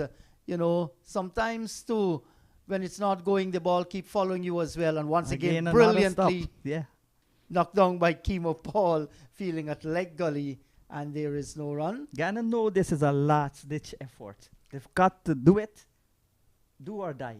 Yes, and they're going to go all out because they're looking for a win. It can happen, but it's difficult to see Guyana losing from here on. That's a good delivery, nicely floated up to the right-handed Braffett as he plays the forward defense into the offside field. There is no run. Kimo Paul, he had 10 overs on a trot in sweltering heat out in the middle.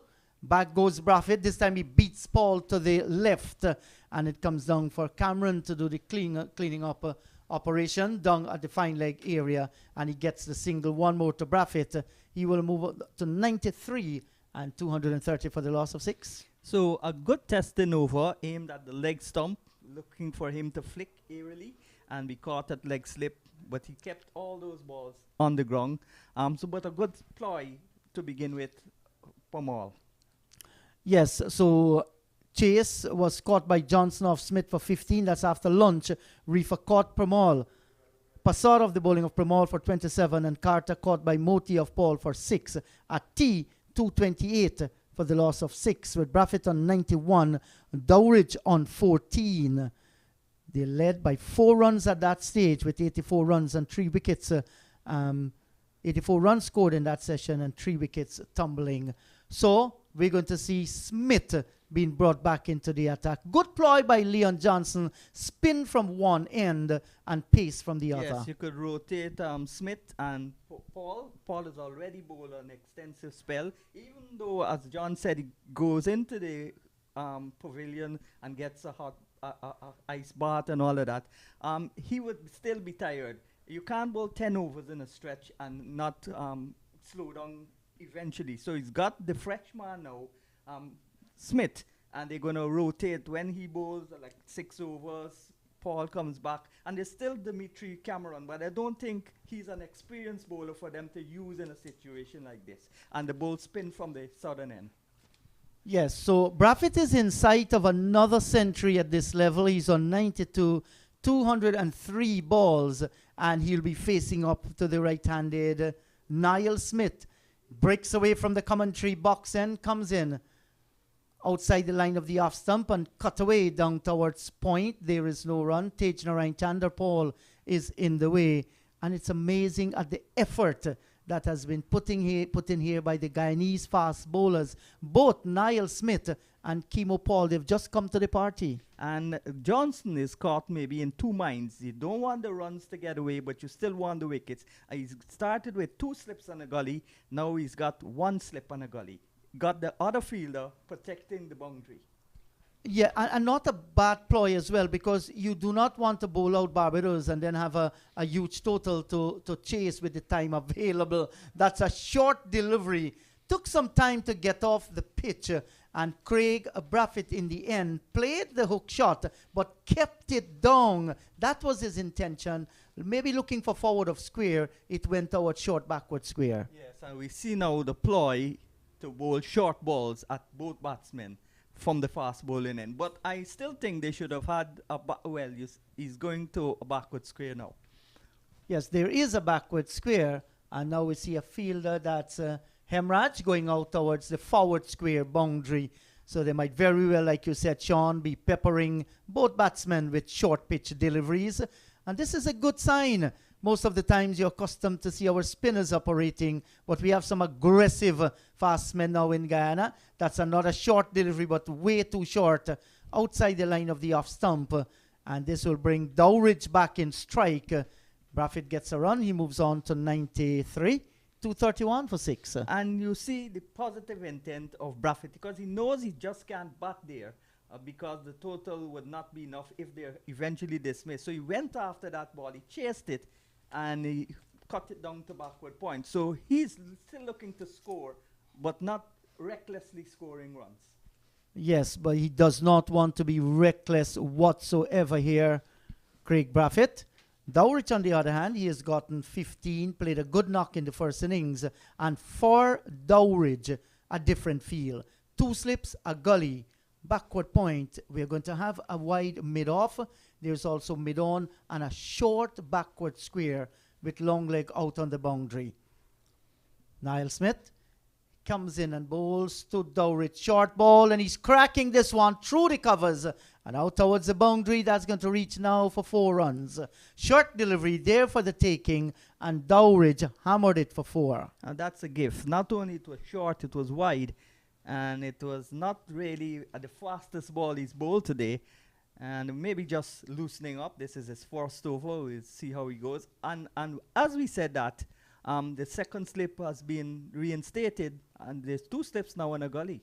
Yes, and that's because Dowridge is in strike. When Craig Braffett goes to the striker's end, they will remove the second slipper.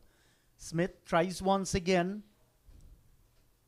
and he pounds it in. That's a short delivery. No problem for Dowridge. He watches the ball go by. into the gloves of the keeper. And now we see that, is that Kevin Sinclair? Coming up to give some advice here now to Niall Kimo Smith. Paul. Kimo Paul, rather, advising Niall Smith, maybe saying, listen, and you could see him waving the hand, get it a little closer to the off stump and get the ball to go away from the right-hander. So far, it has been a little bit easy. We haven't seen any delivery so far from Smith that really threatens in this final session. Begins his approach once again.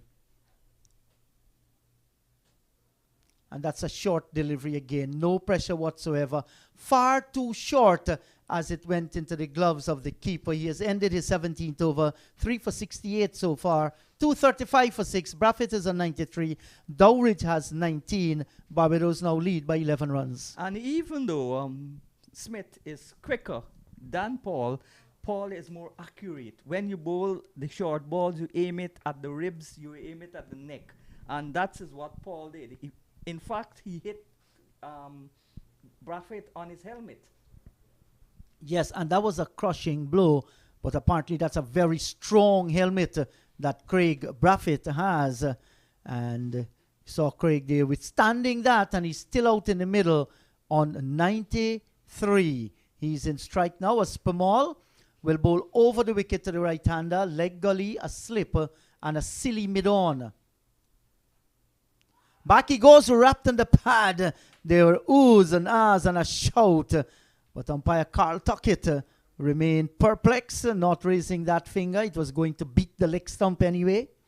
They still got the man at the leg slip, and they've got Dimitri Cameron at the long leg. And there is a big sweep shot that gone through forward square for 4. That's a fine shot by Craig Braffett. He moves on to 97 of 208 deliveries. That was sweetly timed and beautifully swept away for 4. He has to bowl with an impeccable length. The line is good, but you sweep off length. And if he continues to bowl a leg stump line and too short, gives the batsman the leverage to stretch their arm. They could sweep it. There's no protection at mid-wicket.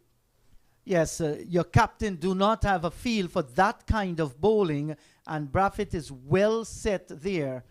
Now, Premal is asking that's the fielder down at forward square to come a little bit more towards his right, as Premal bowls to Braffett, makes some room, gets it out to cover where Hemraj is fielding, and this time there is no run. And if Braffett wants to score to the offside, he's got to play the ball off the stumps, which is a dangerous shot.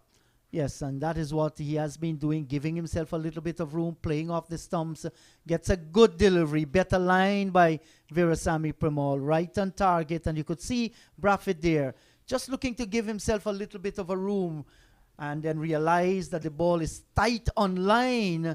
All he does is to tap it back up the track. Premal bowls to Braffett, and he's quietly coming forward, he's defending, and once again, the score stays on 239 for the loss of 6. If there's anyone with the temperament to save this match for Barbados, it's Craig Braffett. Yes, and on so many occasions, we've seen the performance of Craig Braffett coming forward, wrapped on the pad, a shout for leg before that was outside the line of the leg stump. It's 239 for 6. Braffett on 97. Dowridge is on 19. Barbados lead now by 15 runs. And Pomal is landing the ball on or about leg stump, but he's getting it to turn. So you can't play across the line with any sort of conviction or confidence. That's going to be a dangerous shot. Yes, and that's the reason why he only sweeps when the ball is in line for that and when it's pitched up. Other than that, Braffett has been playing pretty well. He's gotten 97 and been supported by Shane Dowridge, who's on 19 as well. So Niall Smith will continue the bowling from the commentary box end, and for the right-handed Dowridge, there are 2 slips, a gully and a backward point. Now, while he might want to create some fear or for the batsman to go looking for the hook shot or the pull shot, he needs to get them right.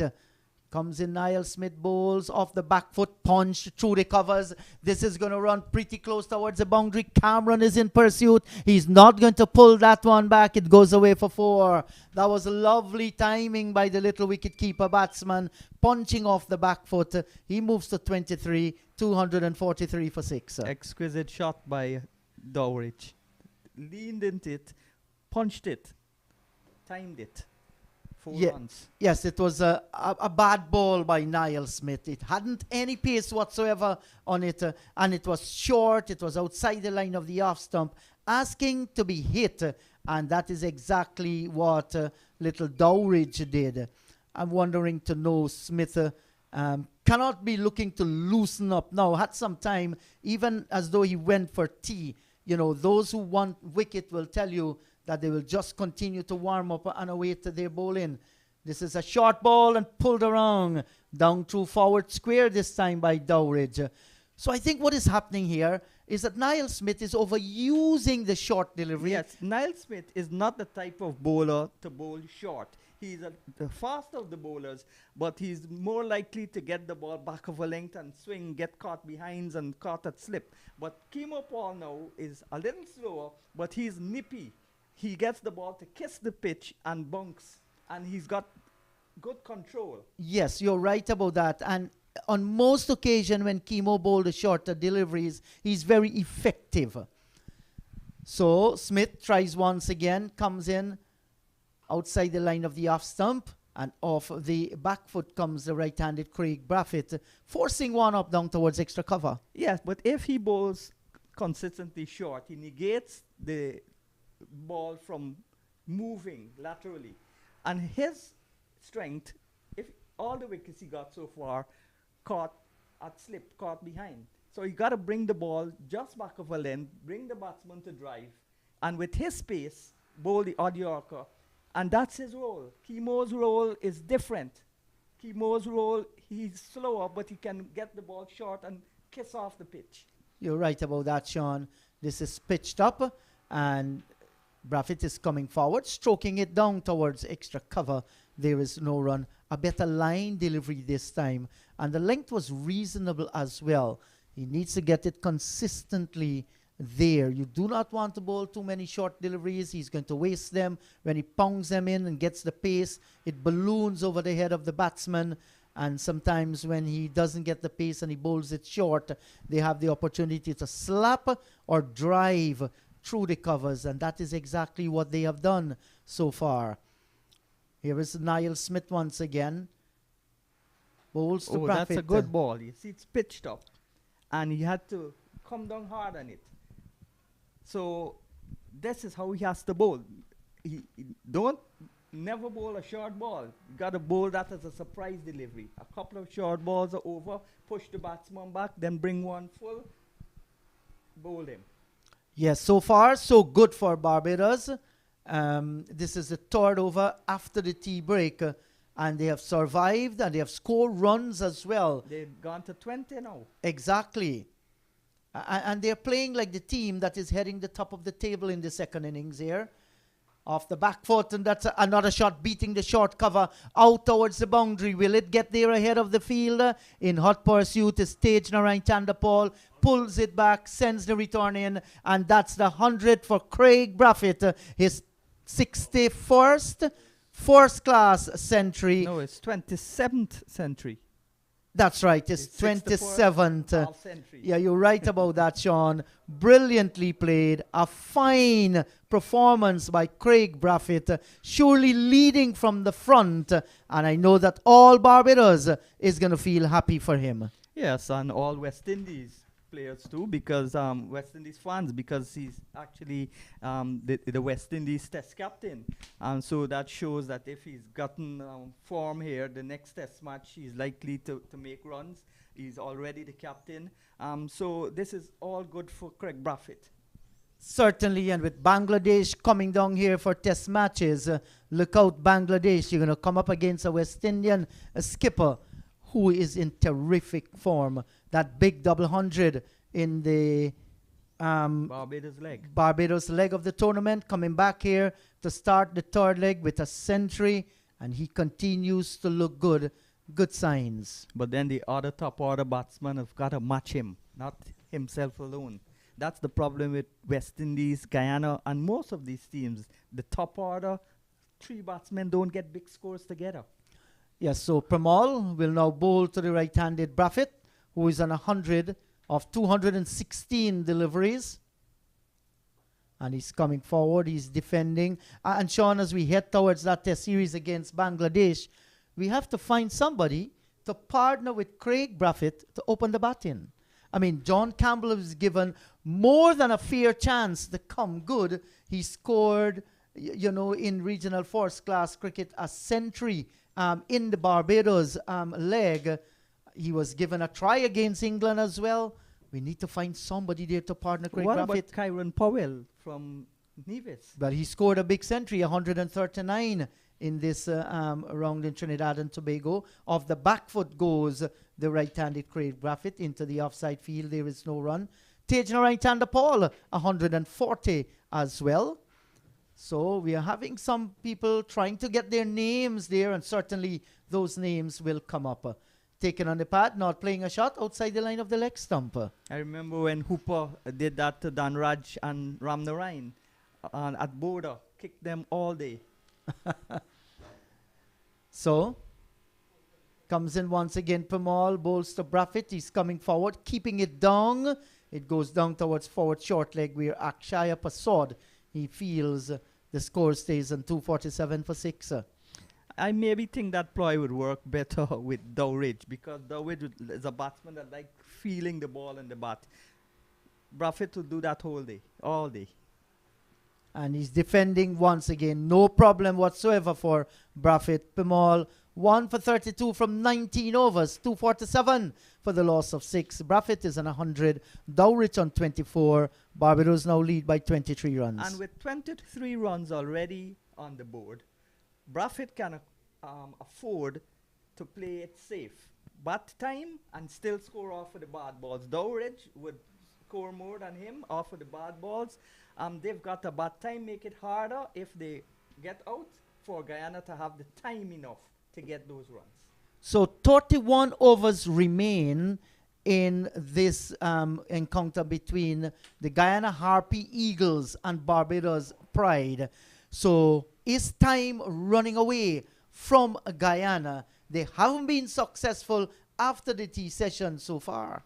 Yeah, but it just takes 4 balls to get the team out. But that's not likely.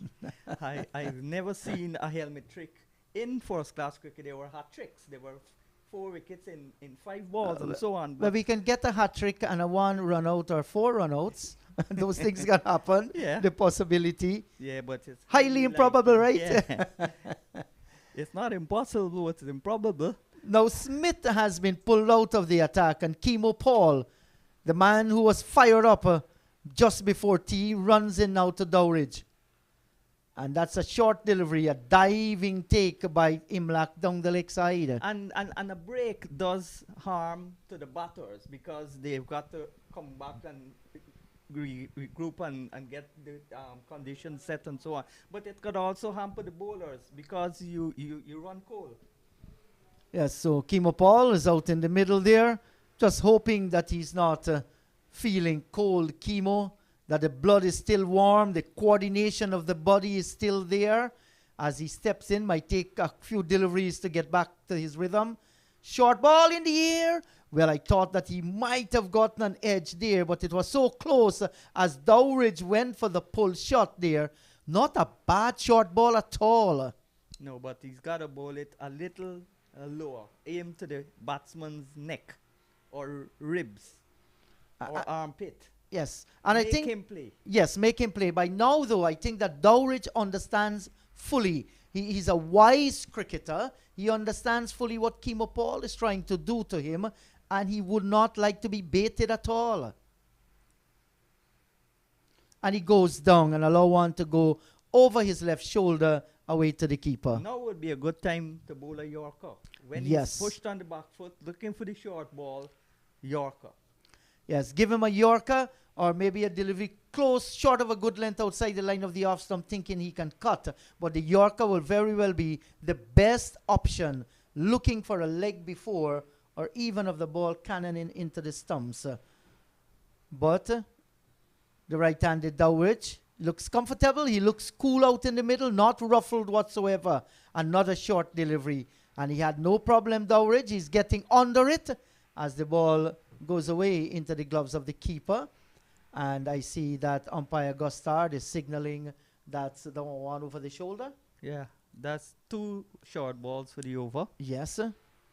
So Paul, you have to see that little variety in this over that we know that he's very capable of doing. Kimo Paul asking his cover to go further out. In fact, the extra cover position where Virasamy Pamal is.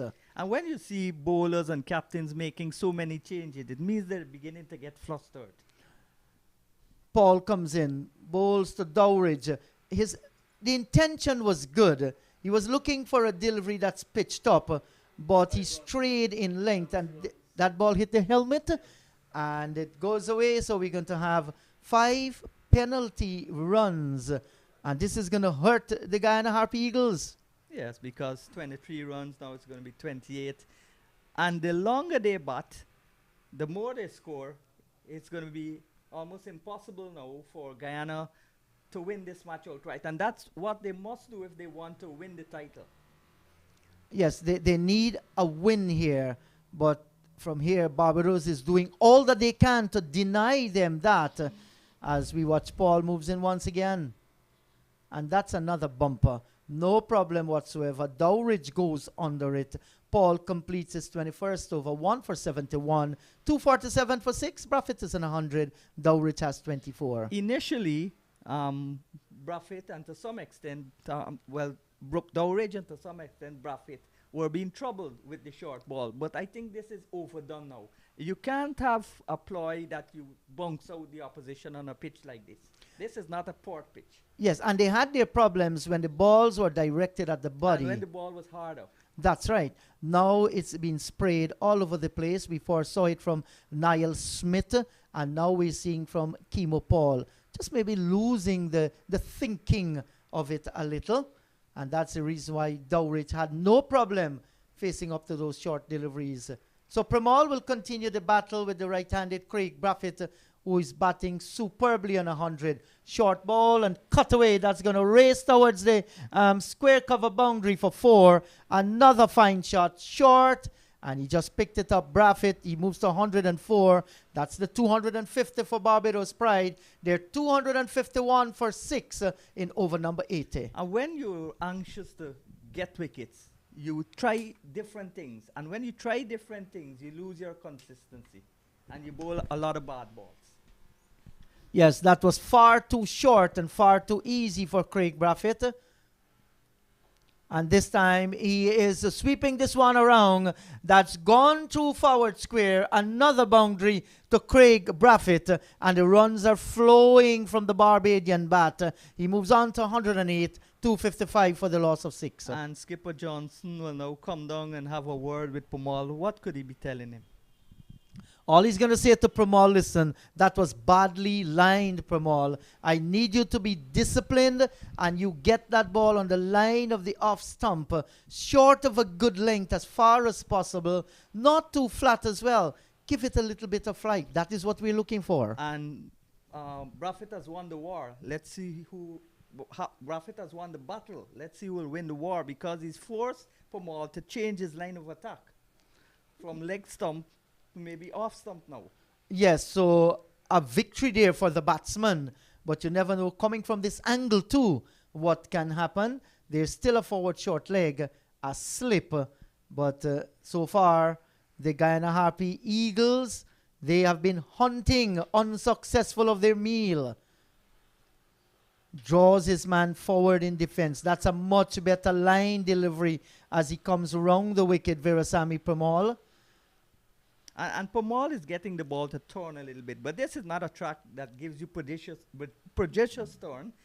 So he's got to be careful and stick to consistency.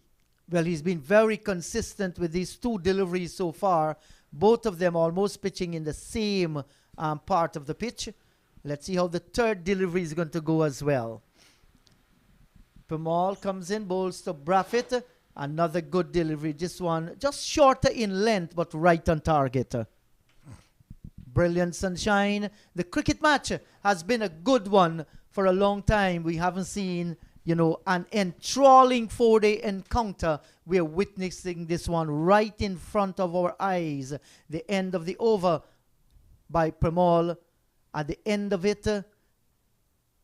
Yes, that's the end of the over. It's 255 for the loss of 6. Braffett is on 108.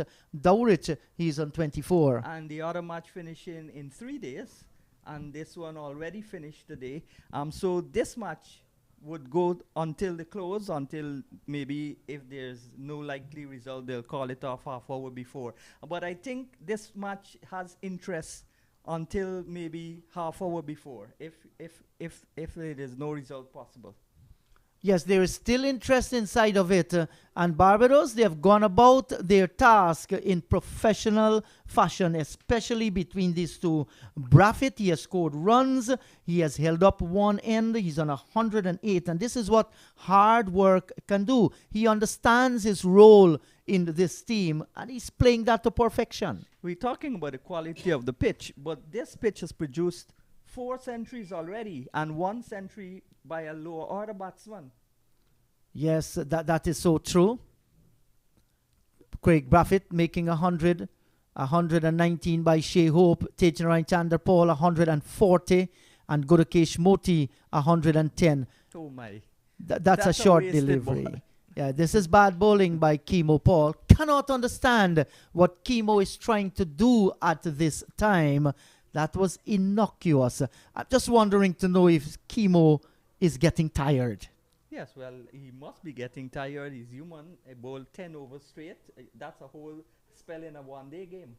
Yes, and he looks so much a better bowler when he bowled the short ball as an element of surprise. Nothing wrong with trying 1 or 2, but when you begin to be consistent and you're not getting them in the right position, and especially in this situation, there's a sign of relief for Barbados. Off the back foot, the catch taken brilliantly down at extra cover. That's a superb catch there taken by Kemo Paul, and he goes.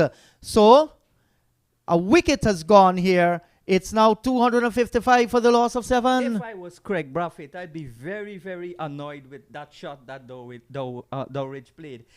It was no pressure on him. He just went back and hit the ball, soft dismissal. At this context of the game, then you have to bat and bat long. The time is important. If they get bowled out now, Guyana back in the game. Yes, and here was a short ball, Sean, that was lined on top of the off stump. And the right-hander went on the back foot looking to punch it off Kemo Paul. And Virasamy Pamal took a fine catch going low down towards his left. And we have seen another twist in the game now with the 7th wicket going down. Yeah, fluctuating fortunes. All day we've seen that. One time Guyana in front. Well, most times Guyana would be in front, then Barbados pulling alongside. So this is when you see games like this, it shows that the competitiveness is there. It's a entertaining contest. Yes. So Dowrich is the batsman out. He has gone for 24 of 39, caught brilliantly by Premal of Paul. So let's see, Craig Braffett is still out in the middle there, and no doubt he's going to be joined by, looks like Akeem Jordan, that comes out in the middle.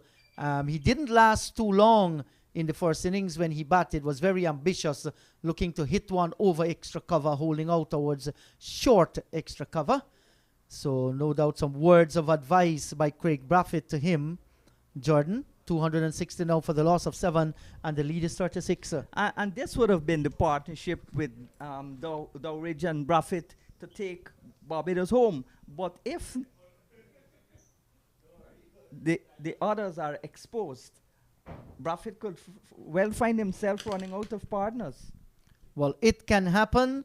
You might very well have a defensive-minded Jordan, as we watch Kemo Paul, who races in now, has tasted success outside the line of the off stump, and Jordan's shoulders, arms going by into the gloves of the keeper. There is no run. From a Barbados perspective, I'm very disappointed with that shot that Dowrich played. He could have stayed and pushed the ball. There's no need to score quick runs. You need to score runs, but you don't need to go helter-skelter. And he played an aggressive shot, And not even an aggressive shot. He just patted the ball to cover. Yes, well, he thought he would have gotten it on the ground. I'm just wondering to know if the ball might have made more height than he expected. That's a short lifting delivery, a good one to a wake-up delivery, and Jordan just pulling the head inside the line and allowing the ball to go through. But it's good when a fast bowler can say to a lower order batsman, you think about this. And another fast bowler. That's the line, that's the length and the line you've got to bowl. Into the neck, into the head. Yes, so I think that Paul is back to the rhythm that he was before the tea interval. He turns in the distance, doesn't hesitate at all, and gingerly moves in. Down the leg side and brilliantly taken by the keeper, diving full stretch down the leg side. Let's look at the screen. We are seeing what we are seeing. Well, we are seeing the players in the players' pavilion there. We've seen some beautiful roses, some flower trees And down there at the is bottom. Albert Smith, the Guyana coach. Yes. So there always some discussion happening there. You'll never know from here what the discussion level is like. And the Barbados camp look like they're having hectic discussions. Yes. Outside the line of the off stump, some away movement there for Kemo Paul. The end of a successful over for Kemo, the end of which Braffett is on 108. Jordan is yet to score 260 for 7. Yes, well, this is an interesting period of this game because if another wicket falls, then Ghana will be sensing victory. Yeah, and Sean, when you look and see that the overs remaining is how much? 28? That's right, 28 overs remaining. There is still some time for an exciting finish to this encounter. But Guyana, despite what Barbados make, they have to go after those runs because drawing the match would be a technical win for Barbados because they still remain at the top. So you've got to go firing. If you lose like 6 or 7 wickets, you win the match, that's good. Yes, so let's see now. Virasamy Permaul, he begins to do battle once again with Craig Braffett. A nicely tossed up delivery.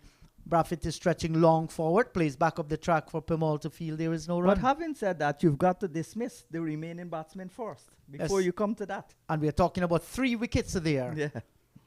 Permaul comes in, bowls outside the line of the off stump. And Craig Braffett, who has been there for a long time, allow one to spin by into the gloves of the keeper. There is no run. So for the right-handed Braffett, there's a slip. Fine third man. We have cover on the boundary. There's an extra cover and a wide mid-off as well. He's drawn into a defensive shot once again. Good bowling here by Permaul. Nothing wrong with that. No loose delivery. And since he has come round the wicket, he has bowled far better. Yes, well, Permaul has got the ball tight and Paul at the other end attack. Yes, that's a good delivery right on target. And there's little that Braffett can do here. Permaul wants to keep him on strike to expose Jordan to Kemo Paul. Now the cover has been pulled in. Hemraj coming close up to the umpire. And Braffett is coming forward again. He's defending, plays back up the track for Permaul to field. And there is no run. And Braffett will be more mentally pressured now because he's got to now keep the strike, score runs, and bat time. Permaul comes in, bowls to Braffett. Another good delivery, nicely floated up on the line of the off stump. Good over by Virasamy Permaul. 260 for 7. Braffett 108. Jordan is a not. And in addition to that, Braffett can't take too many risks of scoring runs because if he gets out, it's all over. So that's 4 things he has to concentrate on.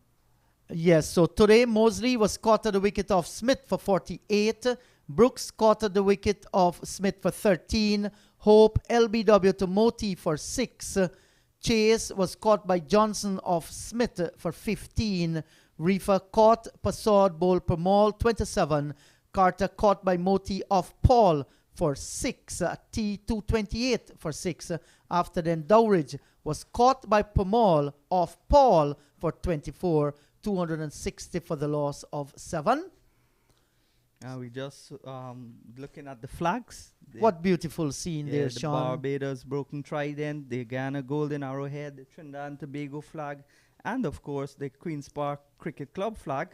And this is a lovely facility. They've even got a squash court at the back there. They've got an indoor nets, and this is the largest ground in seating capacity in the West Indies. I think it holds 20 or 25,000 when full. So this is a nice ground, and this is the second test venue in the West Indies. Yes, and Queen's Park, it's a private-owned entity. Yes, it used to be called Sinclair Oval. It's a That's beautiful the ground. area. And it's always a privilege to come here, Sean, and do cricket commentaries. Yes. Lovely place to be in. Kemo Paul comes in, bowls to Jordan outside the line of the off stump.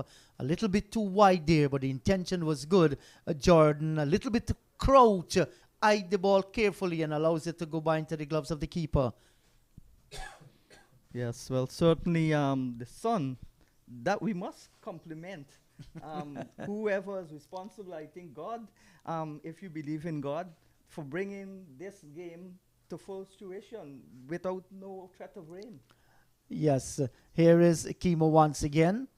Over the wicket, comes in, bowls to Jordan. That's a bumper, beautifully bowled, an appeal for a catch behind. He's gone, Akeem Jordan. He just fans the gloves there, feeling that he never got a touch onto it. But umpire Gustard says, boy, you got the edge, and he has to go. Jordan has gone without troubling the scorers. 260 for the loss of 8. Well, this brings the complexity of the game swinging around again, because if whether or not he touched the ball, the umpire's decision is final. And we'll see on the replay if he did touch it or not. But he can't behave like this. Yes, it's not good. The umpire is the one who calls the decision out in the middle. You must abide by that one. We watch the replay here. I'm not too certain exactly what happens there. No doubt our friend Roddy Lalman, the tech guru, is going to give us one more shot at that. And if you can see exactly what happened. But Jordan wasn't convinced that he got the touch. The Pride team, the other batsman out there, the captain, that's Craig Braffett. He stood there, he looked at it. But the Guyanese, they were confident as we looked at the replay. Very difficult for us to make out what transpired there. But he has been given out, and he has to go, and he has gone. So more trouble here now for Barbados Pride. They're 260 for the loss of 8, and they lead by 36 runs. So, apart from this delivery, which he has to face, Braffett will need to face most 99% of the balls that remain. So, the new batsman out in the middle, that's Keon Hardin, and he's another fast bowler. He comes out there. Let's see how he's going to shape up to a fired up Kemo Paul. 3 for 71 from 22.2 overs. And that looks so much different now. 3 for 71 as 1 for 71. That's the replay? Yes. I don't think he touched that ball. Well, John is saying that he think he did. Sean is thinking that he did not. Yes. Did it touch the handle of the bat? Did it touch the gloves? We certainly maybe at some time down might have another watch at that one. But umpire Pastic Godstard is saying yes, and he got a touch. And that's the important person who yes. makes the decision. Paul comes in. That's a good delivery, right on target. And Keon Harding is stretching forward. It took the outer portion of the bat down toward short cover. And there is no run. So some of our colleagues here are convinced that it did took the gloves. And umpire Gustard had no doubt whatsoever. Akeem Jordan was quite disturbed. And he made his intentions clear to the umpire that he wasn't. Here is Kemo Paul, begins to move in once again.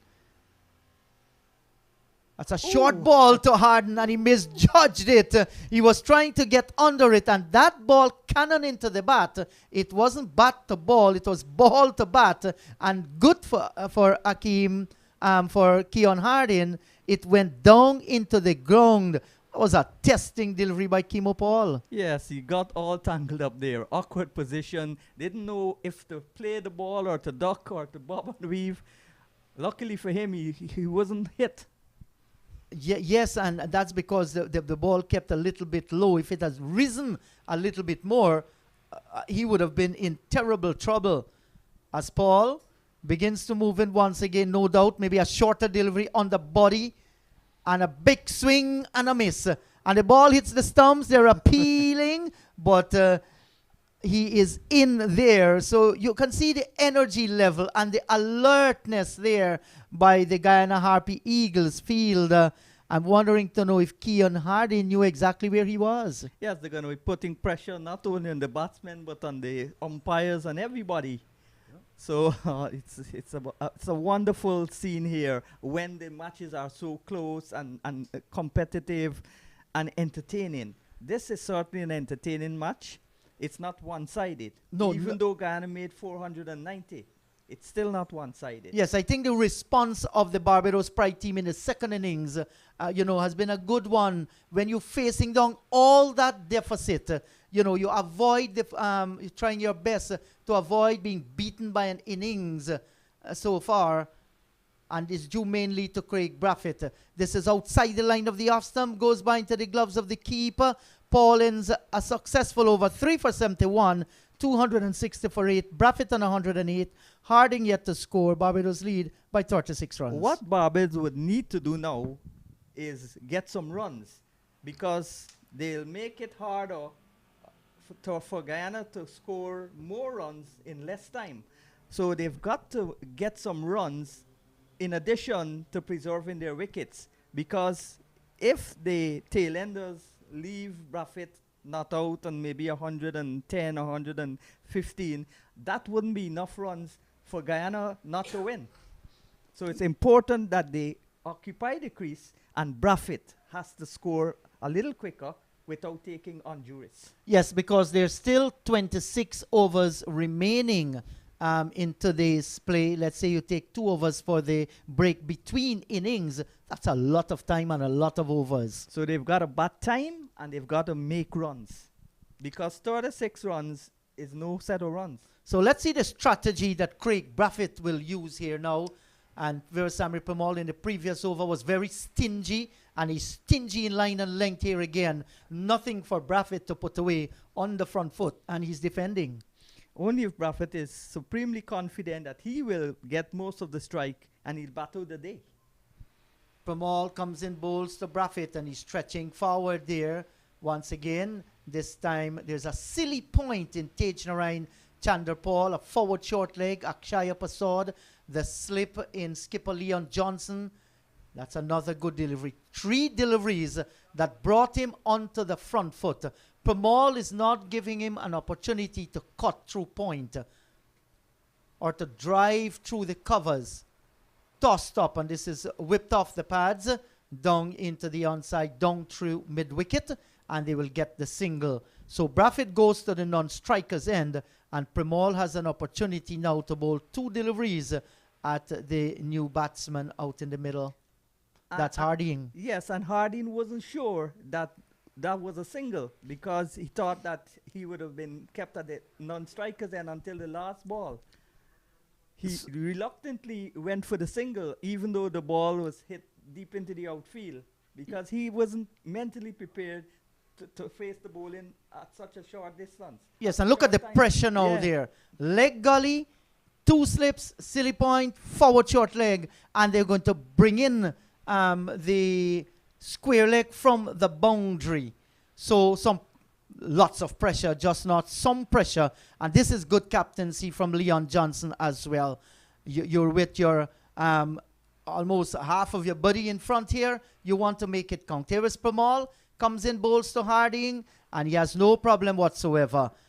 He's coming forward, plays on the onside of the pitch, and there is no run. How do you think Permaul shall bowl this final delivery?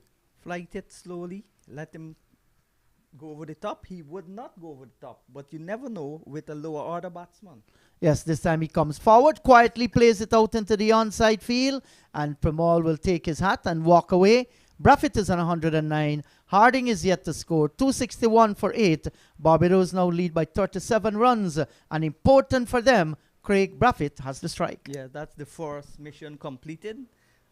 Harding survived the 2 balls. Braffett is back. But if it was a captain like Brian Lara, he would have palmed the strike as Braffett did, but he would have scored runs. So they get 90, 80, and they leave as little time as possible for Guyana. And this is not a one-day match, so you can bowl negatively. Yes, and they're two different players, Sean. One a superstar and No, I was flamboyant. just making Right, the that's right. comparison. Flamboyant. Braffett is his own man. He's in strike at the moment. So I think that Paul will continue his aggressive nature. Might be pitching up just outside the line of the off stump, on the off stump, whether short or looking to make it move outside the off stump. Here is Schemo Paul. Comes in, bowls to Braffett. That's a short ball, and he's playing it nicely. And he's going to take the single down towards forward square, coming off the boundary. And Braffett gives the strike over to Keon Harding. 262 for 8. Well, you'll hope that Keon Harding can survive. But we saw in the first innings, Keon Harding looked quite competent as a lower order batsman. He has good defensive technique, and that's what's important. He will not want to get out now and leave his captain stranded. Yes, in the first innings, Harding was caught by Sinclair off Moti. He just made a 1. So he'll have to improve that first innings performance by a long way and stay with his skipper here. Paul, with other ideas, breaks into a nice rhythm now. And that's driven, brilliant shot by Harding. It's heading out towards the boundary. They have taken 1. They've gone and complete 2. And the return will come in now, and that's all they're going to have. A delivery pitched up, and he had the presence of mind. I'm not going to only defend, but if it's a half volley, I'm going to score runs. Even though he scored 1 in the first innings, he played like 5 balls, good batsman-like shots. But his role now is to stay there, improve on his time spent at the crease. Well, for Barbados' pride's sake, he should try his best. Schemo Paul, though, turns, he mops the brow and then turns and begins his approach. Comes in, bowls to Harding, and he's edging between the first and second slip down to the boundary for 4. And there was not even an effort from Kevin Sinclair to dive forward to try to make a catch of it. And I think Leon Johnson is pointing that out to him as well. Yes, Let's watch the replay. Oh, could have done better there, Kevin Sinclair. He's a tall man, and I think he was caught in no man's land. He wasn't concentrating. and he is in front of Leon Johnson, so the ball would have gotten to him on the full. It would have bounced if it went to Leon Johnson. So he should have gone for the catch. Yes, and once again, he kicks the soil. He has done that so often. Once when he dropped the catch, he misfield. And now, no try whatsoever in a match that Guyana is struggling to get Barbados out here so they can score the possible runs. 4 important runs added. Exactly. And this is a short lifting delivery and well played too by Harding. And you know, sometimes when you talk, people feel that you're overdoing it. But you're playing first-class cricket. This is the highest level for regional teams in the Caribbean. You got a chance to field. He should relish that. He's the substitute. You expect a better performance from him. And Harding has to, don't get ahead of himself. Don't try to play too many shots. Just pick the balls to hit and stay there. This is pitched up outside the off stump. There's an appeal for catch at the wicket there. Not outside the umpire, but that was a good delivery. He was beating all ends up. Yeah, I think the bat hit the ground. That's what caused the noise. But Harding has to realize now that his job is just to stay there, not to score runs. If he gets runs, it's a bonus. Braffett is the one to score the runs. And it's almost 50 already. 6 more runs will be 50. And this could inch up. Yes, certainly. It will continue to inch. Once they're there, Paul comes in, bowls to Harding, pitched up, and he's driving. That's gone through the covers, and it's going to go towards the rope on the boundary. Touches it now, and that's 4 good-looking runs there to Harding. So he's not going to defend. He's going to drive at whatever he feels is drivable. The over has been completed. 272 for 8. Braffett 110. Harding is on 10. And that was a good shot in more senses than one, because it got a 4, and it allows Braffett to be in strike for the next over. So the runs are coming, and he's not going to be exposed as yet. Braffett will continue to bat. Yes, and he realized that, listen, I'm not going to block and block and block. Sometimes if I do that, it's going to be to my own demise. If I feel it is there for me to play a shot on the ground, then I'm going to play a shot on the ground. He's not going to take too many risks. And so far, he's been given, well, not a chance. I don't know how you call that one. No, it bounced in front. Yes, was given a let off, I feel. Because Sinclair made no attempt to go Yes, for the exactly, no attempt. Pramal comes in now and bowls to Braffett. He's coming forward and defending. It goes to forward short leg where Akshaya Pasad feels, and there is no run. And another dimension comes in. Braffett can't be bogged down. Don't let himself get bogged down. Yes, so Pramal comes in, bowls to Braffett. He's getting a good delivery, and he's defending once again back on the offside of the pitch. So Pramal has been very tight here. Yes, very, very tight. Good bowling. Pramal bowls, and Braffett is stretching forward. He's going to score a single now, down towards extra cover, which is vacant. Long off comes around towards extra cover, sends the return in. And now we're going to have Harding facing up to 3 deliveries from and he's Virasamy going in Pramal. confidence in Harding's batting ability. Maybe he knows Harding in the net, seeing him batting club cricket in Barbados. Could very well happen. Harding has touched double figures. He's on to 10 from 11. And he's going to be clustered again with the silly point, the forward short leg, 2 slips, and they have dispensed with the leg gully. So there's no leg gully. There's a short backward square and a short extra cover as well. So Pramal, let's see, he's using all his experience here, comes up, bowls to Harding. He's coming forward in the air to the right there of Akshaya Pasad at the forward short leg area. Just wondering to know if the leg gully was still in place. What might have happened? And for most lower order batsmen, batting pace, well, not very fast pace, is easier than batting the spin. Pramal bowls to Harding, and he's coming forward and driving sweetly down towards wide mid-off. There is no run, and Harding walks away, shakes the head, and saying, well done, Keon Harding. Continue to bat for Barbados Pride. A good delivery, and he's defending, so he survives the 3 ball from Virasamy Pramal. 273 for the loss of 8. Braffett keeps the strike, 111. Harding is on 10. Yes, Braffett now may be confident that Harding can survive once he faces a couple of balls, and those balls hitting the bat, especially the cover-driven boundary, would do his confidence a world of good. And most times, if the bowler bowls slow, it allows you not to think as fast. But when the fast bowlers bowl, it's more instinctive. You think with your instinct. So you don't have to wait so long and decide what shot you will play. Like when you're facing the spinner, you do that. So Pramal should bowl a little slower. Even if you give away a 4, and then you realize you push the man back. But you should attack Harding with flighty deliveries. So Craig Braffett has been given the luxury to pick up a single wherever he wants it. Kimo Paul just stops in his approach. I would like to say thanks to Cap Global Trucking Service, Guyana chapter, its parent company in Canada. Thanks so much. Regal Stationery and Computer Center, Regal Sports, Mahendra Hardial, Diamond Trading, my friend dear Iqbal, Trophy Stall, Mr. Ramesh Sunich and family. That's a bumper and hooked around. Oh dear. In fact, in the air, he's gone. caught Yes. down at the long leg boundary, was a short delivery. Braffett couldn't keep it down. Paul gets his man with a short delivery and a fine innings.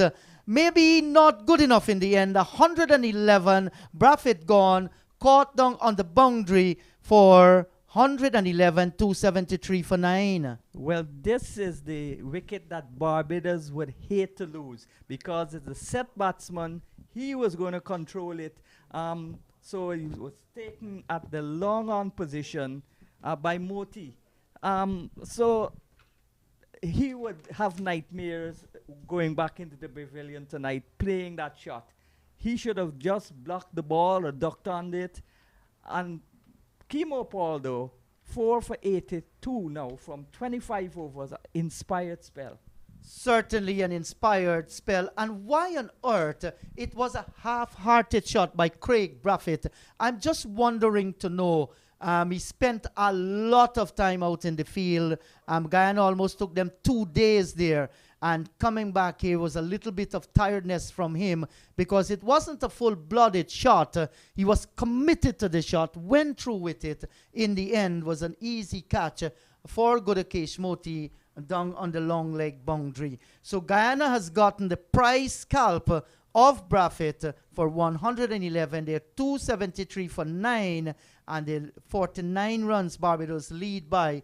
And with all of overs remaining, 22 overs, it's look from here on that Guyana might very well be scoring those runs for a victory today. Yes, well, it depends on how long these two can bat. We've seen in the past the tailenders make a big partnership against Guyana and West Indies. Mostly the tailenders do the damage. We hope that this does not occur now from a Guyana point of view. Barbados would hope that they bat for another 10 overs and get like 20 more runs. And I don't think even that would be sufficient to prevent Guyana from winning. Well, let's see what happens here. The Pride, they will try their best to save this match here in their second innings, led by their captain. He led by example. That's the reason why they're 273 for the loss of 9 as Warrican makes his way out in the middle. And John Ramsing have said that we have entered the final hour. Yes, because now is 4 o'clock. And let's see what's going to transpire here for the Barbados Pride team. How long these two can survive, Harding and Warrican, it is left to be seen. So if you were the Barbados think camp, what would you advise these batsmen to do? Play their shots, go for as much runs as possible, or bat time? Well, we have to understand what play your shots mean. For that, Sean, I think play your shots simple mean play every ball on its merit. Don't improvise. Don't swing and try to get yourself out. If it comes for you to score, score. Because I feel the more you block, the more you're at a disadvantage. But these batsmen does not have the technical skill. So that's why they play their natural game. Yes, their natural game, hopefully, from Barbados' perspective, would be to swing their bats. So they could get any runs added to this. Well, I get both of these. Harding, he has looked good so far, Harding, for his 10. Warrican has come out in the middle. So let's see what their approach is going to be. We might very well see some shots being played as well. Kimo Paul. And he's looking very comfortable here, Harding. And now they come through for the single. The return comes in and they get the run. This exposes Warrican now. Well, Warrican also didn't think that Harding would have run first ball, so he hesitated. But he's got to face the fire now. And Harding goes up to talk to him. Maybe that was the discussion to Harding, get off strike. And maybe the same thing to Warrican as well, get off strike. That means they're going to scoring at least a run or 3. So 4 for 83 is in its 25th over. It will be nice if Paul gets a 5-wicket haul. And he deserves it. He has bowled exceptionally well. That's a short delivery. And look at Warwican. He's posing for the cameras there. Yes, very tight as he stand up tall and he defends every time, everything behind that one. But he has to be careful because Kemo Paul has a delivery short of a good length that can really kick up. And that's the one he has to be careful with. That was the one that smashed into the helmet of Craig Braffett. And we have seen him pepper Dowridge with some of those. I must commend the curator for this pitch. A very, very good pitch. Yes, certainly. For 4 days. And it's still looking good for batting. Yes, and there's something for everybody as well. Kemo Paul, no doubt thinking about that 5-wicket haul. Pitched up, striving for the Yorker, and Warwican is stretching out, plays defensively down towards wide mid-off. Cameron is in the way. There is no run. Intelligent bowling from Kemo. Yes, certainly. Not in this over, not too short, but certainly striving there. We might very well see a bouncer line with the body and then striving for another Yorker as well. And I think that's the way to go. He'll want to wrap it up in this over. There are 2 deliveries remaining. Here is Paul. Moves in now to bowl to Warwican. And that's the bumper. It was lined with the body and Warwican just moved outside of the line. He walks away. Jomel Warwican maybe thinking, boy, if I was a fast bowler, I would have waited until Kemo comes in there to bat. In the old days, there was a code of conduct that fast bowlers don't bounce at fast bowlers. But unfortunately for Warwican, he's not a fast bowler, so he doesn't fall into that category. Yes, he's not in that club at all, Warwican. He taps away at the crease. Here is Kemo Paul once again. Pitched up and he's driving. He was looking for the on drive. It peels off the outside edge of the bat. Goes through the covers. Premal sends the left-handed return in. And they will come back and complete 2. So Paul has completed his 25th over 4 for 85. Barbados Pride continues to fight. 276 for 9. Harding is on 11. Warwican has 2. And the lead is now 52. Yes, the lead is 52. When can the Guyana Harpy Eagles clutch with their beaks to get this final wicket? And when you look at those overs, you've got to subtract 2 for the changeover. Certainly. So it's going to be less overs. And if they bat long enough and the overs are not completed, then bad light will come in. Yes, especially with the Sahara dust blowing across Trinidad and Tobago. When we watch out in the distance there, it looks like rain clouds, but they are not rain clouds. It's actually the dust. So Premal has a chance here now to bowl to the right-handed Harding. For the first time, he's going to have a chance to bowl 6 deliveries at him. Can he make this count? I think Harding has enough technique.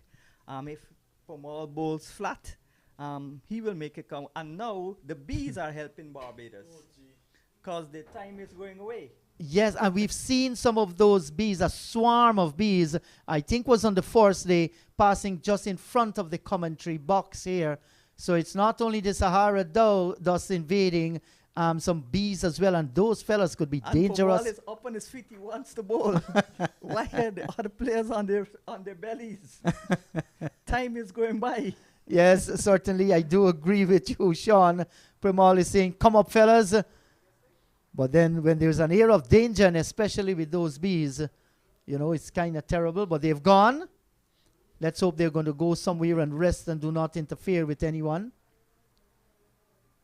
Here is Premal. He comes in now and bowls to Harding.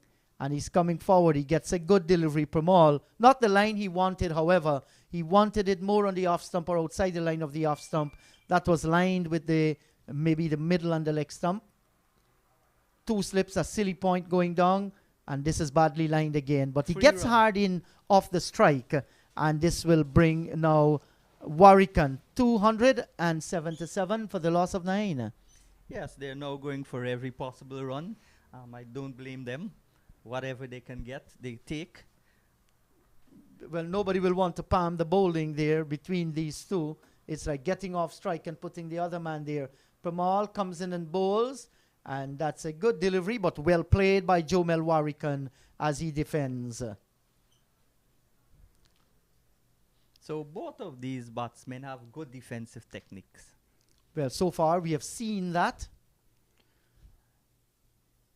Here is Premal. Bowls to Warrican. He's wrapped on the pad. There's a loud shout for leg before. Not out, said the umpire. Premal hands akimbo. And how didn't you give that ump, he might be saying in his mind. Wasn't a bad shout. As John Ram Singh says, once you've got a bat in your hand, you're a batter. Can't be wrong at all. No. So here is Premal. Bowls to Warrican. Ooh. And Warrican is playing a big sweep shot. Where has that gone? That has gone down towards the forward square boundary for 4. That was a great shot. And look at the forward short leg there. At some time, he was afraid for his life. That's what they should do. Go after the ball and get as much runs as possible. If you get out, you would still get out. A ball would bounce, a ball would turn. Somehow you would get out. You're the tail enders. So you say go after the bowling. Yes. Outside the Ooh. line of the off stump. And that one spun. And he's lucky to stay there, Warrican. Premal completes another over 1 for 47 from 24. 281 for 9. Harding is on 12. Warrican has 6. And the partnership is just 3. So if it gets to like 20, and I've seen that already. Remember in a match gone by right here in Trinidad, the tail enders. Virasamy Premal and some... Maxween. Right. The windwards. Yeah. Exactly. And this could be hurtful for the Guyana Harpy Eagles. The longer these two stay out in the middle, they're going to become more frustrated as well. Kemo Paul, no doubt his intention is to end the innings of the Barbados Pride in this very over. Has a chance to do that. Let's see if he can. Harding is in strike. Oh That's a my, bumper. That's a wasted ball. Yes, it's innocuous. Short delivery, way over the head of the batsman. And no harm done whatsoever on And Papa. the umpire signals 1 for the over. That's right. So there are 2 slips. There's a third man out on the boundary. And Kemo maybe just trying to set up Harding there. Might follow that up with a beautiful Yorker or a delivery pitched on good length, swinging outside the line of the off stump. It was too short, too high. Short delivery, this much better, right on the body, but Harding is playing well, jumping on the back foot, defending, keeping it down, out towards extra cover. There is no run, so Mosley made 48, Brooks 13, Hope 6, Chase 15, Reefer 27, Carter 6, Dowridge 24, Jordan didn't score, Braffett a fine century, 111.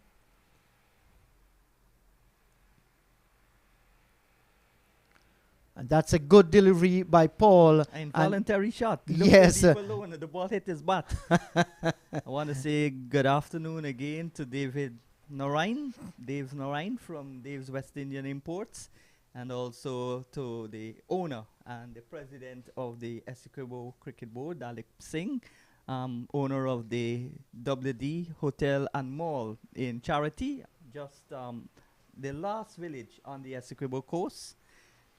Before you get into that black water to go over to Pomeroon. Outside the line of the off stump, and Harding gets it down towards third man. He gets the single that will take the score now onto 282 for the loss of 9. I'm sure that was not that was an involuntary shot also. If we can get to replay, he didn't push at the ball hit the bat. Yes, maybe trying to pull the bat or kept the bat there. Yeah, he kept the bat there. Yes, and went down towards third man. And now he's rehearsing an immaculate square cut. Yes, I'd like to say hello to my friend Archie Mohan out of Canada, the owner of Hawaiian Arctic Cricket Club there. Shabir Baksh of Big B Restaurant. Badesh Thakur of the United States of America. And lovely just look shot. at that shot. That was class from Warwick. He stepped onto the back foot and stroked it away down towards the backward point boundary for 4.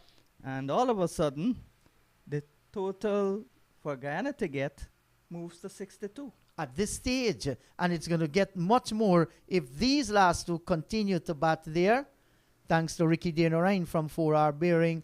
We've been saying thanks to so many people, Mr. Boyle from Eureka Labs as well. They all come together to ensure that, our visit to Trinidad and Tobago is possible. It's expensive. Yeah. You have to get accommodation, meals, ground and air transportation. Short Oh ball, my. and he was looking to turn his back on it there, Warwick, and some or the other, he got the bat onto it, but he kept it down on the pitch, and it bounces away towards the slip cord, and he's lucky to survive 286 for 9. And now he'll have the opportunity to waste more time because he'll have the physio coming on, the water card boy coming on. And this is a good partnership so far.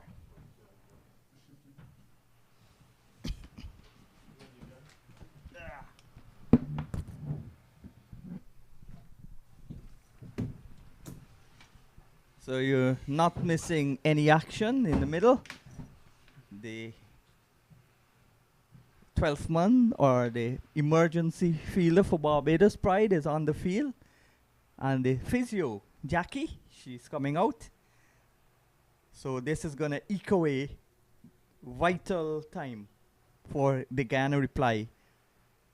Take into account, when this innings is eventually closed, you still got to take away 2 overs. They lead by 62 runs. Is that a good enough lead? Good afternoon, Sean. Good afternoon to everyone following this exciting 4-day match. We're down to the 4th and final afternoon in this one. As you can see, the Barbados second innings 286 for 9 with captain Craig Braffett 111. And Kimo Ball 4 wickets so far, 4 for 90. Kimo deserve about 8 wickets in this match. This innings at least looks real good. Working up the pace here this afternoon. And Smith also bowled well in this Smith innings. bowled very well at the start of the innings, especially with the newer ball. Yeah. But he had a spell just after lunch. Yeah, before lunch he bowled really well. Yeah, and after lunch he did not look the part. No. And that's usually the case with him not coming back in the second and third and fourth and so Yeah. on spells. That's a part of his game he'll have to work on. But all in all, it's been an exciting game, and the Guyana Harp Eagles all to play for. 1 wicket more to pick up. At the start of the day's play, I was telling Inderjeet yesterday the Guyana Harp Eagles needed to pick up 18 wickets to win the match. But now they just have 1 more of those 18 wickets to pick up. But added to that equation now, they have to score some runs as well. And it can be a bit dicey. We're heading down towards the end of the final day. So they have to look at the clock a lot, the Guyana Harp Eagle side. I just want to say good afternoon to the guys down at GYO, the Regal guys, Baji, Roy Das, and the others. Roy Das said the delivery that got Akeem Jordan out, it was the faintest of edges to the wicketkeeper Imlak, and he's following very closely on his device there at the GYO ground. What a description. Yeah, so Moti brought back to replace Pomal, and let's see what he will do. Hardin and Warrakan, both in double figures. Can Guyana dismiss them quickly? Can they survive for any length of time to save this match for Barbados? Sun still bright and sunny here at the Queen's Park Oval. So it's going to be a long time off before umpires think of calling off the match due to bad light. So it's still a keen contest, but it depends on how long the Bajans can keep Guyana in the field. Moti is in from the far end, bowls to Warrakan, Hardin in strike. So he is number 7 on his back, and he's defending. Johnson at first slip, Passad at the silly mid off, and good delivery. I didn't even play a shot. You see, this pitch is not a pitch that gives the bowlers big turn in leg breaks or off breaks. It's just a slight turn. The faintest of turns, like your friend said, the faintest of edges. So another over is completed, and that's important for Barbados. The longer they can stay out there, the least overs Guyana will have to make more runs. Yeah, so that's what the Guyana Harpikers will have to be mindful of. I think the Barbados Pride are well aware of the situation of the match, so they're batting and taking their time to go about their business so far in the afternoon. So on the scoreboard, we're seeing 19 overs remaining, and we're well into the final over, final hour on the final day. So this may be heading for an exciting draw still. Yeah. Yeah. I'm thinking now who Guyana would open with. Of course, Hemraj and Imlak. Remember, I said history can repeat itself. Let's say Barbados set Guyana a target of 69 again. 69 is always on the minds of a lot of people, especially in cricket. So that can repeat itself. They're on this lead is now 62. And the final wicket in the bag. So Pamal 1 for 47, got 4 for 80, 81 in the first innings. So he's got 5 wickets already in the match. Kemo Paul has also got 4 and 1-5 in the match. In fact, he's got 7 because he's got 4 and 2 6. Yeah, he got 2 in the first innings and 4 here. Pamal has got 4 in the first innings and 1 here.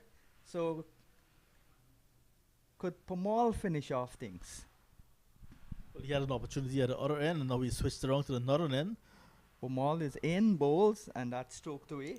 Nice batsman-like shot from Warrakan. And more slow order batsmen like to feel they're accomplished batters. And this is a tight in defense. Bat and bat close together and pushes it back up to the bowler. And there's no run. So the lead 62. Hardin on 13. Warrakan, who's in strike, is on 10. And after 90 overs, down the track he goes and dropped. Oh dear. So it's who? Niall Smith? Yes, Niall Smith dropping an easy catch at the short mid-wicket position as Warrakan looked to charge Pamal. So the intention is to get as much runs as possible. The Guyana Harpy Eagle fielder is aiding them. You ask if Pamal can wrap it up. Yes, he can, but he needs some assistance, and there's Smith not giving him the assistance he needs. Pamal is in, bowls, forward he comes. At this point, if they bat for another 5 overs, that will make it hard for Guyana to score those runs in the limited overs and time they would have. So it's not about only getting runs with big shots, it's also not getting out. That ball kept a bit low as well from Pamal to Warrakan. So the pitch as well, you have to consider that on the final day. Generally it has been good, seeing the invariable bounce periodically, not consistently. This has been an excellent pitch to my mind. And the only thing is that the spinners are not getting more turn.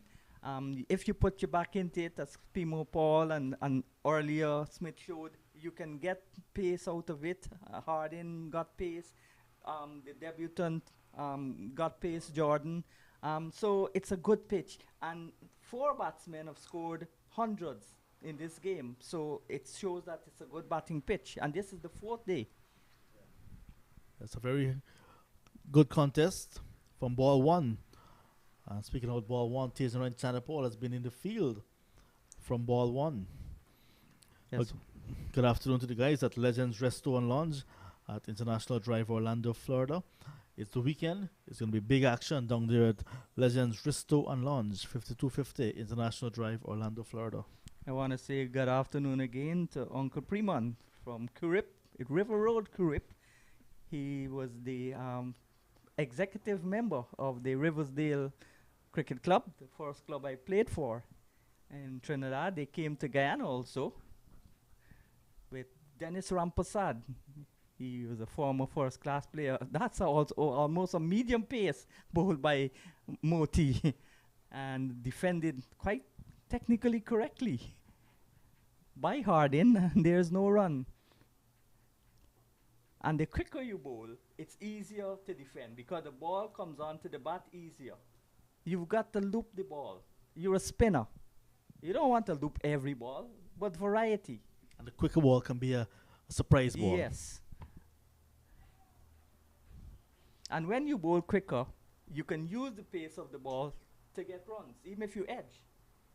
The slower you bowl gives the batsman more time to think what shot to play, bowl it over the eye line of the batsman, especially the tail enders. Because they won't be able to resist a big hit for long. Tempt them into the big hit. As you can see, well, you cannot see it on the monitor, but the Right Honorable Dr. Desmond Haynes is just in front of the main pavilion, and he's watching on this contest. So another over is completed. Barbados lead by 62. They're 286 for 9. Hardin is 13. Warracan is 10. And the partnership was gone to 8. Well, it's not necessarily the partnership that they're looking for in terms of runs, but their batting time, which is very important in this context because time, runs important as well, but time certainly looking to be a major factor in this innings. The Barbados Pride batting out the rest of the day and looking to do so to save this match from their standpoint and deny Guyana an outright victory. Guyana need this final wicket if they were going to press on for that outright victory.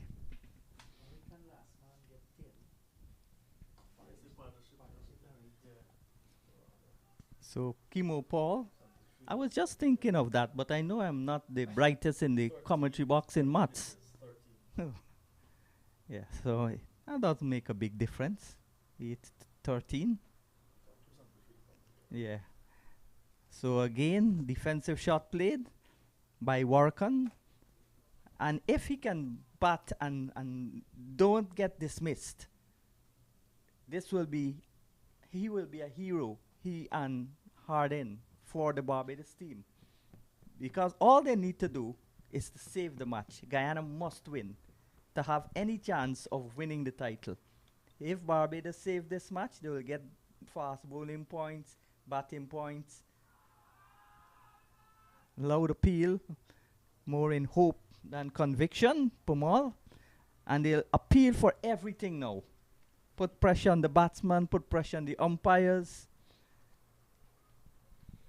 They're hoping to get this last wicket very quickly. Still have a chance of chasing down those runs. The next round is going to be interesting as well, Sean, with the Trinidad and Tobago Red Force against Barbados Pride. That match we played down south at Taruba at the Brian Lara Cricket Academy. Windward Islands against the Leeward Islands, right here at Queen's Park. And the Scorpions against the Harpy Eagles. That's why if Guyana can win this match and Trinidad beat Barbados, it will open up the tournament. Then the final round would be a clash between Trinidad and Tobago Red Force and the Guyana Harpy Eagles, maybe for the title. End of the over, it's 286 for 9. Barbados still lead by 62 runs. Hardin on 13, Warracan on 10, and Pomal has bowled 26 overs, 1 for 47. And there we see the emergency fielder coming out again with some towels and a bag and a whole host of things. And obviously that is a situation, and gloves as well. That is a situation of buying time. And if the Guyana's team get to bat, you would see fast bowlers bowling, legitimate time wasting, because this is not a one-day game, so you can bowl a couple of balls wide of the leg stump and won't be called wides. If you do it consistently and the umpire realizes that you're doing it for the sake of wasting time, then he will call wide. But if you bowl 2 balls down the leg side in a one-day match, both will be wide. But in this red ball cricket, it wouldn't be wide. And they could spread the field, put everybody on the boundary. And the fast bowlers would run from as long as possible, Yeah. miss their run up. I remember at Car Park when Guyana and Trinidad on the last day were wasting time. Guyana had Lara to out. Lara was blazing it away. Nagamutu ran up, pulled up his left calf, then limped on his right foot. It was Tantimore at the, not at the Oval, at Car Park. As soon as Lara was out, it was the Trinidad turn. And that was an exciting match. Ghana eventually won that match. I think the present coach, that's a vital scoring shot. 4 runs. Short ball by poor Moti. Short and And wide. spanked away for 4 by Hardin. Very wide. I think that was the game that the Ghana head coach, President Lee Crandon, got 7 wickets, including Brian Lara. And Guyana eventually won that match. That was Crandon's best bowling figures. I think you're recognizing the fact that Moti just bowled that ball from the back of the arm.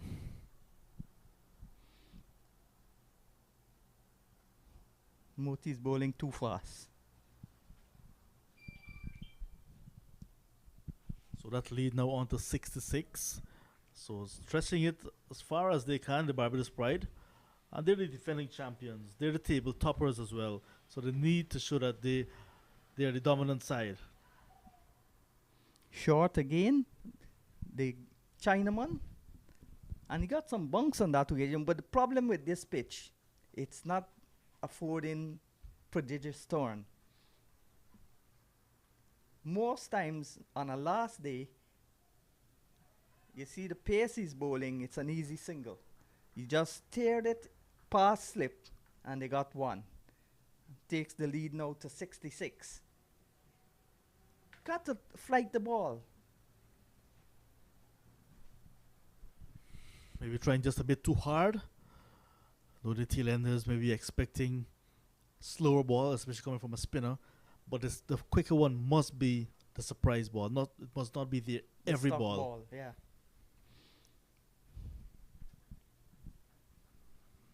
And Moti wouldn't be able to control the back of the arm googlies as good or as well. Bold.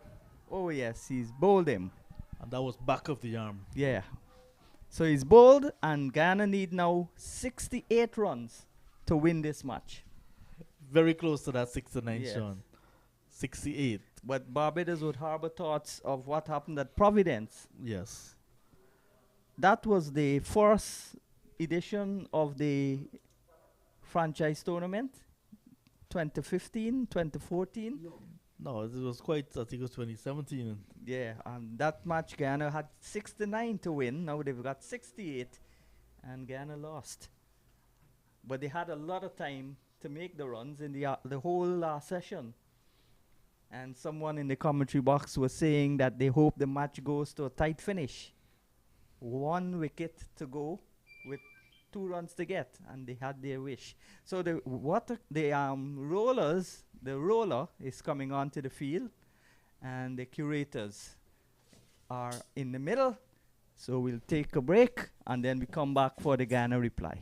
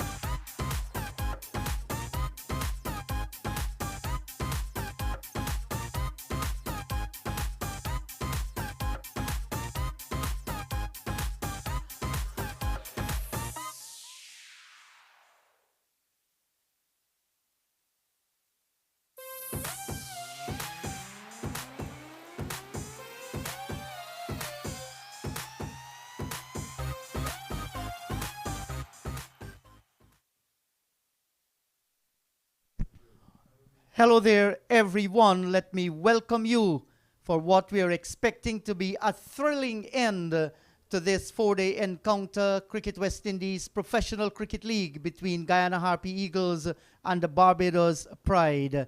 Let me tell you that the Barbados Pride, they have set the Guyana Harpy Eagles 68 to win with a possible 13 overs remaining here this afternoon. As I speak with you, the light roller is being used on the pitch, and the umpires and the players, they're making their way out in the middle. And it looks as though Kimo Paul, he's going to open the batting with the left-handed Chandapal Hemraj. This is going to be interesting. Kimo Paul was on a high, had a good match in the second innings as far as the ball is concerned. 26 overs, 7 maidens, 4 for 90. So he'll want to take that momentum here as the Harpy Eagles look to tackle this 68 for victory. So I think it's going to be exciting. Both of these guys opening the batting, they are stroke players. But Barbados Pride, I think they're going to come out, look to defend this by picking up early wickets. Let me tell you that the Barbados Pride in their second innings, they were dismissed for 291 from 93.5 overs, and they were led by Braffett, 111, a fine century by the Barbados Pride skipper. Today, Mosley was caught at the wicket of Smith for 48. Brooks was caught at the wicket of Smith for 13. Hope, LBW, Moti, 6. Wickets falling at 84, 110 and 133. At lunch, the Pride 144 for 3. Braffett on 61. Chase on 11. They trail by 80 runs then. After lunch, Chase was caught by Johnson of Smith for 15. 159 for 4. Reefer caught by Passad of Premal for 27, 197 for 5, and Carter caught Moti of Paul for 6, 210 for 6. At tea, it was 228 for 6. Braffett on 91, Dowridge on 14. They led by 4 runs then, 84 runs in the session with 3 wickets. After then, Dowridge was caught by Premal of Paul for 24, 260 for 7. Jordan caught at the wicket of Paul. He didn't score. 260 for 8. Braffett caught Moti bowled Paul for 111. 273 for 9. Warwican was bowled by Moti for 10. Harding left not out on 13. There were 14 extras. 291 from 93.5 overs. Kimo Paul, 26 overs, 7 maidens, 4 for 90. Niall Smith, 18 overs, 4 maidens, 3 for 76. Dimitri Cameron, 6 overs, 1 maiden, none for 31. Gudakesh Moti, 17.5 overs, 5 maidens, 2 for 35. And Premal, 26 overs, 12 maidens, 47 runs, 1 wicket. So with me once again is John Ramsing. Hello to you, John. The magical target for the Guyana Harpy Eagles will be 68. Good afternoon, Inderjeet. Good afternoon to our viewers and our very keen viewers, I must say.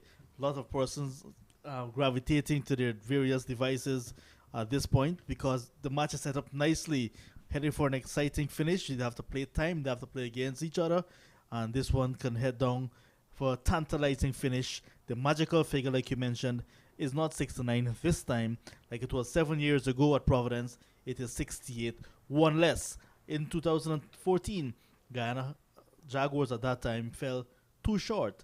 Let's see what's going to happen in 2022. They have started with Chanapal Hemraj, the established opener. He's quite attacking, no problem with that. And then I'm sure when they went into that dressing room, they asked who wants to open with Chanapal Hemraj. Kimo Paul most likely would have said he's going to go. He's the man for all seasons. Chemo Mandela, Angus Paul. It's time for some chemotherapy and Chanapal Hemraj show. Yes, so here is Reefer with the first delivery from the southern end. He'll be bowling to the left-handed Chandapal in Hemraj. That's a short delivery outside the line of the off stump, goes by into the gloves of the keeper, and there is no run. When you look at it, John, 13 overs to be bowled, just about 5 runs and over. That's the asking rate. And I think that the Guyana Harpy Eagles, they have what it takes in the batting to get these runs. Yes, it's a lot of batting depth for the Guyana Harpy Eagles. And for the first time as well, we're not seeing Tej Narayan Chandapal featuring. And just about 4:30 p.m. that innings ending, it means he was half hour short of an entire 4-day match in this on the field. Reefer, he spreads this wide outside the off stump. I think this is a deliberate ploy here to bowl it wide outside the line of the off stump, not giving Hemraj any chance to go after the bowling. And if we just survey the field, John, we have backward point on the boundary, cover on the boundary, long off, long on the boundary. So too is the forward square leg on the boundary. And let's see if there's anybody. No, nobody down at long leg. Here is Reefer once again. Comes in bowl to Hemraj, and he's slashing at this one. Gets it out towards the point coming in from the boundary area. The return comes in. Hemraj is off the mark with 1, and the Guyana Harpy Eagles, they're 1 without loss. And every run will be cheered by the Guyana Harpy Eagles dressing room, as we can see, as Hemraj got off the mark on that occasion. But that is the ploy you can see based on the field that is set by the Barbados Pride. That is the ploy from Raymond Reefer to bowl wide outside the off stump to the left-hander. this the eastern side is the bigger side at the moment at the Queen's Park Oval, so they're trying to protect that big side. The smaller boundary, trying to protect the smaller boundaries, and having Reefer bowl just on one side of the pitch. How will he go to Kimo Paul? Let's see.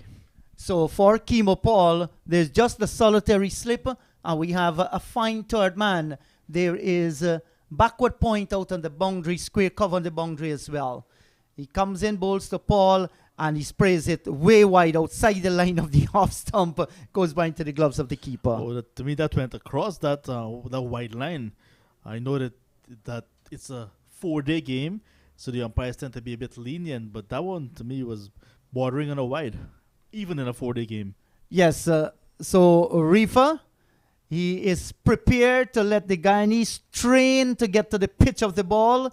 He do not want to bowl anything on the stumps. He's going to spray them wide. He comes in, bowls to Paul, and Paul is driving up through the covers. They've taken one, and that's all they're going to have. The fielder comes from the boundary, sends the return in. So Kimo Paul is off the mark with one, and you look and see where Paul played that ball from. It was going way wide outside the line of the off stump. It's 2 without loss. But credit must go to Reefer. Credit must go to Reefer for bowling to his team's plan, wide outside the off stump, and not allowing these batsmen to get under the ball at any point. Yes, I'm wondering to know if Hemraj will be tempted to change his guard to bat outside the line of the off stump to negate that. You never know. Here is Reefer. Comes in, bowls to Hemraj, and Hemraj is flirting with danger this time. Just pushing the bat at one outside the line of the off stump. So Reefer has done well in his force over the Guyana Harp Eagles. They're 2 without loss with both Hemraj and Paul on 1 apiece. Let me remind you, their target is 68. So it means now that the runs required, 66 runs from 72 deliveries. And, in limited overs, we tend to begin the run, the countdown. And we don't want to start the countdown so soon, but many persons will start the countdown wherever they are. Maybe in the Guyana Harp Eagles dressing room, they would have started their countdown already. Yeah, so that's the ploy, and Reefer, I think, did a good job in his first over, avoiding any delivery on stumps to both Chandrapal Hemraj and the right-handed Kimo Paul. So it's going to be Paul in strike, and Akeem Jordan will pick the bowling up from the commentary box in. Let's see if he can stick to that game plan. And the fielders, many of them on the boundary. We're having third man on the boundary. There's also backward point on the boundary, extra cover on the boundary, long on the boundary. There's a mid-wicket on the boundary, a deep backward square on the boundary, a slip, an extra cover. So that's the field for you. So this tells you that they're protecting the boundaries. Paul is in strike. And here is Akeem Jordan with his first delivery in this innings. And that's on stump by Akeem Jordan. And Paul is stroking it down towards long on. He gets a single. And if Jordan is going to bowl it in those direction, and with the fielders out, a single is always there for the taking. And once the batsmen are prepared to take the single, they will be able to get a single. And before you know it, 6 runs in the over. Good batting from Kimo Paul, good awareness, playing with soft hands and getting a single very early. Yes, and John, we all remember, our mind goes back to Guyana many years ago when they were set 6-9 for victory. And the man, Dwayne Smith, he just tore into the Guyanese attack and he eventually won that game, Barbados Pride. It's another day. Some of the players are still here in the Guyana Harpy Eagles team, some in the Barbados team as well, but there's no Dwayne Smith. Akeem Jordan comes in, bowls to Hemraj. That's short, and he's pulling this one around down towards long on. Warrican is in the way. He sends the return, and they get the single. Another single. Yes, this time was a short ball. It was just outside the line of the off stump. And Hemraj, no danger in the shot, pulling with the horizontal bat and got it straight down to long on. But I tell you what, I'm looking at the field that it said. There's the third man, there's a fine leg, but there's nobody just, in my opinion, just behind the wicket keeper for a nibble. Yes, and this is turned off the front foot, down through forward square. Ruston Chase comes off the boundary, can't prevent the single, so they've gotten another run. And 3 deliveries have sent down so far. They've gotten 3 singles. They are 5 without loss. And 6 singles and over can do it for the Harpy Eagles. Well, they can deal in singles, yeah, because the field is spread far and deep. And once they can just pick up the singles, before you know it, 6 runs and over. And it's going to be easy pickings for the Harpy Eagles. Yes, so Craig Braffett is being put between a rock and a hard place here. He wants to defend the run as we watch Jordan. He comes in, bowls to Chanderport. Big drive outside the line of the off stump. It goes away into the gloves of the keeper, and there is no run. So there is a dot that goes into the scorebook. And the last thing Craig Braffett will want to deal with that if these batsmen score their singles and he's placed now in a position where we have to bring in the field to cut off that, then the Guyanese can go over the top or through the gaps. Jordan comes in once again to bowl to Hemraj, and he beaten outside the line of the off stump there, Hemraj. That was a good delivery by Hakeem Jordan. Yeah, well pitched up this time, and he's looking for the stump. So Hakeem Jordan also playing on the minds of the Guyana opening batsmen, because they were expecting some of the wider deliveries and maybe some of the more negative bowling, if you want to call it that. This time, Jordan looking to target the stumps, and Hemraj was beaten. Jordan tries once again, comes in, bowls to Hemraj, and a big drive at this one outside the line of the off stump. He misses it, and it's a wide signal by the umpire. So he has to bowl that one again, and it's an extra run for the Guyanese. They are 6 without loss. And immediately Hemraj is pointing to the dressing room. He wants a change of bat. Yes, he's going to change his weapon. And the one that he has there is not doing the job so far. And then he wants a B-52 bomber. and Jordan with a wide smile after being called for a wide, realizing what he's doing. Comes in, bowls to Hemraj short, and he's pulling this one around down towards short backward square. Didn't get it the way he wanted it. He gets the single nevertheless. Jordan has completed his over, looking for 68. The Guyana Harpy Eagles with Hemraj on 3, Paul 2 on 3. They are 7 without loss. So in the first over, 2 runs were scored. In the second one, they managed 5. So it simply means that the run rate just beginning to pick up for them. So 6-1 to get from 66 deliveries. So 11 overs remaining, 2 already wiped off. So 6-1 from 66 deliveries. It's now looking like a limited overs game, because it's a run chase late on the final day in this exciting 4-day match. Yes, certainly, John. And let me tell our listeners, the match is at this position, this way, because today Barbados, they were bowled out for 291, setting the Guyana Harpy Eagles 68 for victory. They have started with Chanderpal Hemraj and Chemo Paul.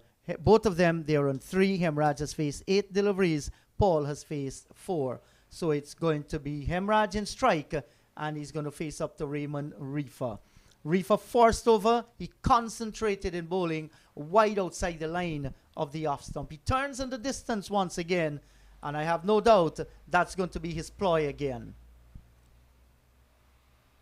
And this is going to be called a wide by the umpire. 1 more to the score. It's now going to go on to 8 without loss. This is far too wide. Very wide, and the umpire in the right frame of mind to also say that is too wide, Mr. Reefer.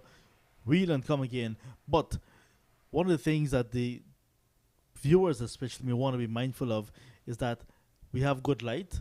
Is enough time for 11 overs today.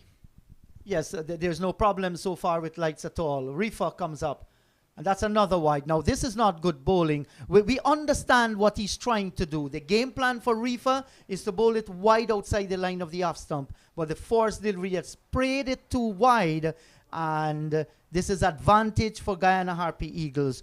2 more to the score, and still 2 more extra deliveries to be bowled. Right, so now the target, the remaining runs for victory, 59, still 66 deliveries available. Exactly. He tries once again, Reefer, And that's short and cut away by Hemraj down towards the backward point on the boundary. Fumble on the boundary, and they will come back and complete 2. That ball could have easily gone towards the ropes. Mosley was the one who came across there.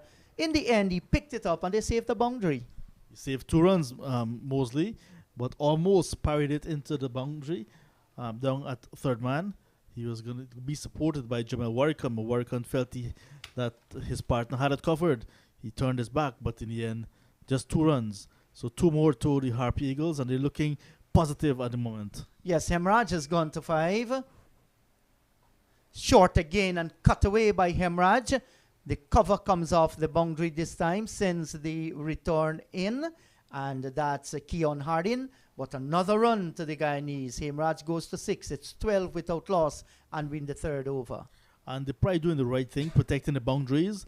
They know that in a small chase, if you have boundaries, the runs will come very quickly. So they're doing the right thing, and Reefer bowling to the plant, bowling wide of the off stump, and the field well set on the offside, preventing the boundaries.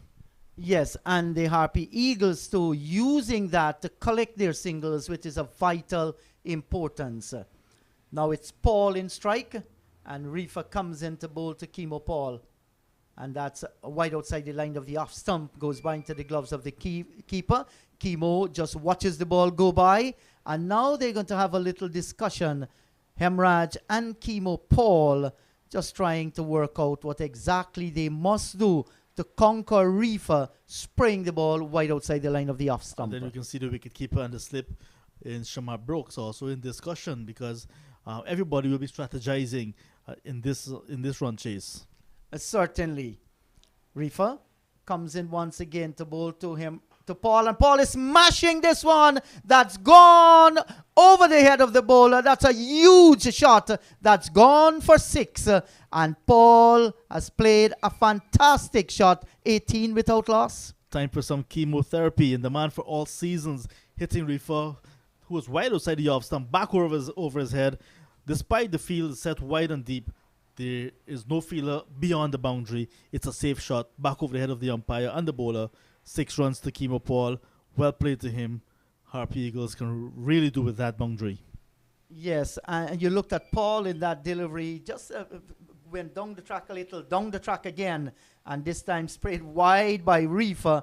Didn't make any contact, and there is no run, still 18 without loss. But the intention of Paul here, with Reefer spraying the ball wide outside the line of the off stump, he wants to get to the pitch of the ball. That's the reason why he made a few movement forward.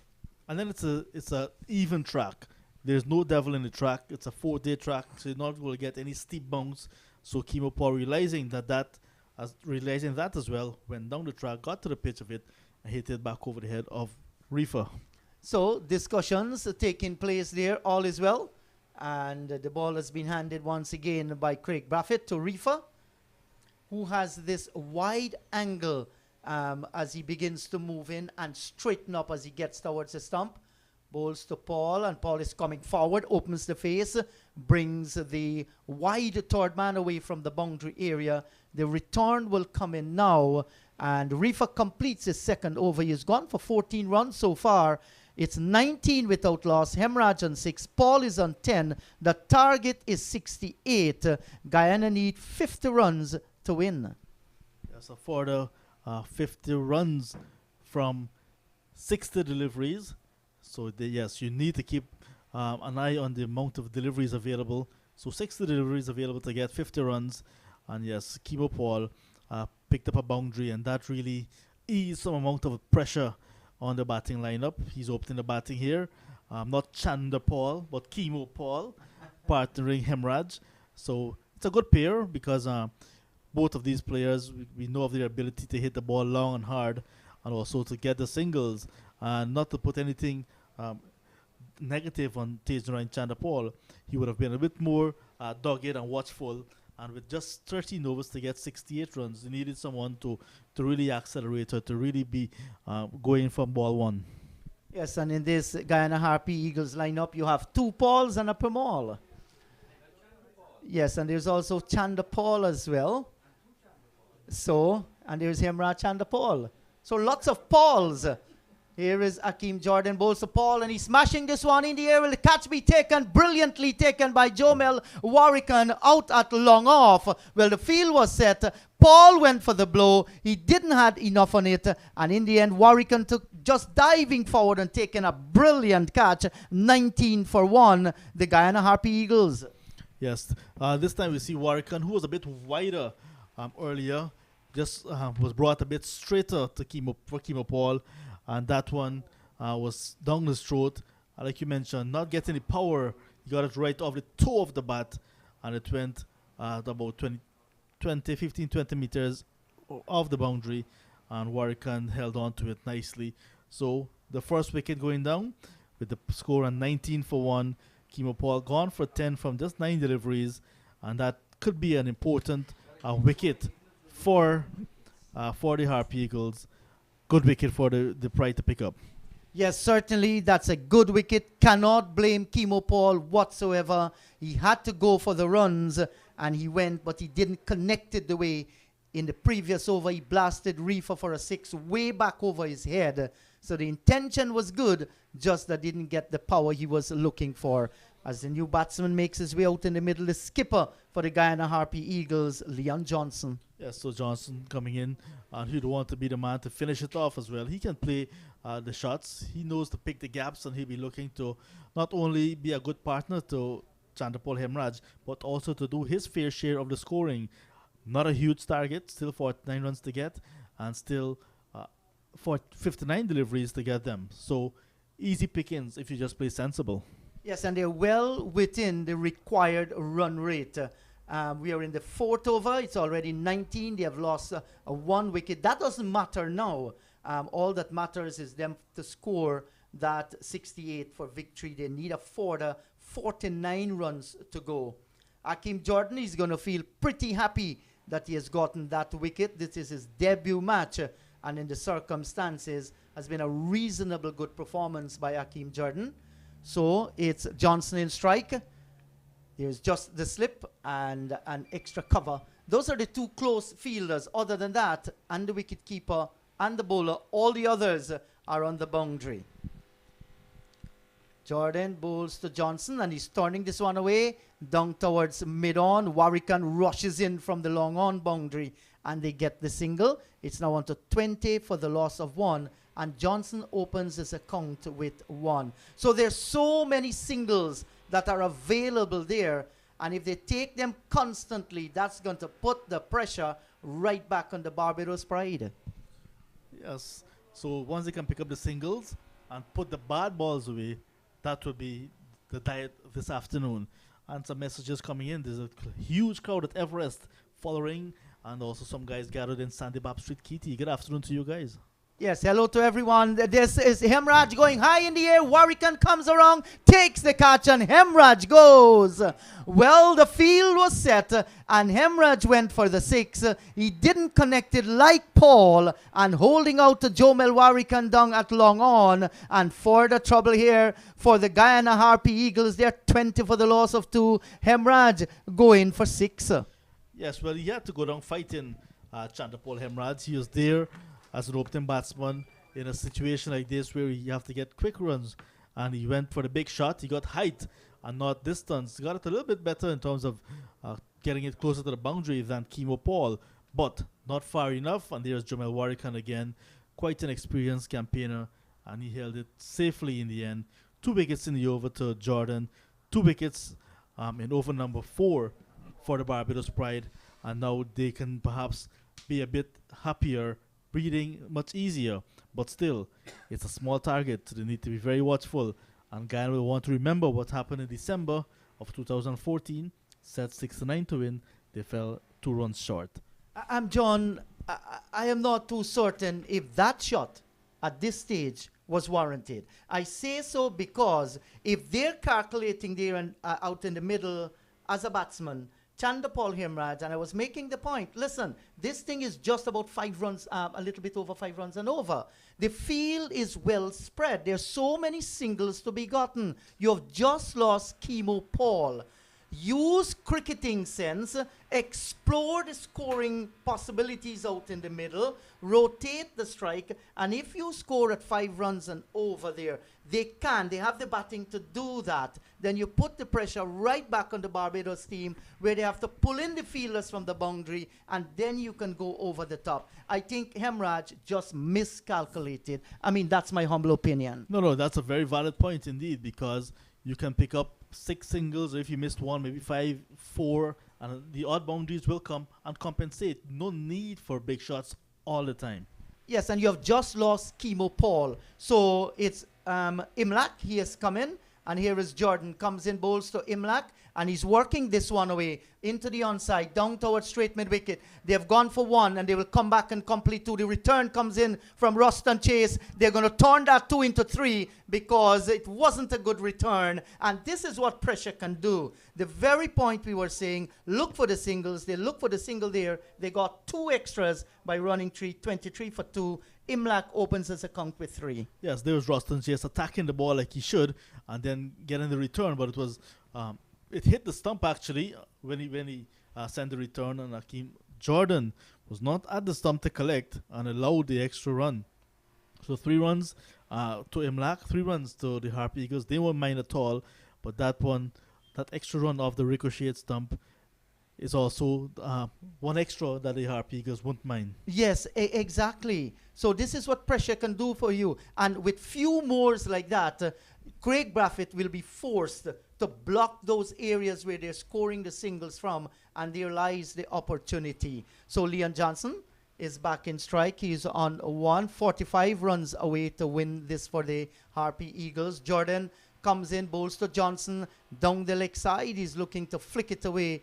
Didn't make any contact whatsoever, and it's kept on 23 for the loss of 2. So today, just to run through to bring you updated with what happened, Mosley made 48, Brooks 13, Hope 6, Chase 15, Reefer 27, Carter 6, Dowridge 24. Here is Hakeem Jordan once again. Comes in, bowls to Johnson, and this is outside the line of the off stump, and I think that Johnson missed out there to steer it down towards third man. The end of the over by Jordan. 2 for 9 so far. Imlak is on 3. Johnson 1. Guyana Harp Eagles there 23 for 2. 4 to 5 runs to get from 54 deliveries. Successful over for Jordan. Double wicket, but 9 runs conceded. Well, no, not even that's his spell overall, but it was a good over for him. He managed to pick up 2 wickets, and the 2 wickets that went, both openers, Chemo Paul and Chandrapal Hemraj, both looking for the big shots. They should have been better advised to just push it around.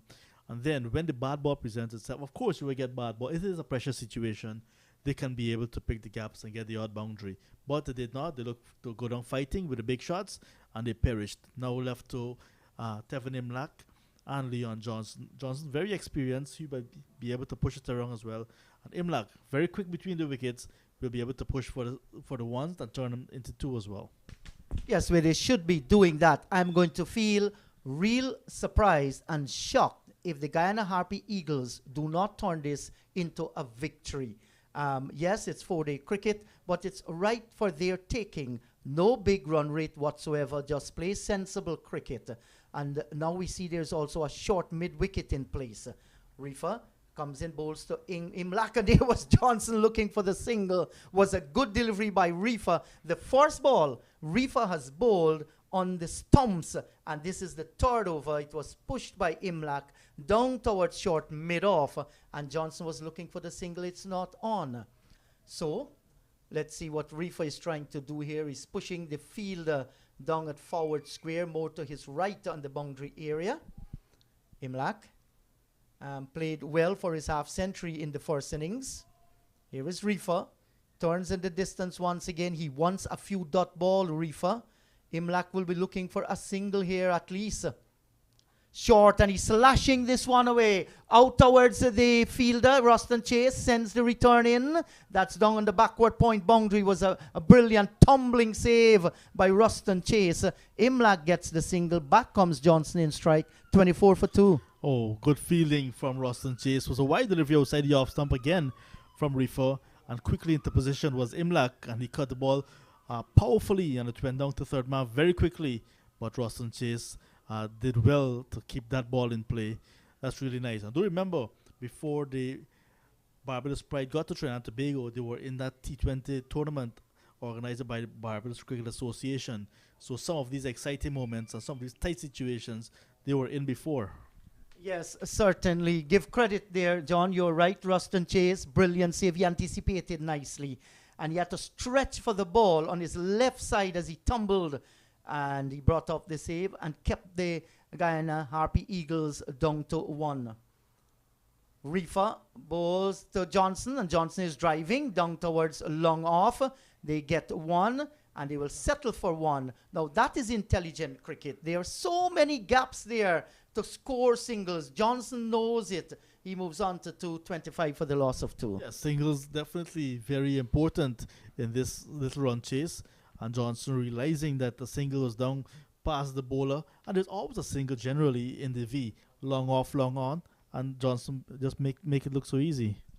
Yes, so Reefer bustling once again, bowls to Imlak. He's coming forward. Soft hands down where a gully would have been. There's a single there. He knows it, and he gets the single. 1 more to Imlak. He moves on to 5. It's 26 for the loss of 2. And look at that. The runs keep going down because Guyana, for the need, 42 runs to win.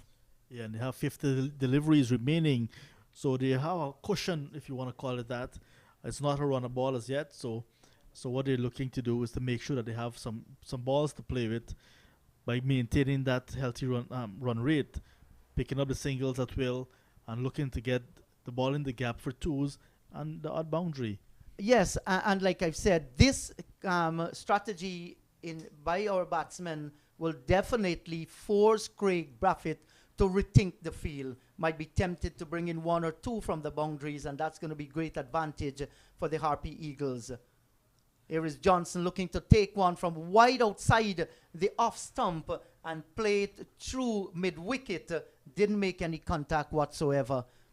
If he had stood his ground and played through the offside field, there's a single to be taken through extra cover. There's a huge gap. There's no need to panic. I don't see the need for these flamboyant shots, as we may call them. But there's Johnson trying to lap this one over the head of the keeper, perhaps down to fine leg. And there was an air of danger in that shot as well. Yes, certainly he could have easily gotten a top edge, and there's a backward point waiting there. Reefer tries once again, comes in, bowls to Johnson, and he's driving, beats the extra cover. They've gone for 1. Will they challenge the arm of the fielder? They should, and they will. The return comes in, and they've taken 2. Good-looking shot there by Johnson, beating the short extra cover to his left, and they collected the 2. So Reefer 3 overs so far has cost him 19 runs. The over's been completed, 28 for 2, Imlak 5, Johnson is on 4. 40 runs to get from 48 deliveries. So 8 overs still remaining in this contest. The light is good. Yes, and the action is here. Good running again from Leon Johnson and Tevin Imlak. Imlak was actually looking for the extra run as the ball was sent in wide of the wicketkeeper, Shane Dowrich. But Leon Johnson, who was running to the danger end, ran past the stumps and could not even think about that extra run. But in situations like these, the extra runs will be there. You just have to be alert. But that's good running. Played it into the gap and got 2. Yes, so hello to you wherever you are. You're glued to your screen watching this exciting encounter. Be it you're in Barbados, you're in Guyana, wherever you are. Hello to our friends at Everest. I'm certain they're glued there at the bar, John, your club, and they will be watching this right on to the end. Yes, I know, Mr. President. Mr. Nadir is watching, and Dwayne Adams for sure they're watching because they're sending their messages and they're encouraging the guys to really put their heads down and get these runs in a sensible fashion. And that should be the encouragement indeed. But Barbados Pride, another wicket or 2, and they may see things slowing down a little bit. Yes, it might very well happen. We're having a discussion among 3 Barbadian there. That was Craig Braffett, Keon Harding, and the bowler Akeem Jordan, as he's about to start another over.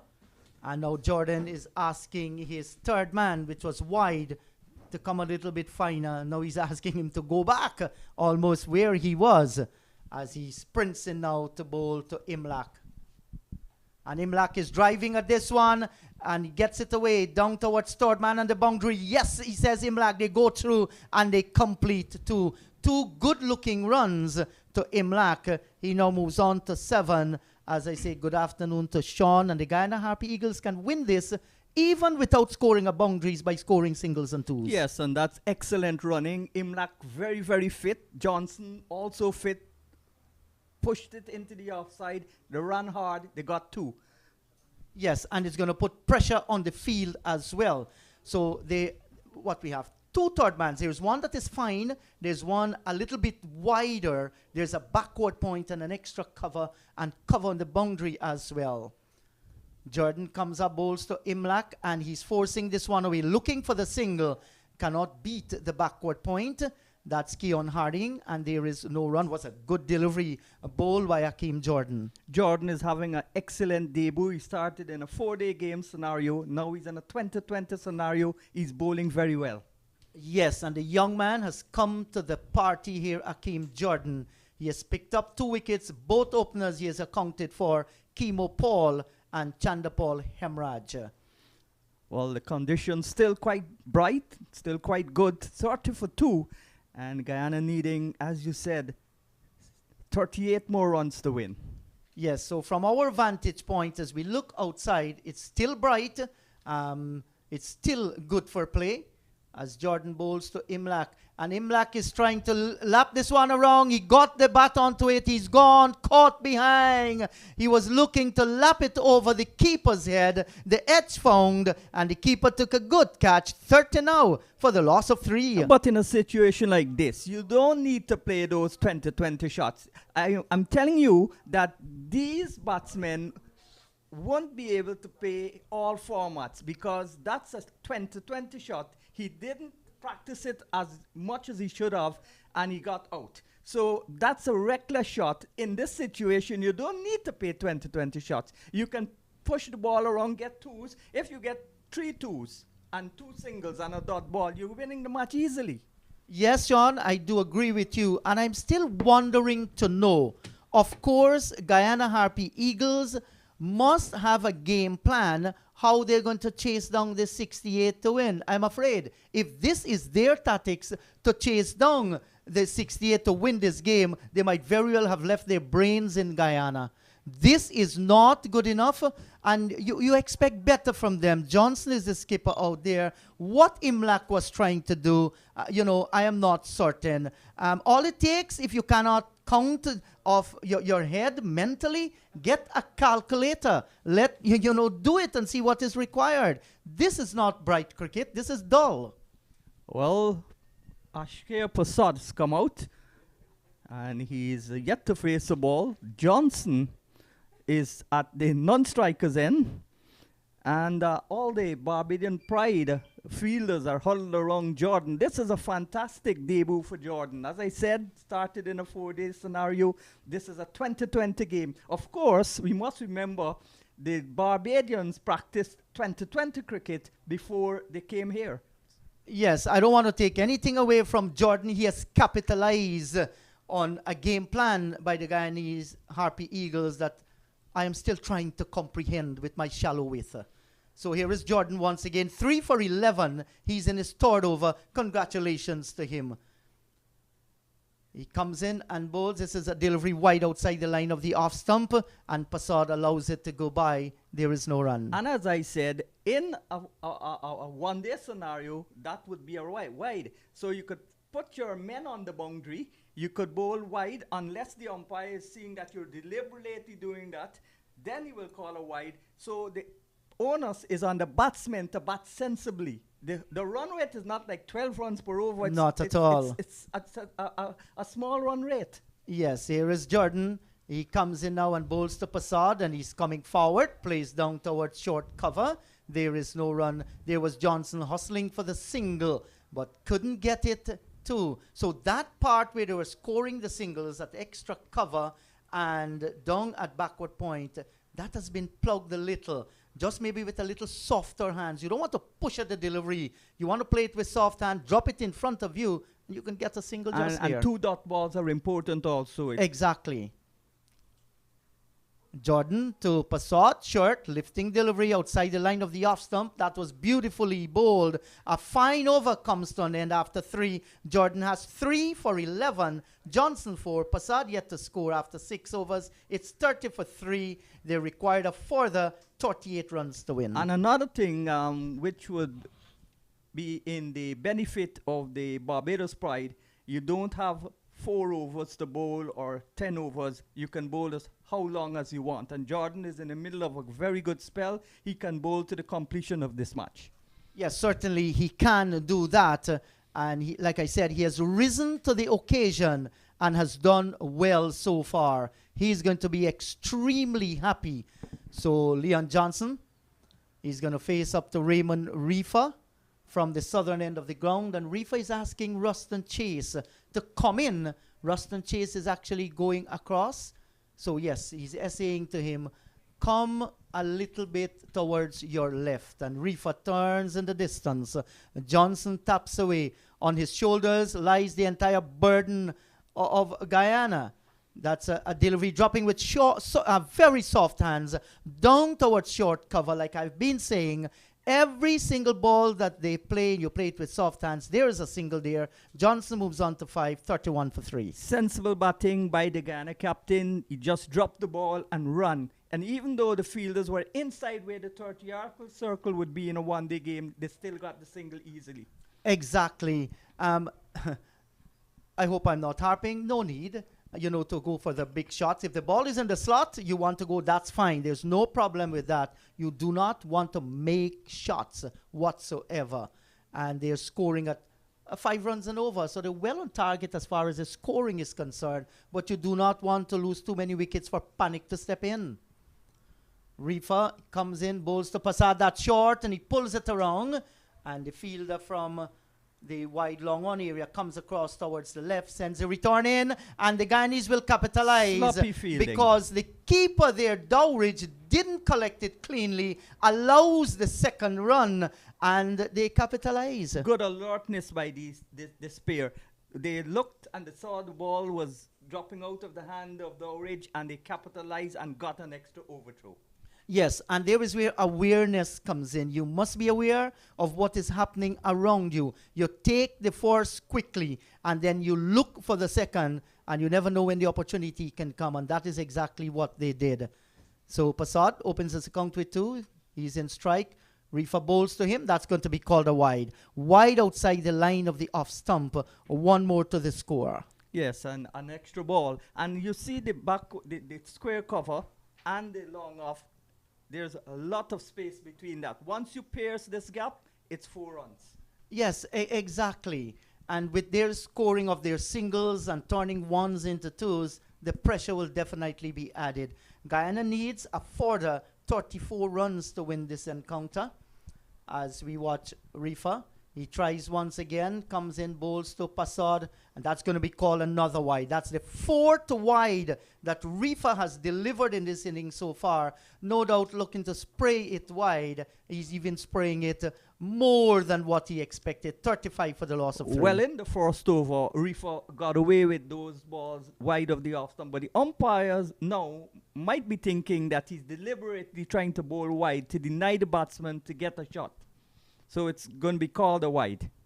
So Reefer tries once again. He will want to correct that. Bowls to Passat, and Passat is swinging at this one. It comes behind of him, down towards a fine leg. Ruston Chase comes off the boundary, and they get the single. 1 more to Passat. He moves on to 3. It's now 36 for 3. Passat must understand that this is not a 2020 match. You can't get into 2020 mode, and you could play proper cricket shots. It's not a humongous total. He can do it with proper cricket shots. Yes, and that is all that they need to do. It's not because that, the opposition are setting their fielders around the boundary that you're going to challenge them and say, hey guys, look, I can go over the top. Sean, many battles are won just inside the head. And there is where many are lost as well. Reefer tries once again to Johnson. And Johnson is carefully steering this one away. Down towards third man on the boundary. A sliding save by Mosley, but cannot stop the second. Now you look at Johnson there. That's what's high-class intelligence. Yeah. He just opened the face, steered it, and he picked up 2 more. Moves on to 738 for 3. Yeah, Johnson is a sensible person. He's an intelligent cricketer. He's a good leader, and he understands how to score runs. The problem with Leon Johnson, he don't score consistently big scores. He's a great captain, the best in the Caribbean at first class level. If he had scored a couple more hundreds, he would have been the West Indies captain. This is ideal situation for him to bat. He doesn't have to bat long, he has to bat sensibly. And stay there until the end as well. Reefer, this is wide outside the line of the off stump, and Johnson is not forced to play any shot. It goes by into the gloves of the keeper. In the circumstances, we can say, well bowled Reefer. Yes, but well played Johnson. He had 2 extra runs with 2 balls less. So this wide, Well, this wasn't a wide. yeah, but this wide ball, he hadn't to play. Yes, exactly. But he wouldn't mind that, Johnson. He'd want to play at every ball. And there's also another conference going on out in the middle. The skipper, Craig Braffett, Shane Dowridge. They're all having a little discussion, no doubt, planning their strategy, see where they can change. Guyana needs a further 30 runs to win this game. As we watch Reefer. He comes in once again to bowl to Johnson, and Johnson is cutting this one down towards fine third man. Warwickon is in the way, sends the return in, and Leon Johnson, he gets another run. Reefer completes his 4th over, none for 28. Johnson on 8, Passad on 3. It's 39 for 3, the Harpy Eagles. They need a further 30 runs to win. We're going to give you the balls in a moment. John Ramsing says 29 from 36. So 29 runs from 36 balls. Less than a ball a run. Easy. Yes, less than a ball and over. So the balls are less than the runs. And like I said, nothing foolish. Play sensible cricket out in the middle. And now we're having a great discussion going on out in the middle. 1, 2, 3, 4, 5, 6 men joining in that discussion.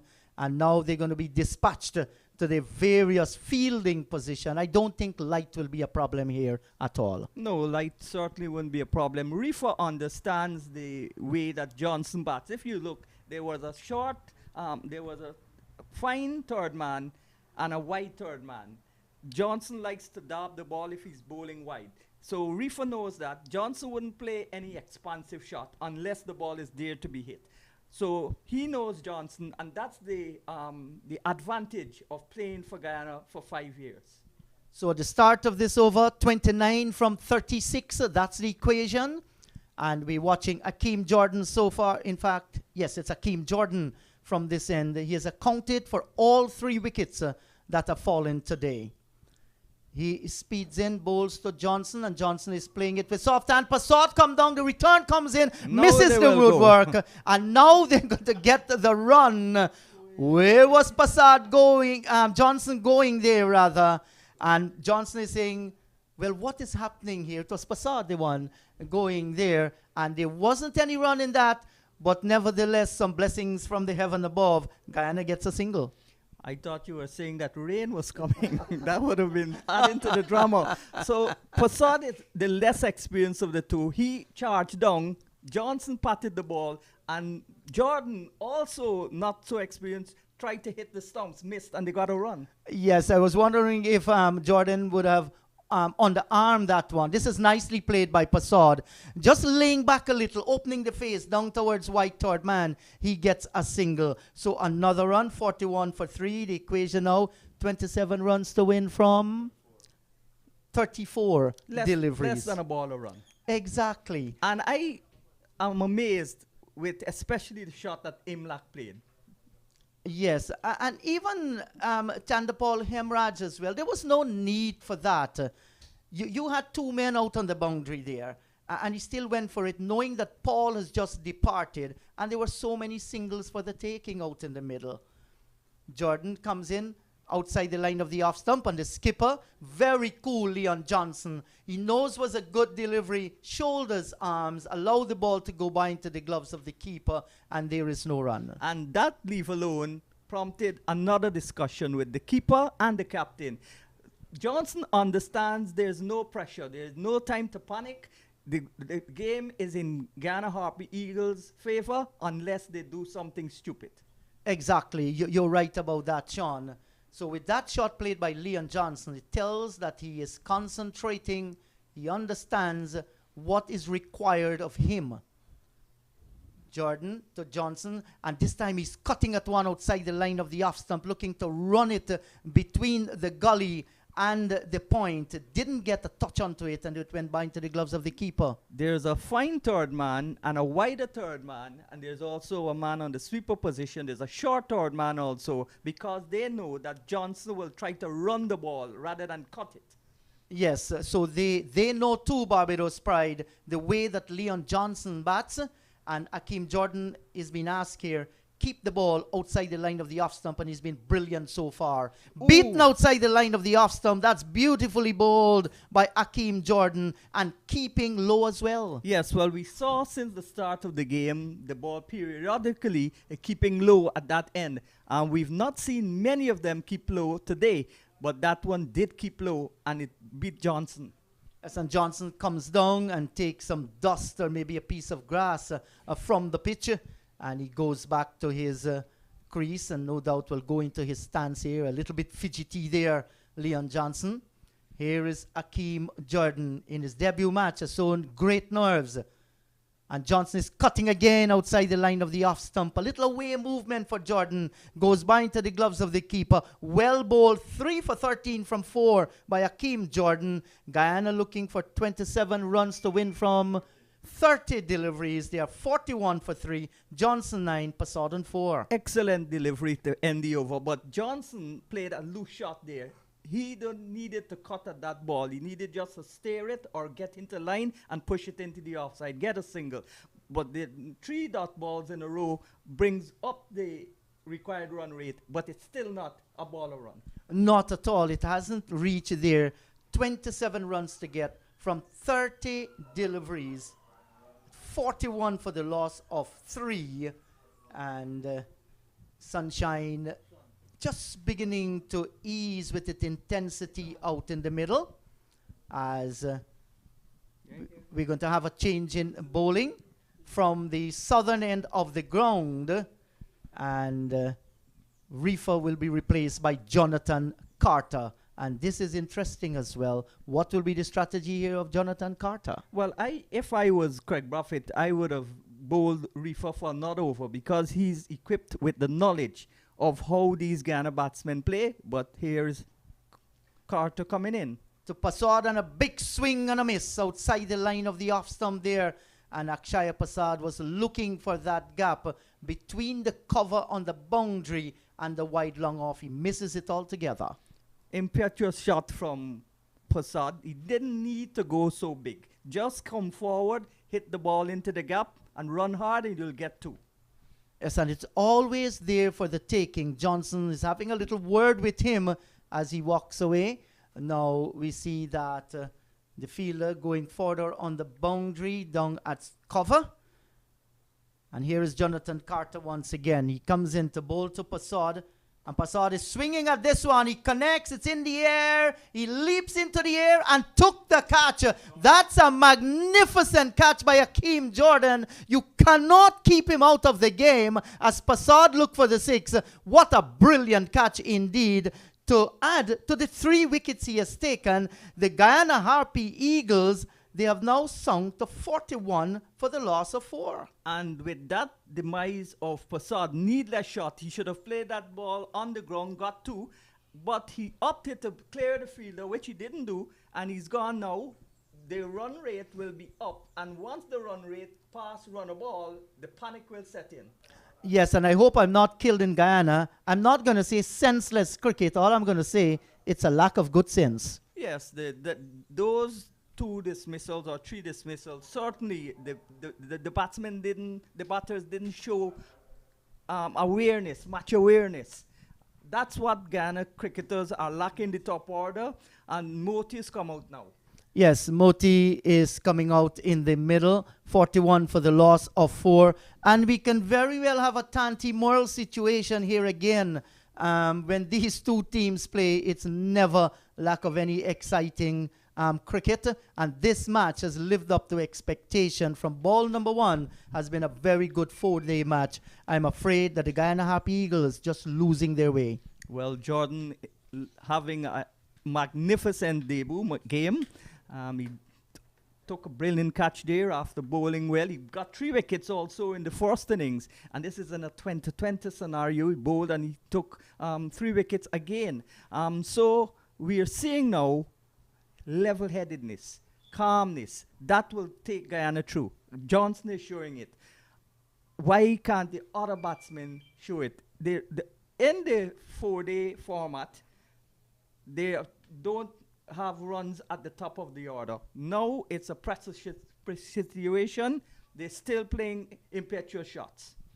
Not good enough at all. I thought Passad would have been the one to play the ball on the ground. Why on earth he want to hit a massive 6? Having said that, though, it was a brilliant catch by Hakeem Jordan down on the long off boundary. Carter bowled, and this is cut away by the left-handed Moti. Fluent scoring shot there, bisecting the point and the short third man and getting a single. So he's off the mark with 1. What Guyana needs to do is not to get too many dot balls. Keep the scoreboard ticking. Don't let the scoring rate go up to about 8, 9 per over. Then those fielders on the boundary will become very valuable because you've got to hit boundaries. Exactly. And they've put themselves into that situation as we watch Carter once again. Comes in, bowls to Johnson. Johnson is driving through the covers. They've taken the first very quickly. Yes, no. The return comes in. He dives. Has he gotten there? The umpire looks at it and says, not out. A little hesitation that would have been real disastrous. But in the end, Moti got there and they get the 2. Well, they put pressure on the fielder first of all. The fielder was coming in and they were going for the second. So it was hard to stop unless the return was a direct hit. Yes, and with that little bit of hesitation, you don't want to see that at all. The side early was a good shot by Leon Johnson, stroking it away to the man on the cover boundary. Carter ball to Johnson in the air, but it's going to fall safe to Warwican out on the fine third man boundary. Didn't get it the way he wanted it there. Johnson was trying to steer it through. It ballooned in the air but fell safely. Got 12 from 17 balls. They're looking like they have 25 fielders on the offside there. A cluster of fielders over there. Yes, and we can call them for you. For the left-handed Moti, you have a fine third man. There's a wide third man, a square cover, and now another person. That's Mosley is going to come down towards backward point. So you've just got 2 players on the onside. And he bowls it on the leg stump. Yes, and Moti has taken 1. He too was going for a big shot back over the head of the bowler, but he got it away down towards mid-on. Moti gets another run. The over has been completed. Carter first over cost him 5. Johnson 12. Moti 2. Guyana 46 for the loss of 4. They need 22 runs from 24 deliveries. So 22 runs from 24 balls. That's 4 overs left. You've still not reached a ball or run, so you need not to panic. Once the dot balls go up, they miss big shots, then they will be pressured. Yes, so it's still a match for the Guyana Harpy Eagles here to win. It is left to be seen from here going forward. You know, the cricketing sense that they play with. So far, Barbados Pride, congratulations to them. They have done a good job in defending the 68 so far. Yes, and when Guyana were bowled out for 67 chasing 69 back in 2014 or 15, they had a whole day to make those runs, and they didn't make it. Now it's more pressure on them because they've got 13 overs to make that, and they're making it into a deal, a big deal. Yes, certainly. So for the left-handed Gudakesh Moti, you look at that offside field. We have third man on the boundary. We have a backward point. There's a short third man as well. And we have a point on the boundary.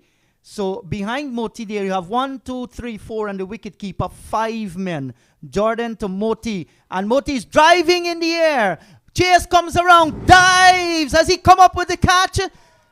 He has taken the catch. Yes, he has. What a brilliant catch by Ruston Chase. He had to run a long way. And here is a man giving his life for his country there. Put in the dive. Came up with the catch. And Moti walks away. Brainless cricket. Why- 46 for 5. Why would Moti, who batted so well in the first innings, got a pugnacious 100, his first 100 by a spinner in Guyana, and he looked to go over the top. Brilliant catch by Chase, though. Why would he want to go over the top? Push the ball into the gaps. There's always places for runs, singles. The Guyana Harpy Eagles started with 5 runs per over. They spread the field. All you have to do is put bat on ball. You get a run. Yes, and I'm tempted to say, when you look at this kind of cricket, you wonder to know how much our cricketers understand the game of cricket and what is expected. Jordan, Sean, 4 for 13. He's in his 5th over, and until now he has devastated the Harpy Eagles. He's a star in this innings, coupled with that brilliant catch he took at long off. So this has forced Tej Narayan Chandapal now to come out. He has joined Leon Johnson with a score on 46 for 5, with Guyana Harpy Eagles needing a further 22 runs to win. Well, Bramble cannot bat, and there's still Pomal. So one would hope that this is not a big total in terms of overs to balls, overs to runs. So Jordan bowls to Tej Narayan. In fact, Leon Johnson, he shoulders arms, allowed the ball to go by into the gloves of the keeper. There is no run. So Chandrapal would only need to hit the ball with the bat, hit bat on ball, and scamper runs. If Yes. the runs rate go up, they will bring in the field and they will protect the boundaries, and it will be harder to score. Yes, there's a general feeling out there by Barbados Pride that they too can win this match, putting pressure. And here is Johnson. He's opening the face, gets it down towards the fine third man area, and the fielder there knocks it down. That's Harding. Good fielding. The ball was going very fast towards his right, but he fielded well. I don't think Barbados can win this match, being realistic, but Guyana can lose it. Well, you never know when there is... Oh, you think Guyana can lose it? Well, if Guyana lose it, it means Barbados can win it, Sean. Here is Jordan, bowls to the left-handed Leon Johnson. That's a wide delivery. He tried to chop it down to third man and What didn't I'm make saying contact. is if Barbados win, Guyana throw away the match. I understand what you mean. Well, exactly. That is how, people will look at it here. But give Barbados Pride credit. They believe that they can come, put pressure. Skipper Craig Braffett set his field on the boundary. And I'm afraid the Guyanese batting was compliant, just giving catches down to the fielders on the boundary. Johnson gets a good delivery, dropped it with soft hands, can't score. Jordan, very alert, like a bird in spring. He moves away towards his right, and he feels well. But Guyana's got to go for this target. They can't settle for a draw. I don't think Barbados could win if Guyana bats properly. But batting properly means that they're batting safe. Batting safe means that they won't be out. But batting that way won't get the score. Well, they should win because they just need 22 runs with 4 wickets standing, because I doubt whether Bramble is going to bat. As here is Johnson, he's covering up. A clutter of dot balls going into the book. Yes, certainly. And John is telling me the Guyana Harpy Eagles need 22 from 18. They're 46 for 5. Chandapal Hemraj is, in fact, Tej Narayan Chandapal is yet to score. Johnson is on 12. And now, Sean, you have less balls to get than runs. That's what I'm saying. Those dot balls are gold for Barbados. I don't think they can win if Guyana don't want to lose. But Guyana must try to win, because that's the only way they have a chance of winning the title. Yes, and don't surprise if Tej Narayan Chandapal bangs a 6 and change the entire equation as well. He can hit 6s. Yes, I remember his father against Sri Lanka at this same Queen's Park Oval. Tremendavas was bowling that 10 to win. He hit a 4, and the last ball they had 6 to win. He hit a 6. So Jonathan Carter, He's bowling for Barbados pride here. Not just the only 11 men out on the field, but an entire nation of Barbados. Bowls to the left-handed Tejnarine Chandapal. They must look for two here. Nicely flicked off through mid-wicket. And Johnson decided, well, I'm not going to make it there. Called early, and they settle for one. So he's off the mark with one. And the equation now 21 from 17. Energetic, athletic, excellent fielding from the Barbados Pride. Certainly, they are right on top of their game, fighting for all they're worth. That's the reason they are top of the table as far as the points concerned. Johnson is smashing at this one. It goes down towards wide long off. They take one, and that's all they're going to get. And with that, it's 20 required from 16 balls. Thank you, John Ramsing, for keeping up abreast with runs and ball. It's 46 for 5. Well, there are gaps still, but that wide gap I was talking about, the man has gone into the middle of it, so he's gotten that gap reduced. That's the offside gap. When you cover drive through the gap, you can get 4. But now, if you do that, the fielder will run and collect the ball. You'll only get 2. Carter bowls, and this is cut away. And Reefer runs in from the boundary. They're going to get another run here. One more to Tejnarine Chanderpaul. So far, so good. He has played well. The equation 19 balls to get 15 runs. 19 runs. Yeah, 19 runs to get from 15 balls. So it's more than a ball a run. They'll need to get at least a 2, but they don't necessarily need to panic as yet. That's short and smashed. It's in the air. It's going to fall safe as the return comes in from Shea Hope. And they get another single. So we'll bring you updated with the equation. 18 runs to get from 14 balls. And here is where the Harpy Eagles, they have dug themselves at this situation 50 for 5. So the 50 coming up, but that's not the main thing at this point because it's a small total. Runs the ball. Too many dot balls will carry up the run rate and press the panic button. Here is Carter, bowls to Tejnarine Chandapal. He's working this away into the onside field. They've taken one, has a little bit slide at the non-strikers end, cooperates nicely and come back and complete 2. Now this is intelligent cricket. Once he plays it there, they're always going to be 2. 2 more to Chandapal. He moves on to 4, 52 for 5. 16 runs to get from 12 deliveries. 13 deliveries, I beg your pardon. But bad delivery there from Carter. He should have bowled on the off stump. That's where all the fielders are. Big expanses on the onside. If you push the ball there, you're going to get 2. I do agree with you. So just straying in a line and Tejnarine Chanderpaul just, capitalize on it.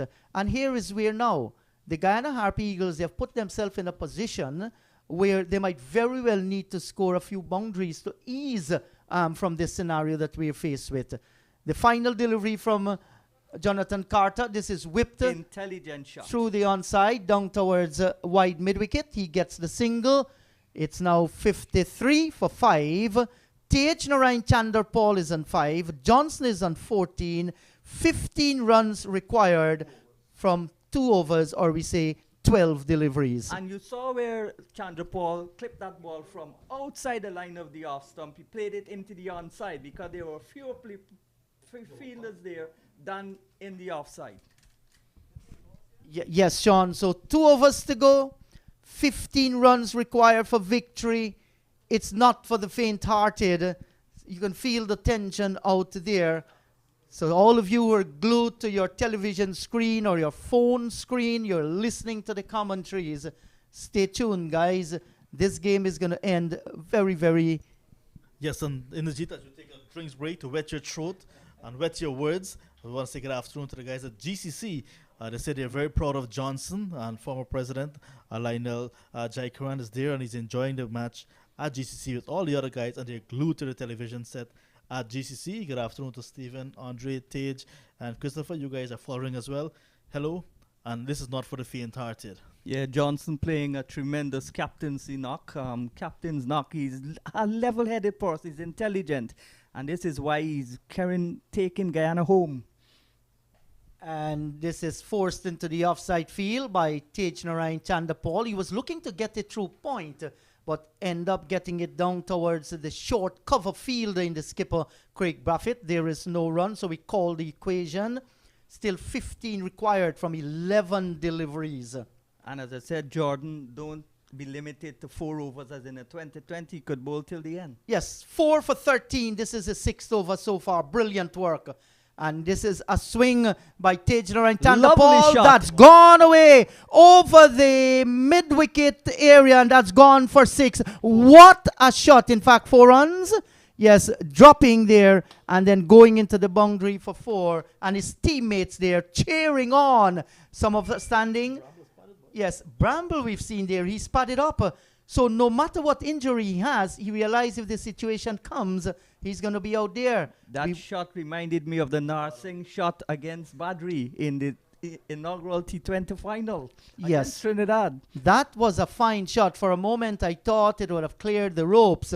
But look at the wrist movement from Tej Narayan Chandapal as he played the shot looking for that gap. And that's why I'm really disappointed with Tej, because he can play these shots, he can bat positively, but he gets himself bogged down. He bats long, and he's not got the concentration of his father. His father would go on to get big scores when he bats that length. He could play aggressively. He could play positively. So it's a mixture of good defense and aggression from Tej Narayan Chandapal. John, the equation now is 11 from 10. That's right. So they've brought it down a little with that boundary. And Tej Narayan Chandapal fidgeting. Now he goes into his stand. Akeem Jordan tries once again. Cannot get too excited here. He moves in now. Bowls to Chandapal. And he's swinging at one again. Down towards the backward square. Whoa. And through Raymond Reefer. Yeah. And it's gone away for 4. Now, this is what pressure can do. They say pressure can burst pipe. Well, that ball burst through the legs of Raymond Reefer. Akeem Jordan looks to the heavens. And Tej Narayan Chandapal gets the boundary 61 for 5. The equation now, 7 needed from 9 deliveries. And 13 Chandapal has got just from 7 balls. Can that be the shot that seals the issue? Might very well be, because what it does is to ease the pressure from Guyana Harpy Eagles. The Pride continues to fight for all they're worth. Akeem Jordan bowls to Chandapal. He's flicking this one beautifully away. Out through mid-wicket. They've gone for 1. The return comes in. Will he be run out? The bail's taken off. A question asked. Umpire Carl Tuckett bends on his knees and says not out. Tej Narayan Chandapal is home and looks as though he's going to take Guyana home as well. 63 for 5. John tells me the equation. 5 runs required from 6 deliveries. That's correct, John? From 8 deliveries. Well, I held my breath there because both umpires take long to put out the batsman, and it took a very long time. But you saw what Chandapal did. That ball was outside the line of the off stump. He went around the ball and he clipped it into the onside. Well, in the West Indies, many will tell you, especially Sir Hilary Beckles, cricket is just not a game, it's a way of life. On the replay, Inderjeet, it looked very, very close. Well, we are fortunate to look at the replay here. Maybe that's the reason why umpire Carl Tuckett was on bended knees. John says it looks very close. What's your opinion, John? You think it might have gotten him? Touch and go. Inderjeet, I don't want to say just yet, but it looked real close. Well. These things do happen sometimes. Barbados might very well feel outdone there. But spare a thought here for Akeem Jordan.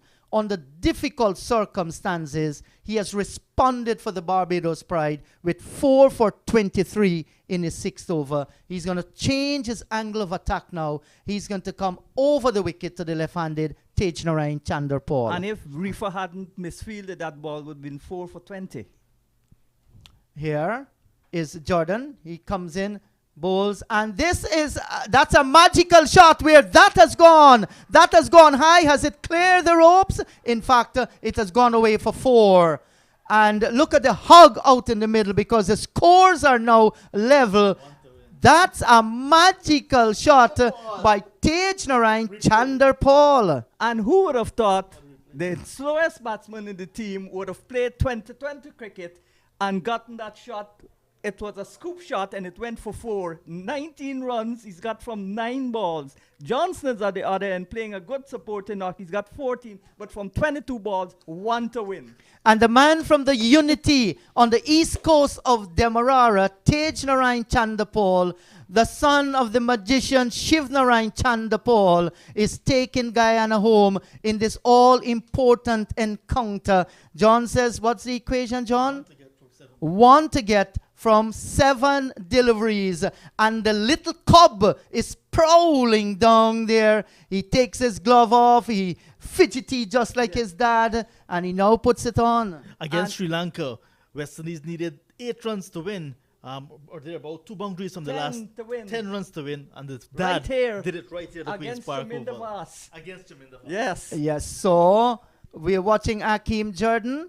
He comes in now, bowls to Chandapal, and he's driving this one over the top. That's gone out towards the boundary. We await the signal from the umpire. That's 4. So and the Chandapal. Harpy Eagles, they have defeated Barbados Pride by 5 wickets in this third round action at the Queen's Park Oval. And who did it for them? A level-headed Johnson with 14. Look at the celebration in the dressing room. There are high fives going on there. And the unsung hero, little Tej Narayan Chandapal, who has come to the party with his dancing feet. Congratulations to the Harpy Eagles. I think in the circumstances, Barbados Pride, they try valiantly. In the end, they didn't score enough. But they wouldn't have thought that it would have been Chandapal who would have won the match from them. 23 not out from just 10 balls. They brought in the field. They expected Chandapal to push for 1. Chandapal, with great authority and aplomb, hit the ball over the top. 4 runs, match done. Yes, and give credit to Leon Johnson, who played with cool head. Yeah, He held his level-headed Leon composure Johnson. under tremendous pressure. And Chandapal came in, struck 23, like you said, from 10 deliveries, 71 for 5. A sweet victory for the Guyana Harpy Eagles. And Barbados, I think, in the first innings, did not put up a great response to that 490, but an exciting finish to the game. And I'm sure those at Everest, where Chandapal plays for, and at GCC, where Leon Johnson plays for, they're celebrating. There's going to be celebration throughout the length and breadth of Guyana, from the New River Triangle on the Quarantine Coast that separates Guyana from Suriname, down to the Barima Awini and the Wenamu that separates Venezuela and Brazil from Guyana, 83,000 square mile. They'll be eating a healthy dinner, and some might be wetting their words as well. Yes, like you did. 7-1 for 5. This is a fantastic win from Guyana because they got themselves into a little difficult situation, chasing this total. So that's what makes it better. They lost quick wickets. They were 46 for 5 in a chase of 13 overs, chasing 67. When the game started, the run rate was less than a ball a run, 5 runs per over. The Bajans spread the field. Yet Kimo Paul, yes, he played a brilliant shot for 6, but he played an impetuous shot also and got caught. Soon as he had gone, Hembraj, who is the aggressor, came down the track, was gone. Jordan was in the middle of a good spell. And there came little Chandapal. Well, he's not so little anymore. He's going to be 26 on the end of this month. So he took over with the level-headedness of Johnson and carried Ghana to a memorable win, which re-sparks their hopes of taking their 13th title this year. Most definitely, Sean, and that is very important in the context of this win. That's what you must look at, the bigger picture. It means now that Guyana perhaps will get maximum points from this outright win.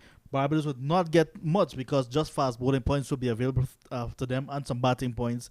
And this table has been thrown wide open, more so because the Leeward Islands Hurricanes defeated previous number 2 on the table, Trinidad and Tobago Red Force as well, and Jamaica Scorpions lift themselves off the bottom of the table. So this is wide open, and more so, the next set of games, Trinidad and Tobago Red Force against Barbados Pride, the battered Pride at the moment.